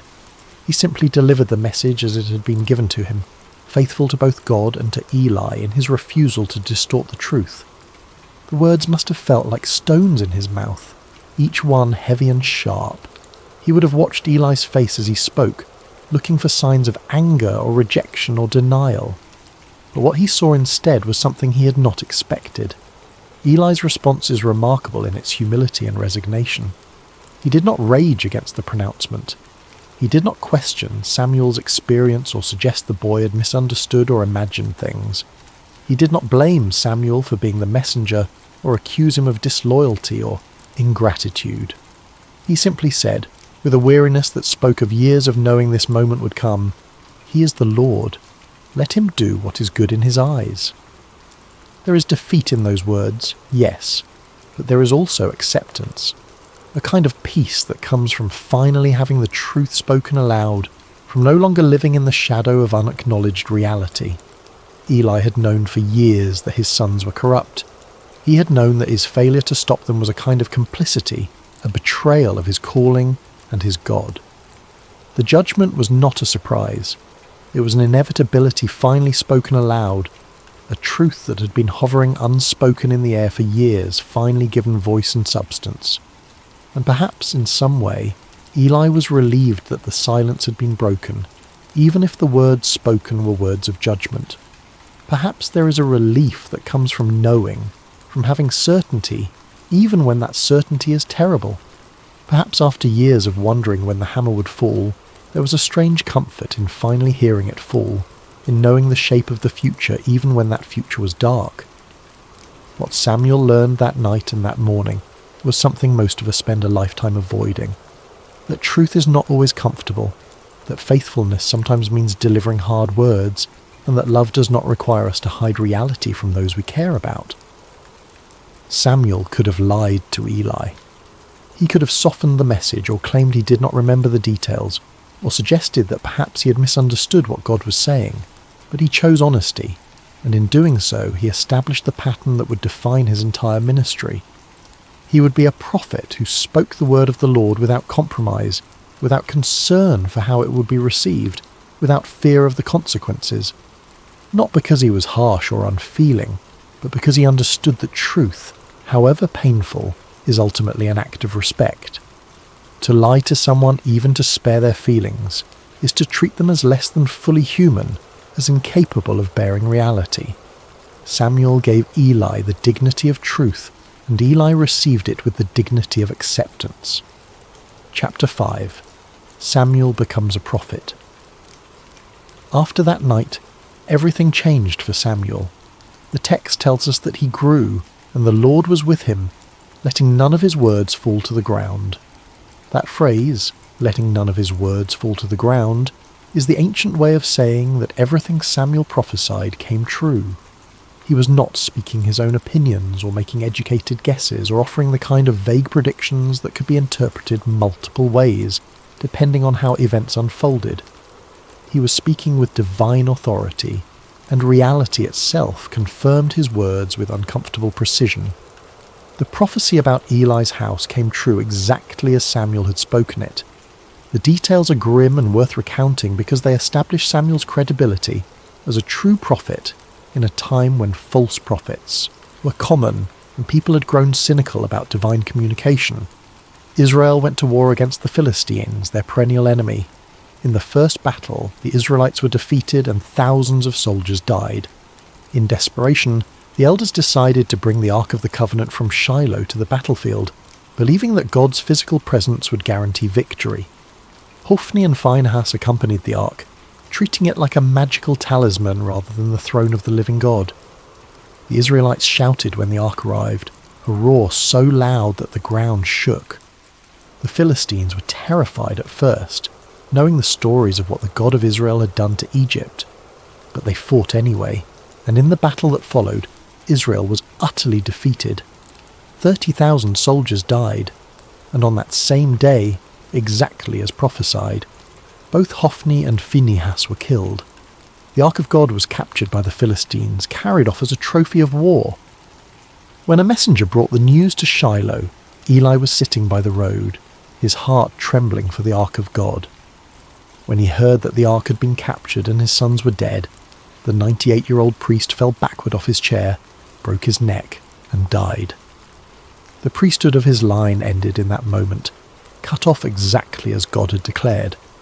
It was a devastating fulfillment, but it established beyond doubt that Samuel spoke with divine authority. He had predicted these events when he was just a child, and they had come to pass exactly as he said. The word of the Lord through Samuel was reliable, trustworthy, deserving of attention. As Samuel matured from boy to young man, his reputation spread throughout Israel like wildfire. From Dan in the far north to Beersheba in the deep south, spanning the entire geographical extent of Israel's territory, everyone knew that Samuel had been established as a prophet of the Lord. The word that had been rare, the visions that had been scarce, now flowed through this young man who had learned to listen in the darkness. But Samuel was more than just a prophet delivering occasional messages. God continued to appear at Shiloh, revealing himself to Samuel through his word on a regular basis. Samuel became the primary channel of divine communication for the entire nation. The silence had been broken. The channel between heaven and earth, clogged by corruption and complacency for generations, had been cleared. And the instrument God chose was not a powerful warrior or a cunning politician or even an experienced priest with decades of religious training. It was a boy who had learned to say 5 simple words: "Speak, for your servant is listening." Samuel's influence on Israel cannot be overstated.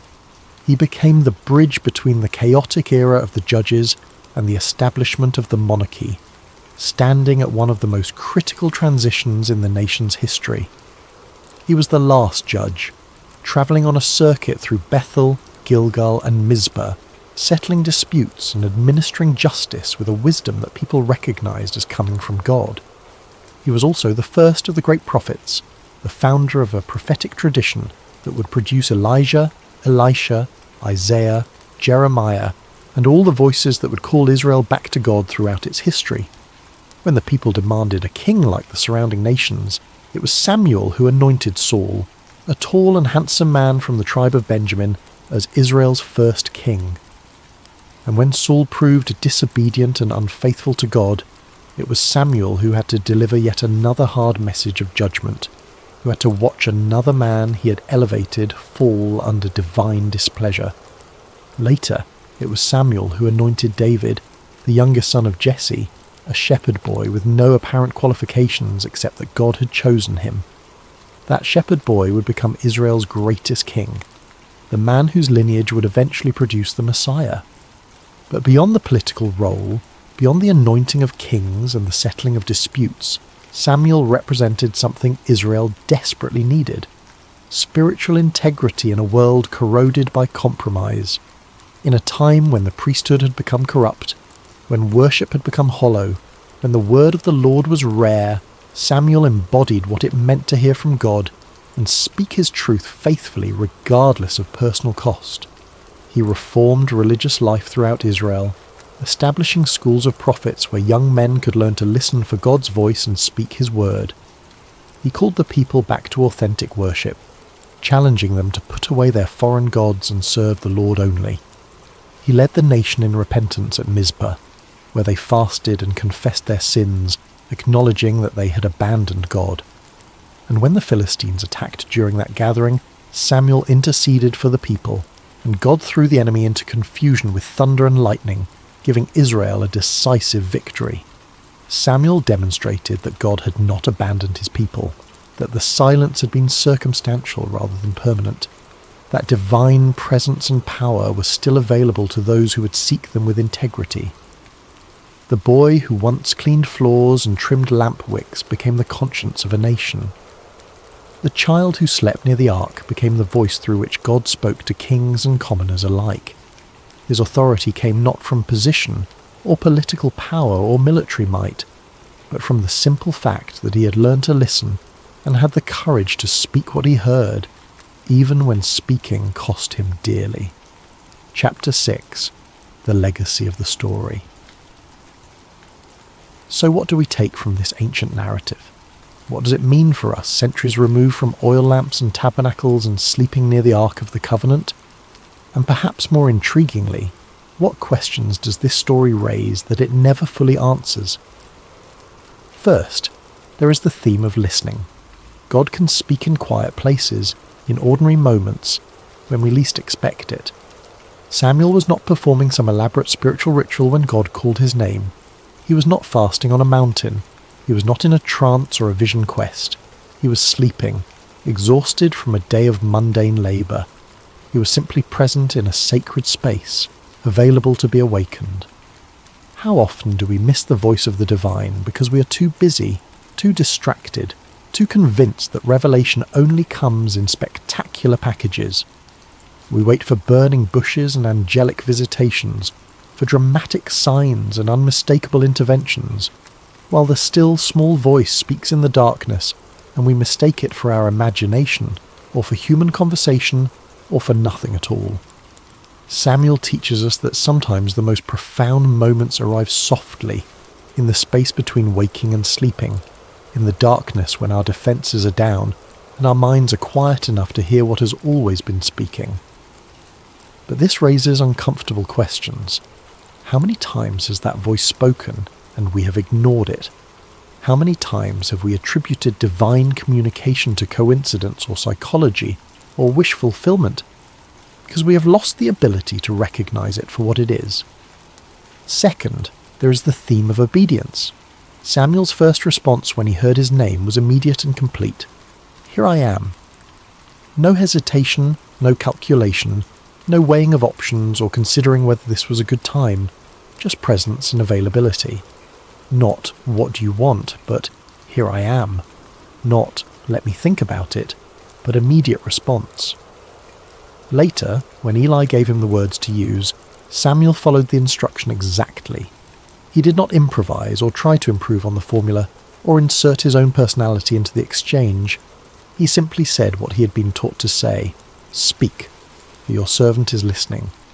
Obedience in this story is not about blind submission to authority. It is about being teachable, about recognizing when someone knows more than you do, about trusting guidance even when you do not fully understand where it is leading.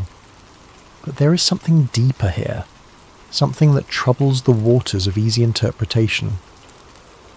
Samuel was obedient to a voice he had never heard before, to a presence he could not see, based entirely on the instruction of a priest whose own family was corrupt, and whose judgment had been compromised by his failure to discipline his sons.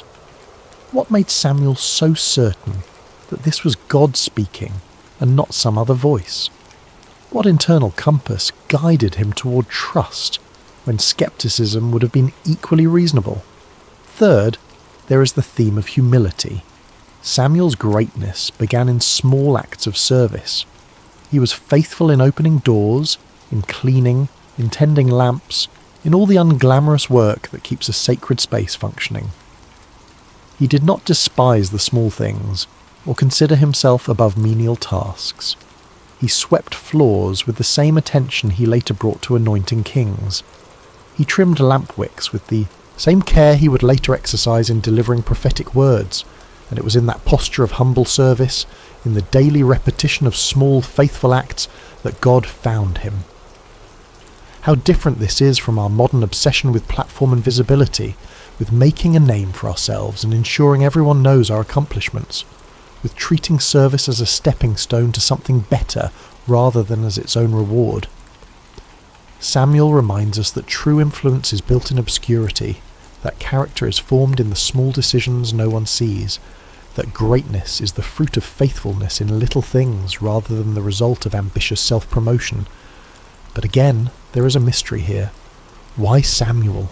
What was it about this particular boy that made him suitable for this calling? The text gives no indication that he was exceptional in any way. He was simply there, simply faithful, simply available. Which raises the question, are there others who are equally faithful, equally available, who never heard their name called? Is divine calling arbitrary, or is there some hidden criteria that determines who hears the voice and who does not? Fourth, there is the theme of responsibility. Sometimes truth is hard but necessary. Samuel's first message from God was a message of judgment, and he had to deliver it to someone he loved. This is the cost of being a conduit for truth. You do not get to choose which messages are convenient and which are difficult. You do not get to edit reality to make it more palatable. You do not get to withhold hard truths, because speaking them might damage relationships or cost you social capital. If you are going to be a voice for something beyond yourself, whether you call that voice God or conscience or truth, or simply what is, you have to be willing to speak even when the words cut you as deeply as they cut those who hear them. Samuel could have spared Eli. He could have lied or softened the message or claimed he did not remember the details.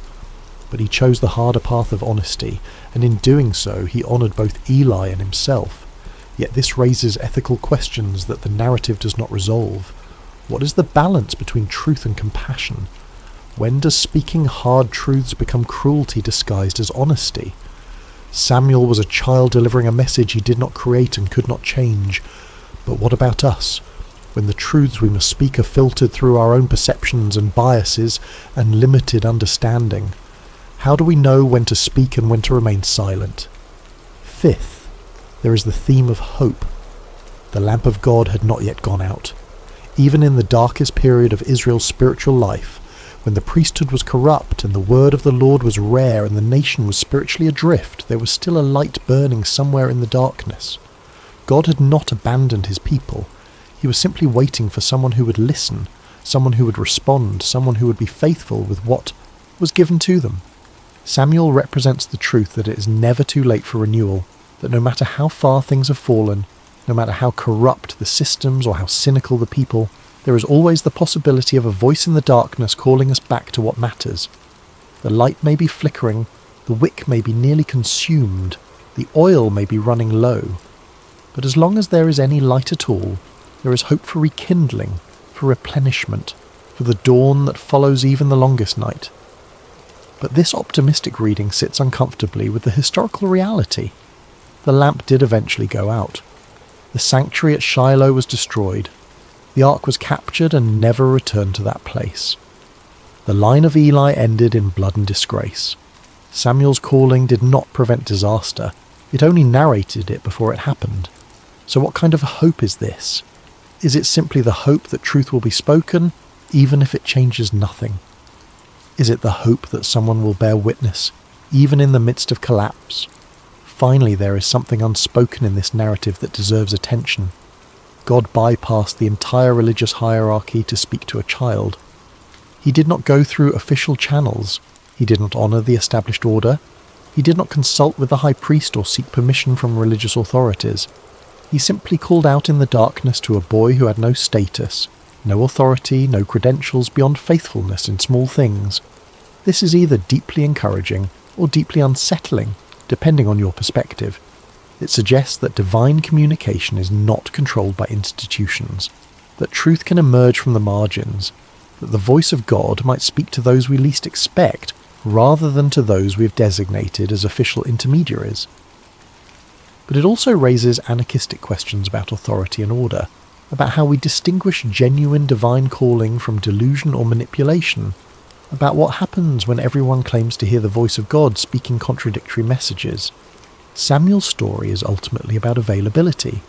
He was not the most powerful person in Israel. He was not the most educated or the most connected. He was simply present, attentive, and willing to respond when he heard his name called. And that was enough. That has always been enough. But it invites us to ask, what are we available for? What sacred spaces do we inhabit, whether physical or spiritual or psychological, where we might be found by whatever calls to us in the darkness? And when that call comes, will we recognize it, or will we mistake it for something ordinary, something explainable, something that requires no response? Epilogue: The Voice in the Night. Close your eyes and imagine that sanctuary again. The vast stone building in Shiloh, the oil lamps casting their gentle light, the shadows dancing on walls that have witnessed generations of worship and neglect. Imagine the boy lying near the ark, exhausted from a day of simple service, drifting into sleep with no expectation that this night will be different from any other. And then the voice, clear, personal, undeniable, a voice that breaks through the silence of heaven and calls a child by name. Samuel's story is a reminder that the divine does not always announce itself with thunder and lightning. Sometimes it comes as a whisper in the darkness.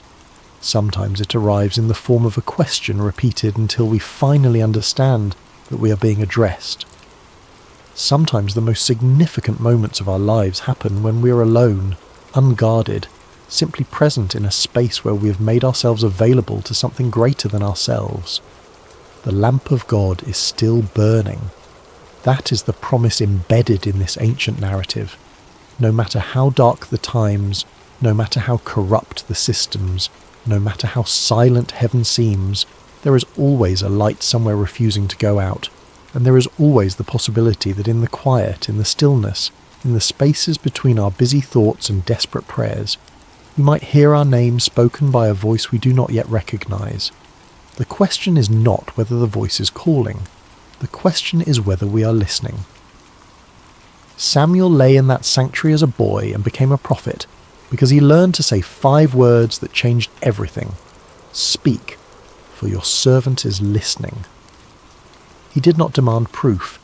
He did not negotiate terms. He did not insist on understanding everything before committing to anything. He simply made himself available, and availability was enough. Perhaps that is the real legacy of Samuel's calling. Not that he became powerful or influential or historically significant, though he became all those things.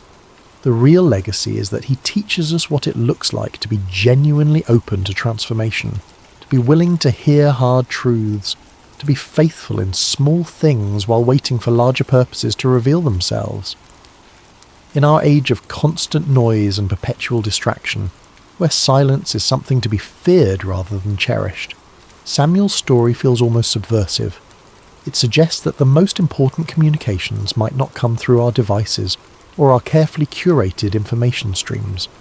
They might come in the quiet, in the dark, in the moments when we stop performing and simply exist in the presence of something that knows our name.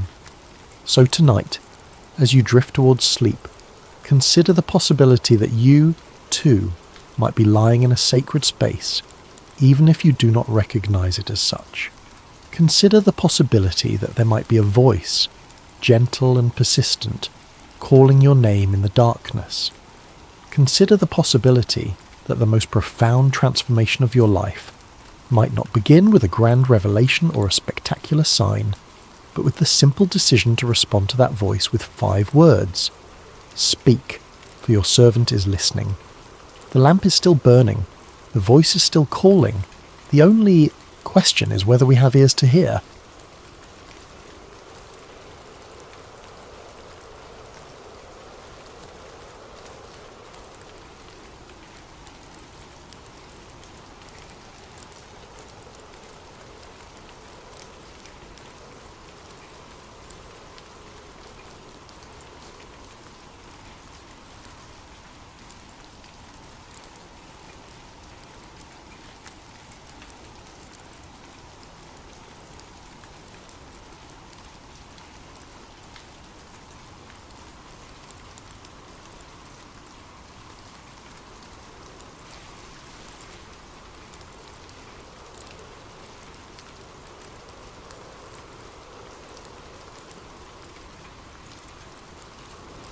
The fire on Mount Carmel, Elijah and the prophets of Baal.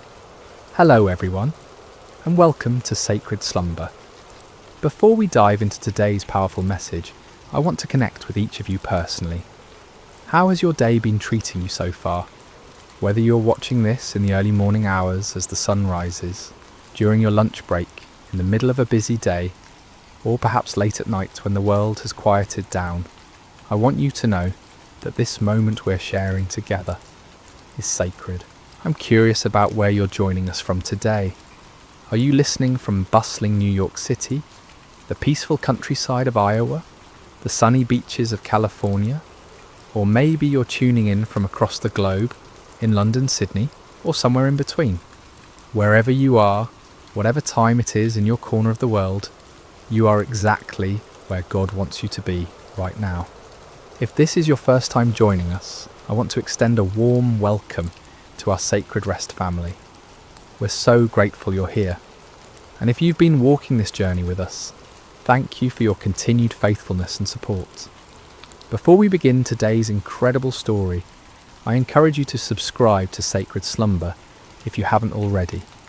Hit that subscribe button and ring the notification bell so you never miss these life-changing messages that God has in store for us. Now let's prepare our hearts for what I believe will be one of the most dramatic, faith-building stories you'll hear. Today we're travelling back over 2,800 years to witness one of the most spectacular demonstrations of God's power ever recorded in human history.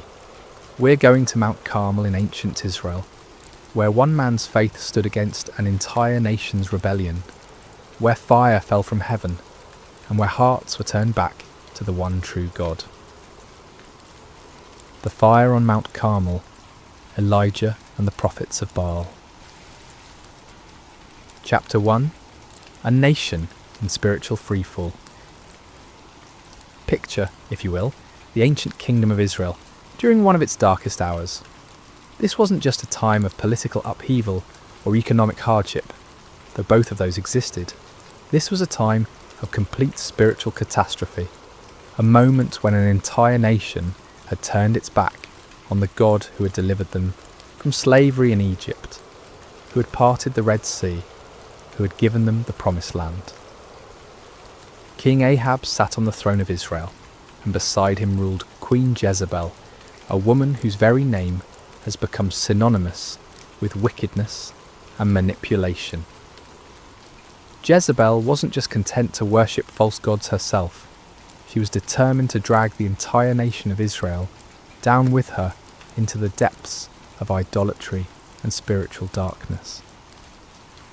Under their reign, temples to Baal began sprouting up across the landscape like poisonous mushrooms after a storm.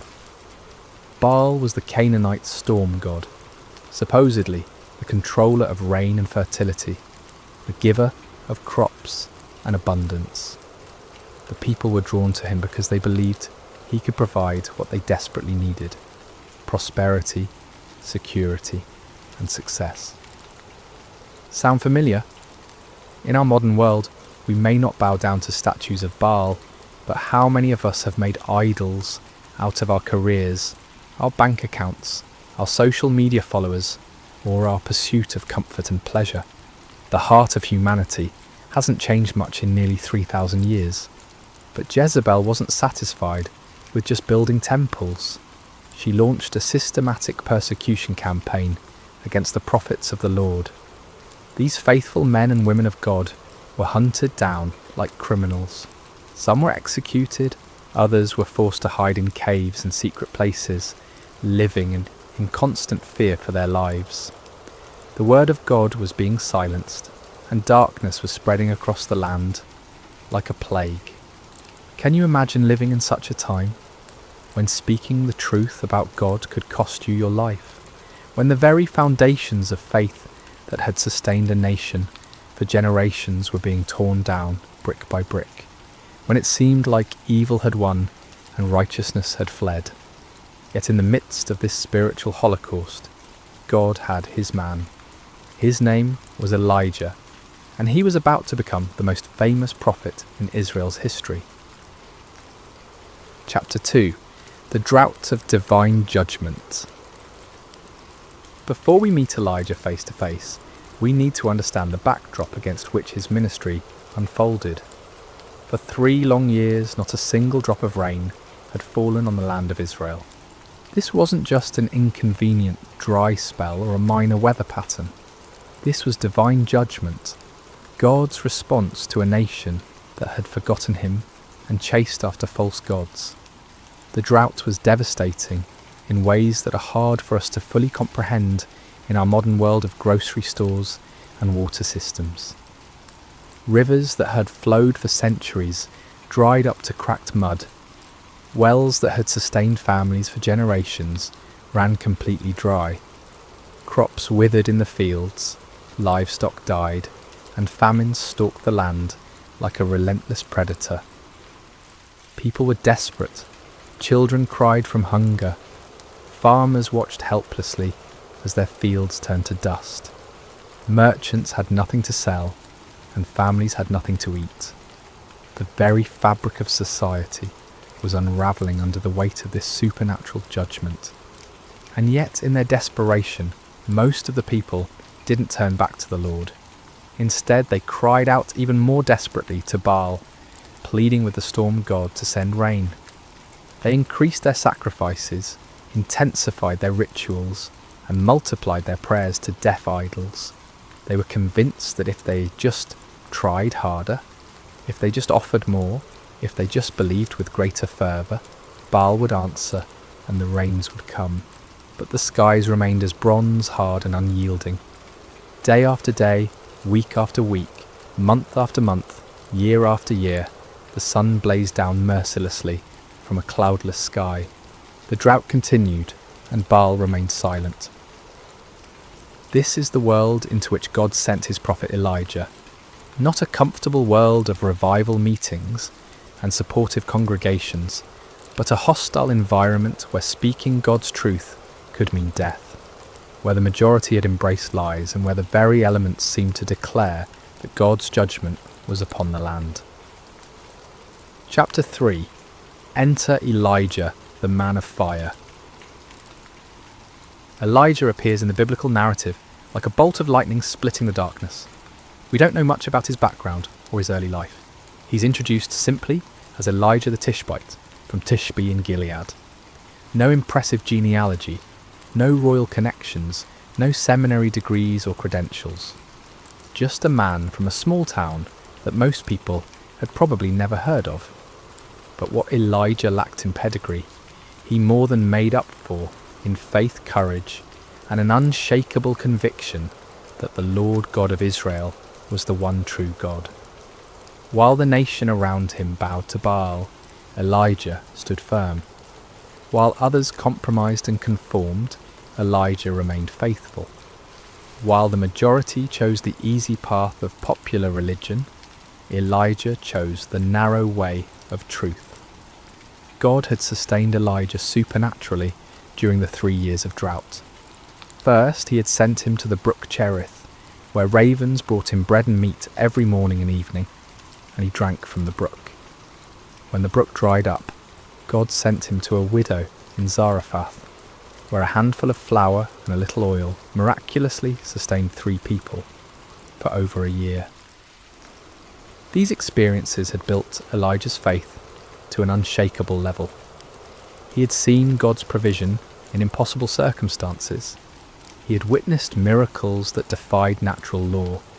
He had learned to trust completely in God's power and faithfulness, even when everything around him suggested that God had forgotten or abandoned his people. Now, as the drought entered its 3rd year, God was ready to use his seasoned servant for the greatest demonstration of divine power Israel had seen since the days of Moses. The time had come for a showdown that would echo through the ages, a confrontation that would prove once and for all who was the true God and who were merely the inventions of human imagination. Chapter 4. The Divine Commission. The word of the Lord came to Elijah with crystal clarity. Go and present yourself to Ahab, and I will send rain on the land. It was time for the drought to end, but first there would be a reckoning. God wasn't just going to quietly restore the rain and let everyone go back to their lives as if nothing had happened. He was going to make a statement that would be impossible to ignore or explain away.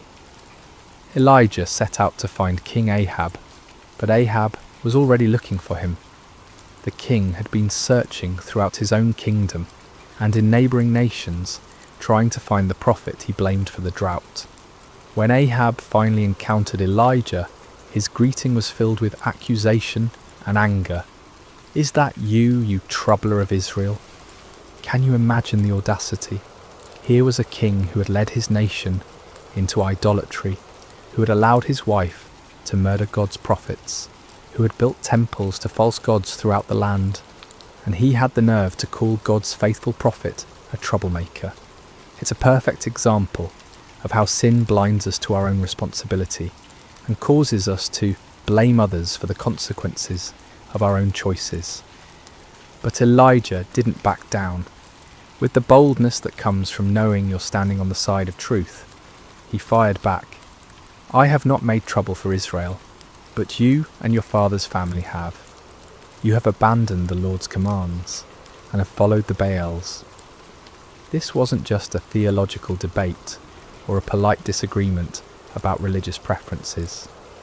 This was a confrontation between the kingdom of God and the kingdom of darkness, between truth and deception, between the power of the Almighty and the impotence of human-made idols.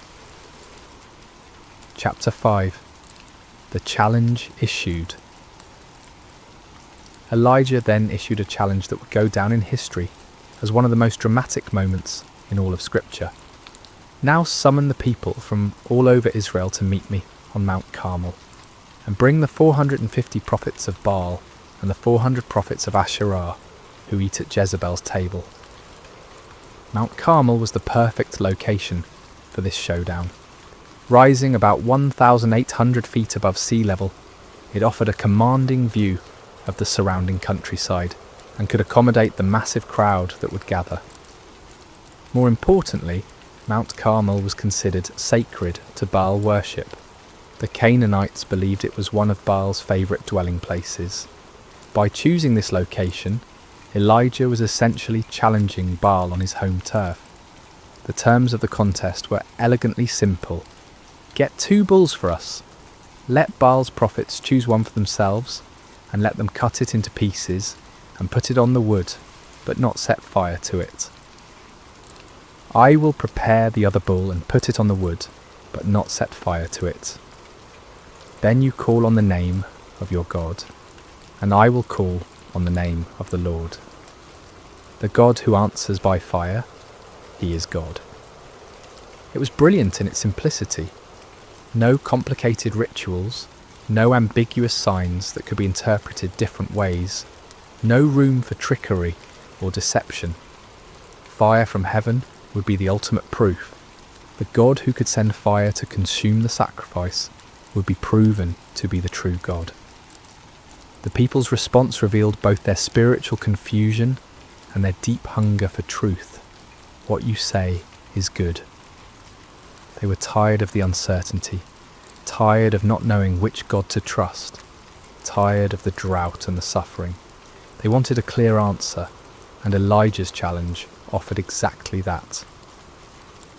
Chapter 6. The prophets of Baal take the stage.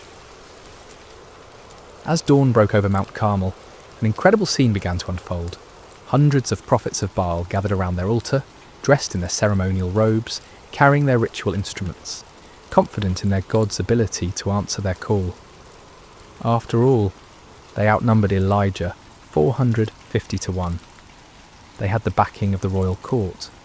They had been the religious establishment for years. Surely their God would not fail them now, especially not on his sacred mountain. They began their ritual early in the morning with great enthusiasm and confidence. "Baal, answer us," they cried, their voices echoing across the mountainside. They danced around their altar with wild abandon, their movements becoming more and more frenzied as they worked themselves into a religious fervour.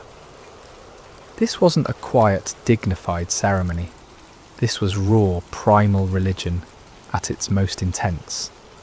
They leaped and shouted, they waved their arms and beat their chests.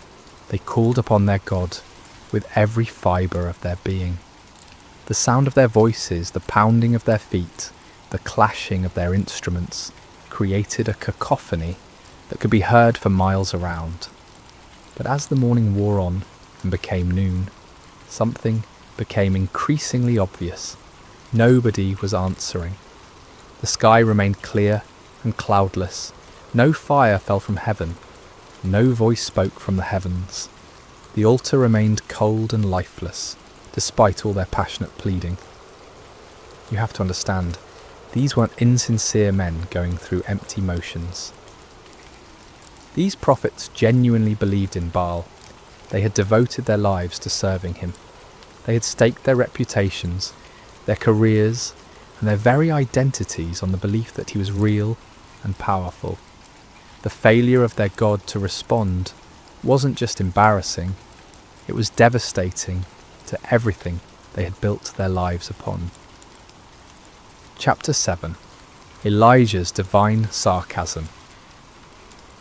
As the noon sun blazed overhead and the prophets of Baal continued their increasingly desperate rituals, Elijah decided it was time for some divine commentary. With a wit that was both cutting and brilliant, he began to mock their futile efforts. "Shout louder! Surely he is a god.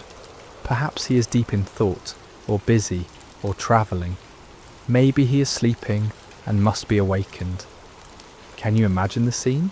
Here's Elijah, one man against 450, calmly watching their frantic efforts and offering helpful suggestions for why their God might not be responding. The sarcasm was devastating because it highlighted the absurdity of their situation. If Baal was truly the almighty storm god they claimed he was, why would he need to be awakened? Why would he be too busy or distracted to answer his devoted followers in their hour of greatest need? But Elijah's mockery served a deeper purpose than just humiliating the false prophets. He was exposing the fundamental weakness of all false gods. They are not truly there. They cannot hear because they have no ears. They cannot speak because they have no voice. They cannot act because they have no power. They are creations of human imagination, given form by human hands, but possessing no divine substance. The prophets of Baal, stung by Elijah's taunts and desperate to prove their God's reality, intensified their efforts to an almost unbelievable degree. They began to cut themselves with swords and spears, following their religious traditions until their blood flowed freely. This wasn't just symbolic, this was literal self-mutilation in the name of religious devotion. From noon until evening, they continued this horrific display, their voices growing hoarse from shouting, their bodies weakened by loss of blood, their spirits crushed by the growing realization that their God was not going to answer. The contrast couldn't have been more stark. On one side, frantic activity and desperate self-harm producing nothing. On the other side, one man waiting calmly for his turn, confident in his God's ability to act. Chapter 8. Elijah prepares his altar. As evening approached and the prophets of Baal finally exhausted themselves in defeat, Elijah stepped forward to take his turn. But before he called upon the Lord, he had some important work to do. "Come here to me," he called to all the people. This wasn't going to be a private ceremony or a mystical ritual performed in secret. Everything Elijah was about to do would be in full view of hundreds or perhaps thousands of witnesses.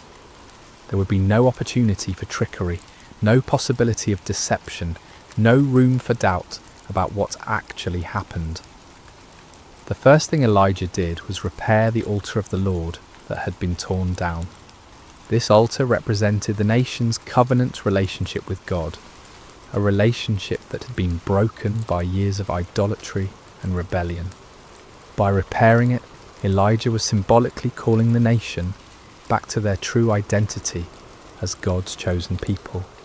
He took 12 stones, one for each of the tribes of Israel, even though the kingdom had been divided for generations. In God's eyes, his people were still one nation, still his chosen ones, still the objects of his covenant love, despite their unfaithfulness. Each stone was a reminder of God's promises to Abraham, Isaac and Jacob, promises that remained in effect despite the people's rebellion. With these 12 stones, Elijah built an altar in the name of the Lord. Then he dug a trench around it, large enough to hold about 15 litres of water. This wasn't just for dramatic effect, it was about to serve a very important purpose in demonstrating that what was about to happen could only be attributed to divine intervention. Chapter 9. The Ultimate Act of Faith. What Elijah did next was so audacious, so seemingly foolish, that it takes your breath away. Remember, this was in the 3rd year of a devastating drought. Water was more precious than gold. People were dying of thirst. Every drop was carefully conserved and rationed. And Elijah ordered 4 large jars to be filled with water and poured over the offering and the wood. Can you imagine the gasps from the crowd? Can you picture the shock on people's faces as they watched precious, life-giving water being poured out lavishly over an altar? Some in the crowd probably thought Elijah had lost his mind. Others might have been angry at what seemed like a wasteful display. But Elijah wasn't finished. "Do it again," he said. And they did it a second time, pouring out 4 more jars of precious water over the sacrifice and the wood. "Do it a 3rd time," Elijah commanded. And a 3rd time they soaked the altar until the water ran down around it and filled the trench he had dug. 12 jars of water in total. Everything was completely saturated. The wood was soaked through. The sacrifice was drenched. The stones were wet. Even the ground around the altar was muddy with water. If anyone had been planning to suggest that Elijah had somehow hidden fire or used trickery to ignite his altar, that possibility was now completely eliminated. This act of faith was staggering. Elijah was so confident in God's power that he was willing to make the miracle as difficult as possible. He wasn't just asking God to light dry wood. He was asking him to consume a sacrifice that was literally underwater.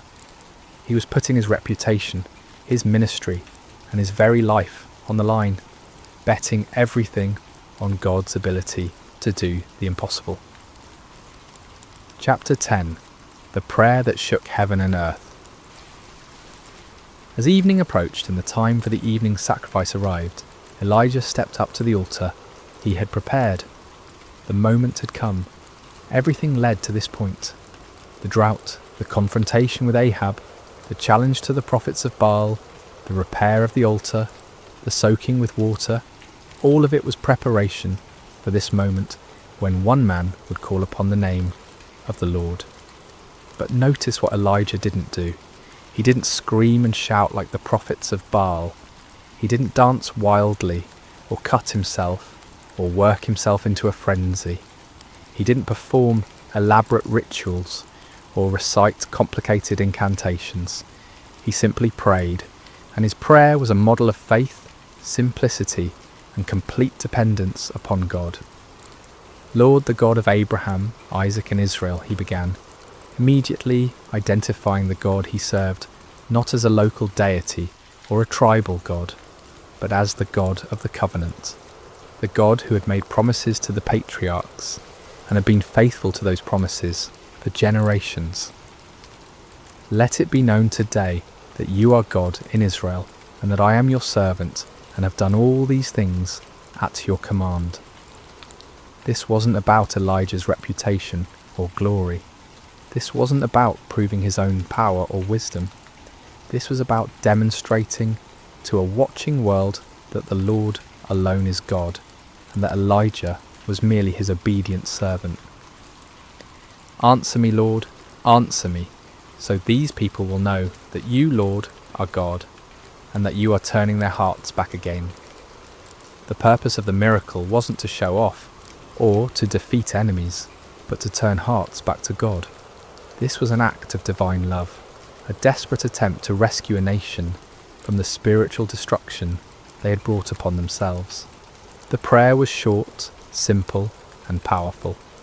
No theatrical performance, no manipulation of emotions, no attempt to work up faith through human effort. Just a straightforward request from a faithful servant to his all-powerful God. Chapter 11. Fire falls from heaven. What happened next has never been equalled in human history. The response to Elijah's prayer was immediate, dramatic, and absolutely unmistakable. Fire fell from heaven. Not a small flame that gradually grew, not a spark that ignited the wood, not a natural phenomenon that could be explained by meteorology or chemistry. This was supernatural fire, divine fire, holy fire that blazed down from the throne of God himself. And this fire didn't just consume the sacrifice, it didn't just burn up the wood, it consumed everything. The offering was instantly vaporized. The wood disappeared in a flash. The 12 stones that Elijah had so carefully arranged were completely consumed. Even the soil around the altar was burned up. The water in the trench, all those precious gallons that had been poured out, was licked up by the divine flames as if it had never been there. The heat must have been incredible. The light must have been blinding. The sound must have been like thunder echoing across the mountainside. Everyone watching would have felt the power of God in a way that shook them to their very core. This wasn't just a miracle, it was a demonstration of absolute divine authority. God was making a statement that could not be ignored, denied, or explained away. He was declaring to Israel, to the prophets of Baal, to King Ahab and Queen Jezebel, and to everyone watching, that he alone is God, that he alone has power over the elements, and that he alone deserves worship and obedience. Chapter 12. The people's response. When the people saw the fire fall from heaven and consume everything on the altar, their response was immediate and overwhelming. They fell prostrate on the ground, not just kneeling, but face down in the dirt, overwhelmed by the presence and power of the Almighty God. And they cried out in unison, "The Lord, He is God! The Lord, He is God!" Think about what this meant. Many of these same people had been worshipping Baal just hours before. They had been convinced that the storm god was real and powerful. They had invested their hopes, their prayers, and their sacrifices in a false deity. But now, confronted with undeniable evidence of God's power, they acknowledged the truth they had been running from for 3 years. This wasn't just an intellectual acknowledgement or a polite religious sentiment. This was a deep, heart-level recognition of divine authority. They had seen something that shattered their old beliefs and transformed their understanding of spiritual reality. The God of Israel the God of Abraham, Isaac and Jacob, the God their fathers had worshipped. He was the true God, and all other gods were mere pretenders. The cry, "The Lord, He is God," became a declaration of faith that echoed across the mountainside and down through the centuries. It was a moment of national awakening, a turning point when an entire people group remembered who they were and whose they were. Chapter 13. Justice and Restoration. But the story didn't end with the people's declaration of faith. God's justice demanded that those who had led the nation astray face the consequences of their deception. Under Elijah's direction, the people seized the 450 prophets of Baal who had spent the day proving the powerlessness of their God. This might seem harsh to our modern sensibilities, but we need to understand the context. These men had been leading an entire nation away from the true God. They had been accomplices in the persecution and murder of God's true prophets. They had been teaching lies in the name of religion, deceiving people who were desperately seeking spiritual truth. Their deception had contributed to the spiritual darkness that had brought God's judgment upon the land. Justice was swift and final. All 450 prophets of Baal were executed, removing the source of false teaching that had poisoned the nation's spiritual life. With the false prophets dealt with and the people's hearts turned back to God, it was time for the next phase of God's plan, the restoration of His blessing upon the land. Chapter 14. The sound of abundant rain. Elijah said to Ahab, "Go, eat and drink, for there is the sound of a heavy rain." This statement is remarkable for several reasons. First, there wasn't a cloud in the sky. The weather conditions were identical to what they had been for 3 years. Hot, dry, and utterly cloudless. But Elijah had the faith to hear the sound of rain that existed only in the promise of God. This is the kind of faith that sees the invisible and hears the inaudible. Elijah wasn't looking at circumstances or relying on weather forecasts. He was trusting in the word of God, who had promised to send rain upon the land. While Ahab went to eat and drink, Elijah climbed to the top of Mount Carmel and threw himself down on the ground in prayer. This wasn't a casual request or a polite religious ritual. This was intense, fervent prayer from a man who understood that he was participating in God's plan to restore His people. 7 times Elijah sent his servant to look toward the sea for signs of rain. 6 times the servant returned with the same report. There is nothing there. But Elijah didn't give up. He didn't doubt God's promise or question his own faith. He kept praying, kept believing, kept expecting God to fulfill His word. On the 7th time, the servant returned with different news. A cloud as small as a man's hand is rising from the sea. To most people, a tiny cloud on the horizon wouldn't seem significant, especially after 3 years of drought. But to the eyes of faith, that small cloud was the beginning of God's abundant provision. Elijah immediately told his servant to run to Ahab with this message: "Hitch up your chariot and go down before the rain stops you." Chapter 15. The Storm of Restoration. What followed was one of the most dramatic weather changes in recorded history. The tiny cloud that had appeared on the horizon quickly grew and multiplied. The sky, which had been clear blue for 3 years, suddenly turned black with storm clouds. The wind began to blow with increasing intensity, and then the rain began to fall. But this wasn't a gentle shower or a light drizzle. This was a torrential downpour, a deluge that made up for 3 years of drought in a matter of hours. The rain came down in sheets so heavy that visibility was reduced to just a few feet. The ground, which had been hard as concrete from years of drought, couldn't absorb the water fast enough, and soon rivers of rainwater were flowing down every hillside and through every valley. It was as if God was saying, "You thought I had forgotten how to send rain? You believe that Baal was the god of storms? Let me show you what real divine power looks like. The storm was so intense that King Ahab, travelling in his royal chariot, had difficulty making the journey back to his palace in Jezreel. But here's one of the most amazing details of the entire story. The power of the Lord came on Elijah, and tucking his cloak into his belt, he ran ahead of Ahab's chariot all the way to Jezreel. Picture this scene. A middle-aged prophet who had just spent an entire day in intense spiritual warfare, who had just called down fire from heaven and orchestrated the execution of 450 false prophets who had just prayed intensely for rain. This same man was given supernatural strength to outrun a horse-drawn chariot for about 17 miles through a driving rainstorm. This wasn't natural human endurance.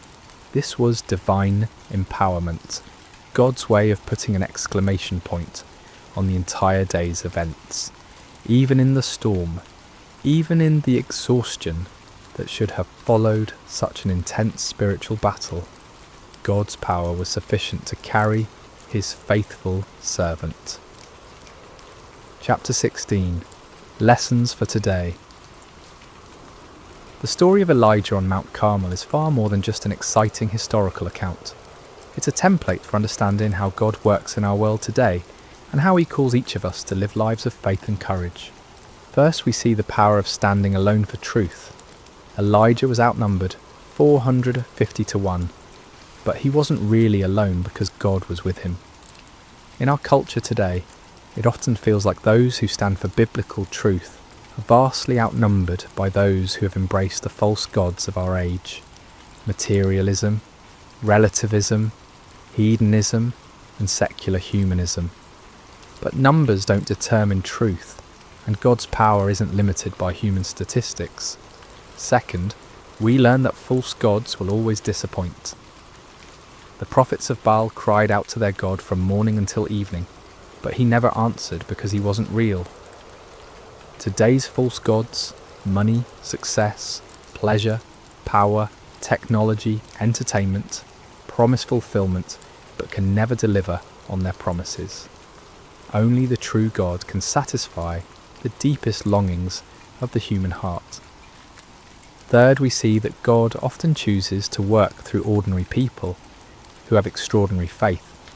Elijah wasn't from a prominent family or an influential background. He was just a man who believed God and was willing to stake everything on that belief. God is still looking for such people today, men and women who will trust him completely and obey him fully, regardless of the circumstances or the opposition. Fourth, we learn the importance of prayer in the life of faith. Elijah's prayer was simple but powerful because it was offered in complete faith and alignment with God's will. He wasn't trying to manipulate God or impress people. He was simply communicating with his heavenly Father and trusting him to act according to his promises. Fifth, we see that God's miracles often come after periods of preparation and testing. The 3 years of drought weren't just punishment for sin, they were preparation for a miracle. God was setting the stage for a demonstration of his power that would be undeniable and unforgettable. Sometimes what looks like delay in our lives is actually divine preparation for something greater than we could imagine. Conclusion. Where is your Mount Carmel? As we conclude this incredible story, I want to ask you a personal question. Where is your Mount Carmel? What situation in your life is calling for a clear demonstration of God's power and faithfulness? What false gods have you been trusting instead of the one true God? What impossible circumstance are you facing that only divine intervention can resolve? Maybe you're facing a financial crisis that seems hopeless and you need God to provide for your needs in supernatural ways. Perhaps you're dealing with a health challenge that has left doctors puzzled, and you need the great physician to demonstrate his healing power. It could be that you're struggling with a relationship that seems beyond repair, and you need the God of restoration to work a miracle in your marriage or family. Or maybe your Mount Carmel is more internal. Maybe you've been worshipping the false gods of success, approval, comfort, or control, and you need to experience the reality of God's presence and power in a fresh way. Maybe you've been trying to live the Christian life in your own strength, and you need to discover what it means to depend completely on God's power rather than your own abilities. The same God who answered Elijah's prayer with fire from heaven is still on the throne today.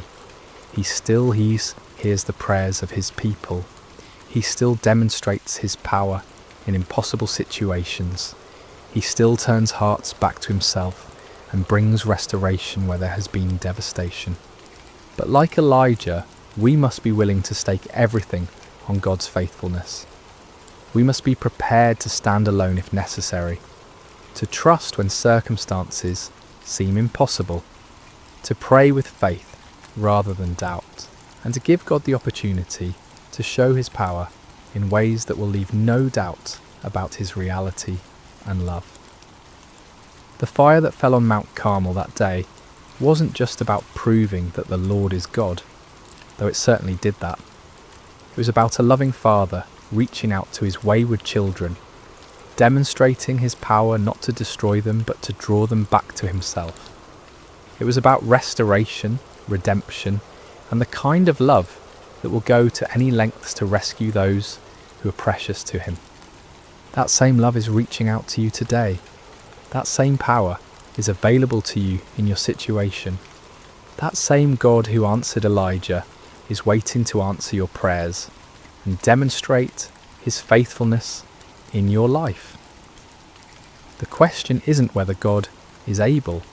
The question is whether you're willing to trust him completely, to step out in faith even when the odds seem impossible, and to give him the opportunity to show his power in your Mount Carmel moment. So I challenge you today, don't settle for the false gods of our culture. Don't be satisfied with a powerless religion that looks good on the surface but lacks the reality of divine presence. Cry out like the people on Mount Carmel, "The Lord, he is God. The Lord, he is God." And then watch as the fire of his presence transforms your impossible situation into a testimony of his faithfulness and power. The same God who sent fire from heaven is ready to move in your life today. Are you ready to trust him completely and see what he will do? Remember to subscribe to Sacred Rest for more life-changing messages like this one. Until next time, may you know the reality of God's presence and power in every area of your life. God bless you.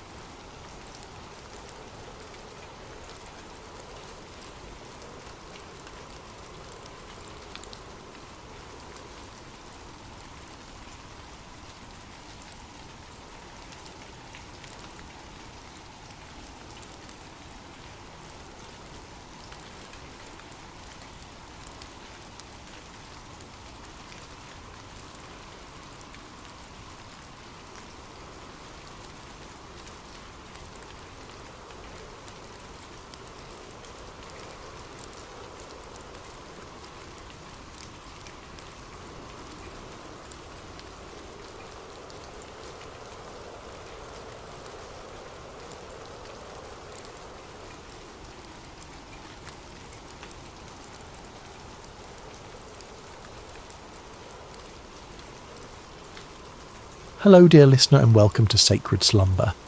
Before we begin tonight's story, I'd love to know how your day has been. Whether it was filled with joy or challenges, you're exactly where you need to be right now. What time is it where you are in the world? Are you settling down for the evening, or perhaps finding a quiet moment in the middle of your day? Wherever you are listening from, know that you are part of our global community of souls, seeking peace and spiritual connection.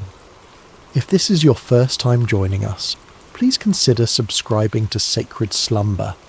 We're here to bring you stories that nourish the spirit and calm the mind. Tonight, we journey to ancient Judah, to a time when God called a young man named Jeremiah to carry a message of both warning and hope. This is a story about divine calling, about being reshaped by loving hands, and about finding purpose even in the midst of struggle. So settle in, take a deep breath, and let us begin. In the 13th year of King Josiah's reign over the kingdom of Judah, when the morning mist still clung to the hills of Anathoth, a young man named Jeremiah sat beneath the shade of an ancient olive tree. The leaves whispered secrets in the gentle breeze, and somewhere in that whisper something stirred within his heart. Something he couldn't yet name, but could feel as surely as the warm earth beneath his feet. Jeremiah was not like the other young men of his village. While they spoke boldly of their plans and dreams, he preferred the quiet company of his thoughts. While they gathered in the marketplace to debate and jest, he found himself drawn to solitary places where he could listen to the deeper rhythms of life. His father, Hilkiah, was a priest, and perhaps that was why Jeremiah felt such a natural pull toward the sacred, toward the spaces where heaven seemed to touch earth. On this particular morning, as the sun climbed higher and cast dancing shadows through the olive branches, Jeremiah felt that familiar stirring grow stronger. It was as if someone were calling his name from a great distance, though he heard no voice with his ears. The sensation was both thrilling and terrifying, like standing at the edge of a vast ocean, knowing you were meant to step in but uncertain of your ability to swim. Then, as clearly as if someone had spoken directly into his ear, came the words that would change everything. Before I formed you in the womb, I knew you. Before you were born, I set you apart. I appointed you as a prophet to the nations. Jeremiah's heart raced. He looked around, half expecting to see someone standing nearby, but he was alone with only the olive tree and the endless blue sky as witnesses. The voice came again, gentle yet unmistakable. Jeremiah, I have called you to be my messenger. The young man's immediate response was one of panic. Sovereign Lord, he whispered, his voice barely audible even to himself. I don't know how to speak. I am too young. Who would listen to me? I am nobody special, just a priest's son from a small village. Surely you have made a mistake. But the presence that surrounded him was filled with such love and certainty that his fears began to quiet. Do not say you are too young, came the gentle correction. You must go to everyone I send you to and say whatever I command you. Do not be afraid of them, for I am with you and will rescue you. In that moment, Jeremiah felt something touch his lips. Not a physical touch, but something deeper, more real than anything he had ever experienced. I have put my words in your mouth, the voice continued. See, today I appoint you over nations and kingdoms to uproot and tear down, to destroy and overthrow, to build and to plant. As the presence gradually faded, leaving only the normal sounds of morning, birds singing, leaves rustling, the distant lowing of cattle, Jeremiah remained sitting beneath the olive tree, stunned by what had just occurred. His life had been ordinary just moments before, and now he was being called to something extraordinary. The weight of it should have crushed him, but instead he felt a strange peace settling over his spirit. He didn't yet understand what lay ahead, couldn't foresee the years of rejection and persecution that awaited him, or the deep wells of sorrow he would have to draw from. He only knew that the God of his fathers had spoken to him, had chosen him for a purpose that was both terrible and wonderful, and though he trembled at the thought of it, something deep within him whispered back, "Yes, Lord, I will go." Months passed after Jeremiah's calling, and he found himself struggling with the enormity of his task. The messages that came to him were not easy ones. Words of warning about the spiritual condition of Judah, prophecies of coming judgment if the people didn't turn back to their God. How could he, a young man with no credentials or authority, stand before the elders and priests and kings with such heavy words? One morning, as Jeremiah prayed in the quiet of his chamber, seeking guidance for this impossible mission, he heard the familiar voice of the Lord speaking to him once again. "Go down to the potter's house, and there I will give you my message." Jeremiah had passed by the potter's house countless times in his life, but had never paid it much attention. It was a humble building on the outskirts of the village, marked by the constant sound of the spinning wheel and the earthy smell of wet clay. As he approached that day, however, he felt a sense of anticipation, as if he were about to witness something profound. The potter was an elderly man named Malachi, whose hands bore the calluses and clay stains of decades spent at his craft. His hair was white as wool, and his eyes held the patient wisdom of someone who had spent his life creating beauty from formless earth. When Jeremiah arrived, Malachi looked up from his wheel and smiled, as if he'd been expecting him. "Shalom, young prophet," Malachi said, his voice warm with genuine kindness. "Please sit and watch. I have work to do." Jeremiah settled himself on a wooden stool in the corner of the workshop, fascinated despite himself. He had never really watched a potter at work before, had never paid attention to the intricate process of creation that happened in this simple space. The wheel began to turn, and Malachi placed a lump of clay in the centre, his hands moving with practiced precision. At first the clay seemed to resist, wobbling and threatening to collapse, but Malachi's hands were steady and sure, applying just the right amount of pressure, guiding the clay upward into the beginning of what would become a vessel. Jeremiah watched in wonder as the formless lump slowly took shape, a wide base, curving sides, the promise of something beautiful and functional. But then something went wrong. Perhaps there was a stone in the clay, or a dry patch that wouldn't bend. The emerging vessel began to collapse, its sides caving in despite the potter's careful ministrations. Jeremiah expected to see frustration on Malachi's face, perhaps anger at the ruined work. Instead, the old man simply smiled and pressed the clay back into a lump ready to begin again. "The clay has its own nature," Malachi explained, his hands already starting to reshape the material. "Sometimes it has hard spots, or air bubbles, or impurities that make it difficult to work with. But clay is forgiving. It can always be reformed, reshaped, made into something new." As Jeremiah watched, the potter began again, this time working the clay more thoroughly, removing the impurities that had caused the first attempt to fail. Slowly, patiently, lovingly, a new vessel began to emerge, different from the first but no less beautiful. In fact, this second creation seemed to have a character all its own, shaped by the very challenges that had destroyed its predecessor. It was then that Jeremiah heard the voice of the Lord speaking to him, as clear as if someone were standing beside him. "Can I not do with you, Israel, as this potter does? Like clay in the hand of the potter, so are you in my hand." The words hit Jeremiah like a revelation. He understood now why he had been sent to this place, why he needed to witness this simple yet profound act of creation. The people of Judah were like clay in God's hands, sometimes stubborn, sometimes marred by the impurities of sin and rebellion. But God was not a harsh taskmaster who would discard them when they failed to take shape properly. He was like Malachi, patient and loving, willing to reshape them again and again until they became the vessels he had always intended them to be. "The message I want you to carry," the Lord continued, "is not just one of judgment, but of hope. Yes, I must sometimes tear down what is corrupt and broken, but I tear down in order to build up again, in order to create something better and more beautiful than before."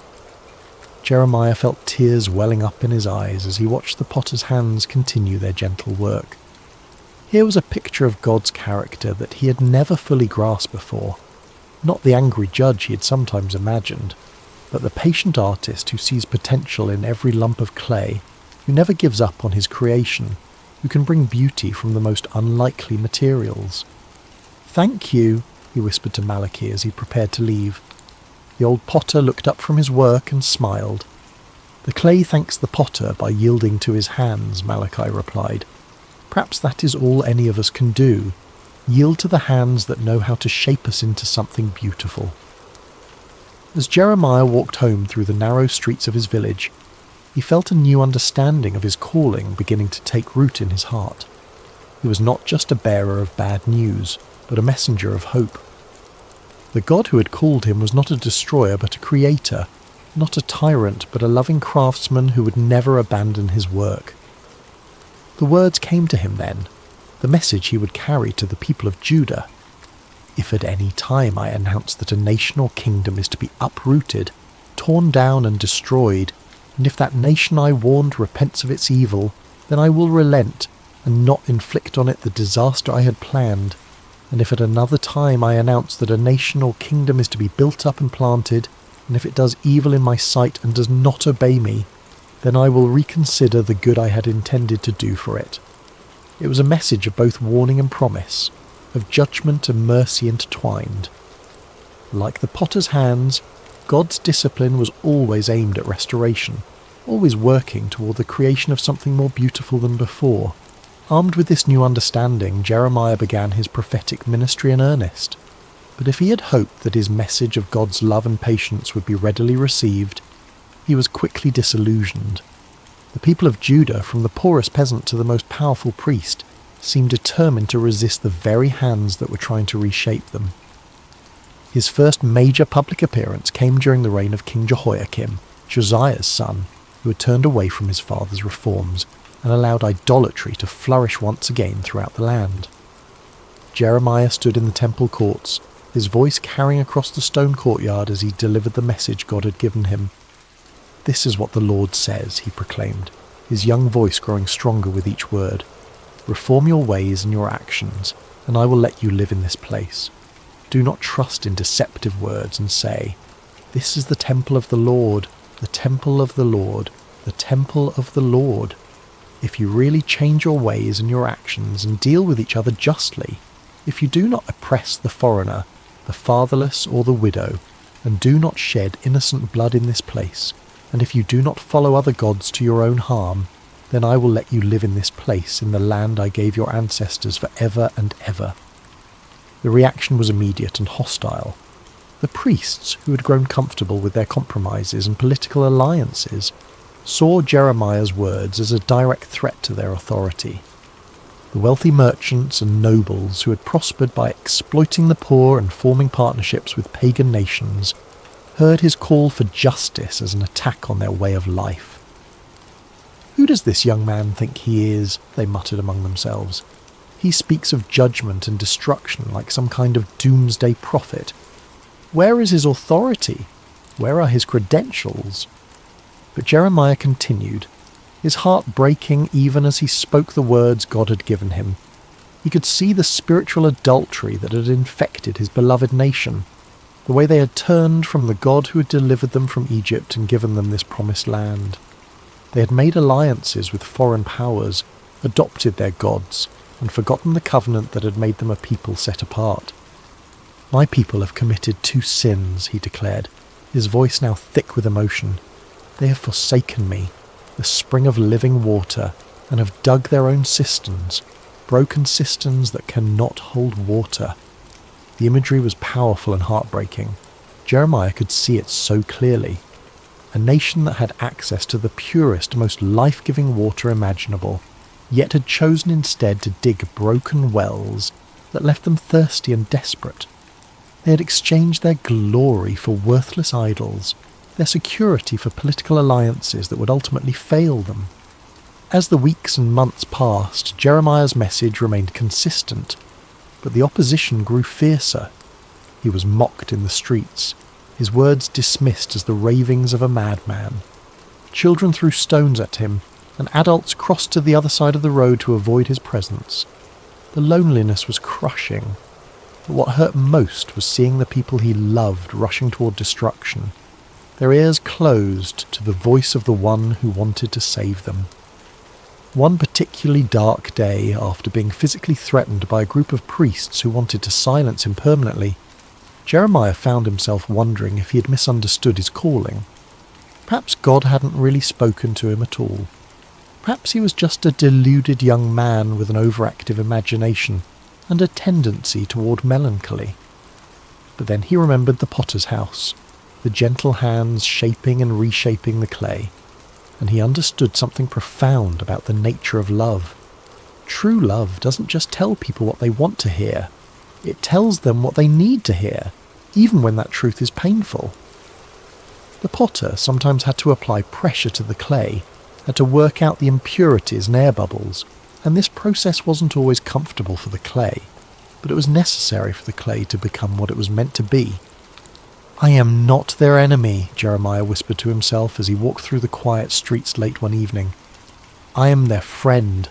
I am speaking these hard words because I love them, because God loves them, because we can't bear to see them destroy themselves." The revelation gave him strength to continue, even as the opposition intensified. He began to write down his prophecies, creating a record of God's words that could be preserved even if his voice was silenced. He wrote of the coming judgment, but also of the hope that lay beyond it, the promise of a new covenant, a time when God would write his law on their hearts rather than on tablets of stone. "The days are coming," he wrote, his hand moving quickly across the parchment, "when I will make a new covenant with the people of Israel and with the people of Judah. It will not be like the covenant I made with their ancestors when I took them by the hand to lead them out of Egypt, because they broke my covenant, though I was a husband to them. This is the covenant I will make with the people of Israel after that time. I will put my law in their minds and write it on their hearts.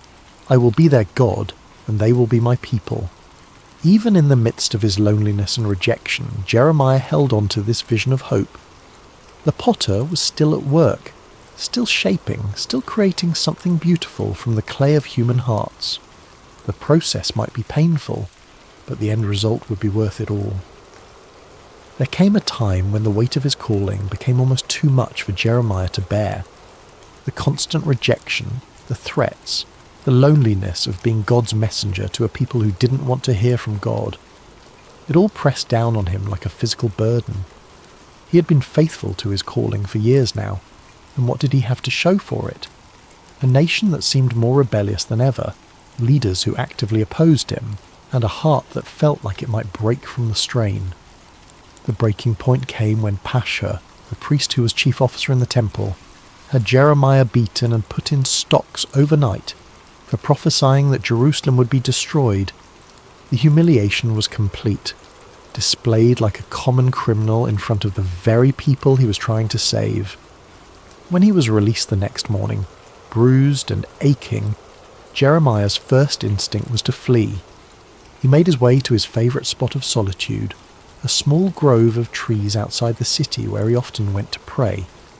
There, surrounded by the peaceful sounds of nature, he poured out his heart to God in words that were both complaint and lament. "You deceived me, Lord, and I was deceived," he cried out, his voice raw with emotion. "You overpowered me and prevailed.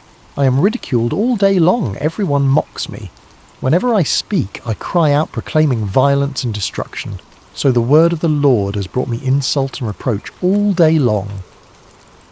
The words felt almost blasphemous as they left his lips, but they were honest words, torn from the depths of his soul.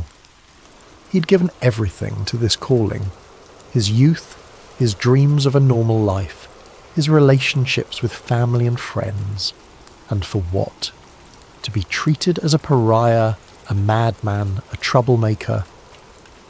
In that moment of deepest despair, Jeremiah made a decision that felt like the only sane choice left to him. He would be silent. No more prophecies, no more warnings, no more attempts to turn the hearts of a stubborn people back to their God. He would find a quiet corner of the world and live out his days in peace, letting others worry about the spiritual condition of the nation. The resolve felt good at first, like setting down a burden that had been crushing him. For several days, he said nothing about the visions that continued to come to him, ignored the urgings in his spirit to speak out against the injustices he witnessed. He tried to live like a normal person, to find satisfaction in simple pleasures and everyday concerns. But something strange began to happen. The more he tried to suppress the words God had given him, the more they seemed to burn within him. It was as if a fire had been kindled in his bones, a flame that grew hotter the more he tried to smother it. The visions wouldn't stop coming. The burden for his people wouldn't lift, and the words of God seemed to be blazing inside him like a furnace. But if I say, I will not mention his word or speak any more in his name, he found himself whispering, his word is in my heart like a fire shut up in my bones. I am weary of holding it in. Indeed, I cannot. The realization came to him gradually, like dawn breaking over the mountains. He couldn't stop being a prophet any more than he could stop being human. This wasn't just something he did. It was who he was. God had formed him in the womb for this purpose, had written this calling into the very fabric of his being. To deny it would be to deny himself, to attempt to live as someone he was never meant to be. But more than that, he began to understand that his struggles and sufferings were not signs that he had failed in his calling, but evidence that he was fulfilling it exactly as God intended. The potter sometimes had to apply intense heat to the clay to make it strong and durable. The fire in his bones wasn't a punishment. It was the very thing that qualified him to speak for God. "The Lord is with me like a mighty warrior," he declared, his voice growing stronger with each word. "So my persecutors will stumble and not prevail. They will fail and be thoroughly disgraced. Their dishonor will never be forgotten." The change in perspective was revolutionary. Instead of seeing his sufferings as evidence of God's abandonment, Jeremiah began to understand them as proof of God's presence. The fire in his bones wasn't consuming him. It was refining him, purifying him, making him into the kind of vessel that could carry God's words to a broken world. He thought again of the potter's house, of the way Malachi had worked the clay with such patience and skill. Sometimes the potter had to put the vessel into the fire to make it strong, to burn away the impurities and set the shape permanently. The heat wasn't cruelty, it was love, the kind of love that was willing to do whatever it took to create something beautiful and lasting. "I will speak," Jeremiah said aloud, his voice carrying across the quiet grove. "I will speak because I must, because the words are like fire in my bones, because God has made me a prophet to the nations. I will speak not because it's easy, but because it's necessary. I will speak not because people want to hear, but because they need to hear. I will speak because the potter is still at work and I am his instrument." The fire in his bones had become not a burden, but a gift, not a curse, but a blessing. It was the very thing that enabled him to continue when everything else told him to quit, the divine energy that sustained him through rejection and persecution. He was not just a messenger, he was a burning message, a living embodiment of God's passionate love for his people. The years passed, and Jeremiah's prophecies began to unfold with heartbreaking accuracy. The Babylonian army, led by King Nebuchadnezzar, laid siege to Jerusalem just as God had warned through his prophet. The city that had been called the joy of the whole earth was now surrounded by enemy forces, its people trapped within walls that had once seemed impregnable. During the siege, Jeremiah found himself in an impossible position. His prophecies of judgment were being fulfilled before everyone's eyes, but instead of vindicating him, this only increased the hostility toward him. The leaders of Jerusalem accused him of being a traitor, of collaborating with the enemy by undermining morale with his gloomy predictions. "You're deserting to the Babylonians," they shouted when he tried to leave the city on a simple errand. They arrested him, beat him, and threw him into a dungeon where he remained for many days, forgotten and alone. But even in that dark place, the word of the Lord continued to come to him, and strangely it was not a word of judgment, but of hope. "Call to me and I will answer you," came the familiar voice in the darkness. "I will tell you great and unsearchable things you do not know." The message that came to him there in the dungeon was one of the most beautiful and hopeful prophecies he had ever received. It spoke of a time when the city would be rebuilt, when the people would return from exile, when joy and celebration would once again fill the streets of Jerusalem. It was a promise of restoration so complete and wonderful that it seemed almost too good to be true. "I will bring health and healing to it," God promised. "I will heal my people and will let them enjoy abundant peace and security. I will bring Judah and Israel back from captivity and will rebuild them as they were before. I will cleanse them from all the sin they have committed against me and will forgive all their sins of rebellion against me. Then this city will bring me renown, joy, praise and honour before all nations on earth that hear of all the good things I do for it." Even as the sounds of warfare grew louder outside his prison walls, Jeremiah held on to these words of hope. The potter was still at work, still shaping, still creating something beautiful from the broken clay of human hearts and human history. When the city finally fell, it was as devastating as Jeremiah had predicted.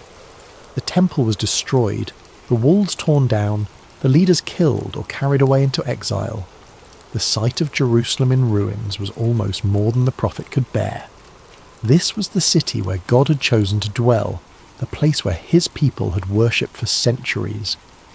Now it lay in smoking rubble, its streets filled with the debris of a civilization that had forgotten its God. In the aftermath of the destruction, Jeremiah sat among the ruins and wept. The tears came not from a heart that said, "I told you so," but from one that was genuinely broken for the suffering of his people. He had warned them, yes, but he had never wanted to see them destroyed. He had hoped until the very end that they would turn back to God and avoid this terrible fate.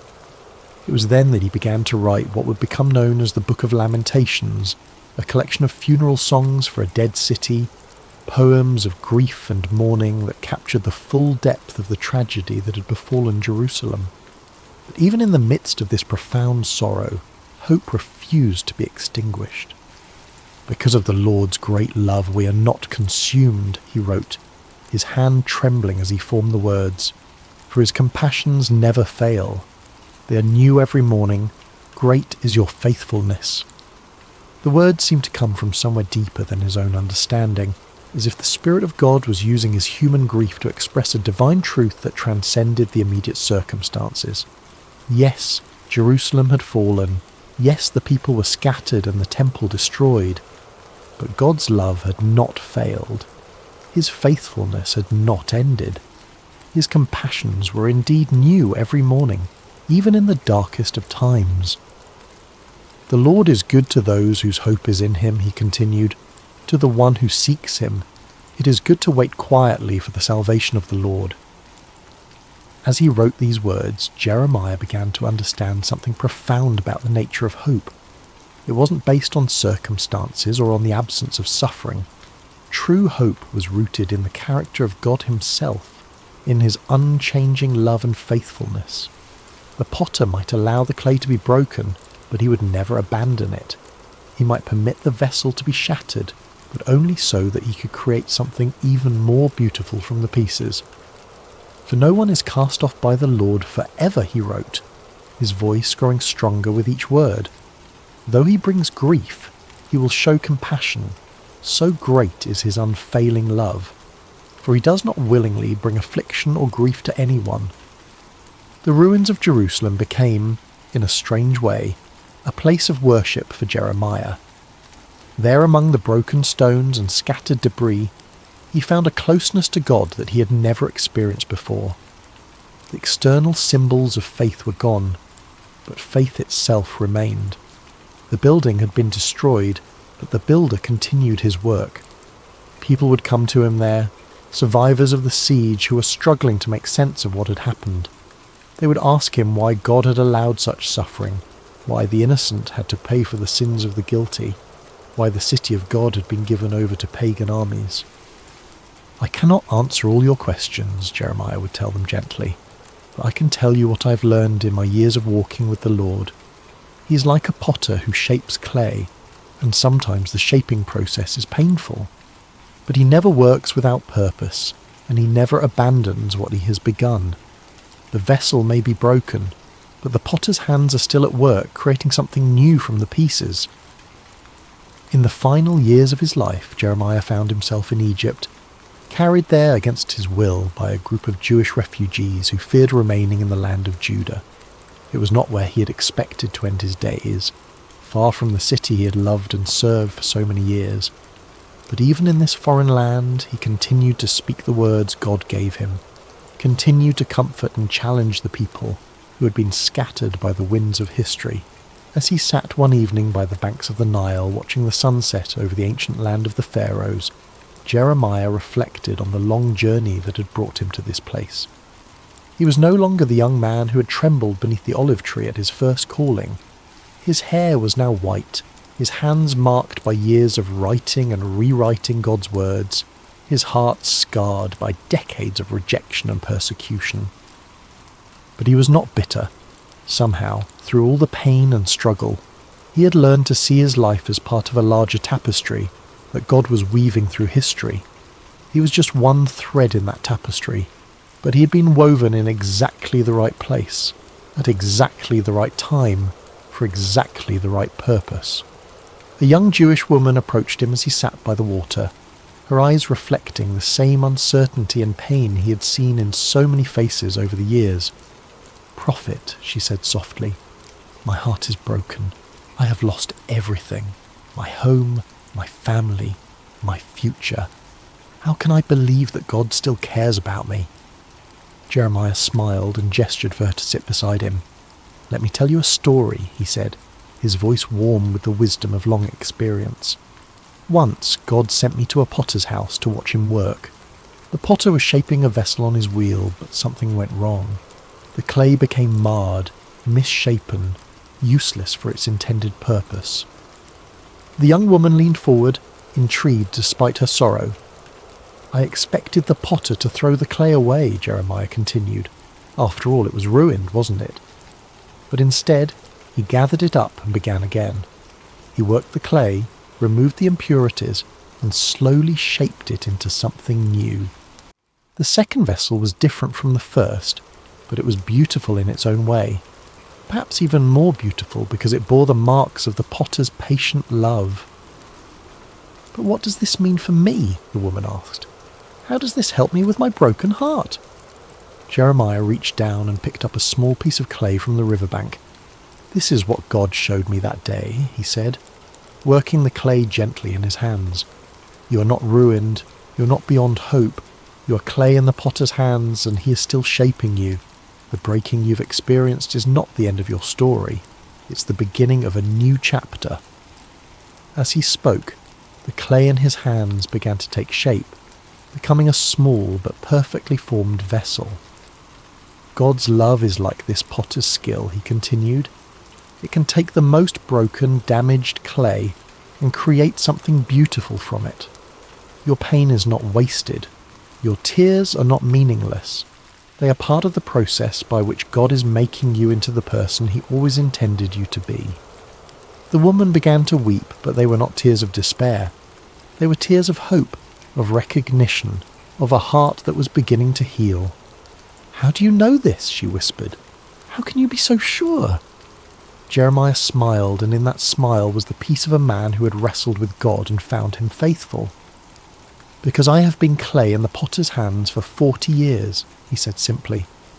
"I have been broken and reshaped more times than I can count. I have questioned, doubted, even tried to run away from his calling. But through it all, I have learned one thing. The potter never gives up on his clay. He never throws it away. He keeps working, keeps shaping, keeps creating until the vessel is exactly what he envisioned it to be." As the stars began to appear in the darkening sky, Jeremiah continued to speak with the young woman and others who had gathered around them. He told them of the promises God had made, of a time when the exiles would return, when the city would be rebuilt, when God would make a new covenant with his people. He reminded them that their current suffering was not the end of the story, but part of a larger narrative of redemption and restoration. "The potter is still at work," he said as the evening drew to a close. In your lives, in the life of our nation, in the great sweep of history itself, He's shaping something beautiful from the clay of human hearts and human history. Trust His hands, yield to His touch, and know that whatever He is creating in you and through you, it will be more wonderful than you can imagine. That night, as Jeremiah lay down to sleep, he thought once more of the potter's house and the lesson that had shaped his entire ministry. He had been privileged to be God's messenger, to speak His words to a generation that desperately needed to hear them. He had endured rejection, persecution, and exile, but he had also experienced the incredible intimacy of walking with God through every trial. His life had not been easy, but it had been meaningful.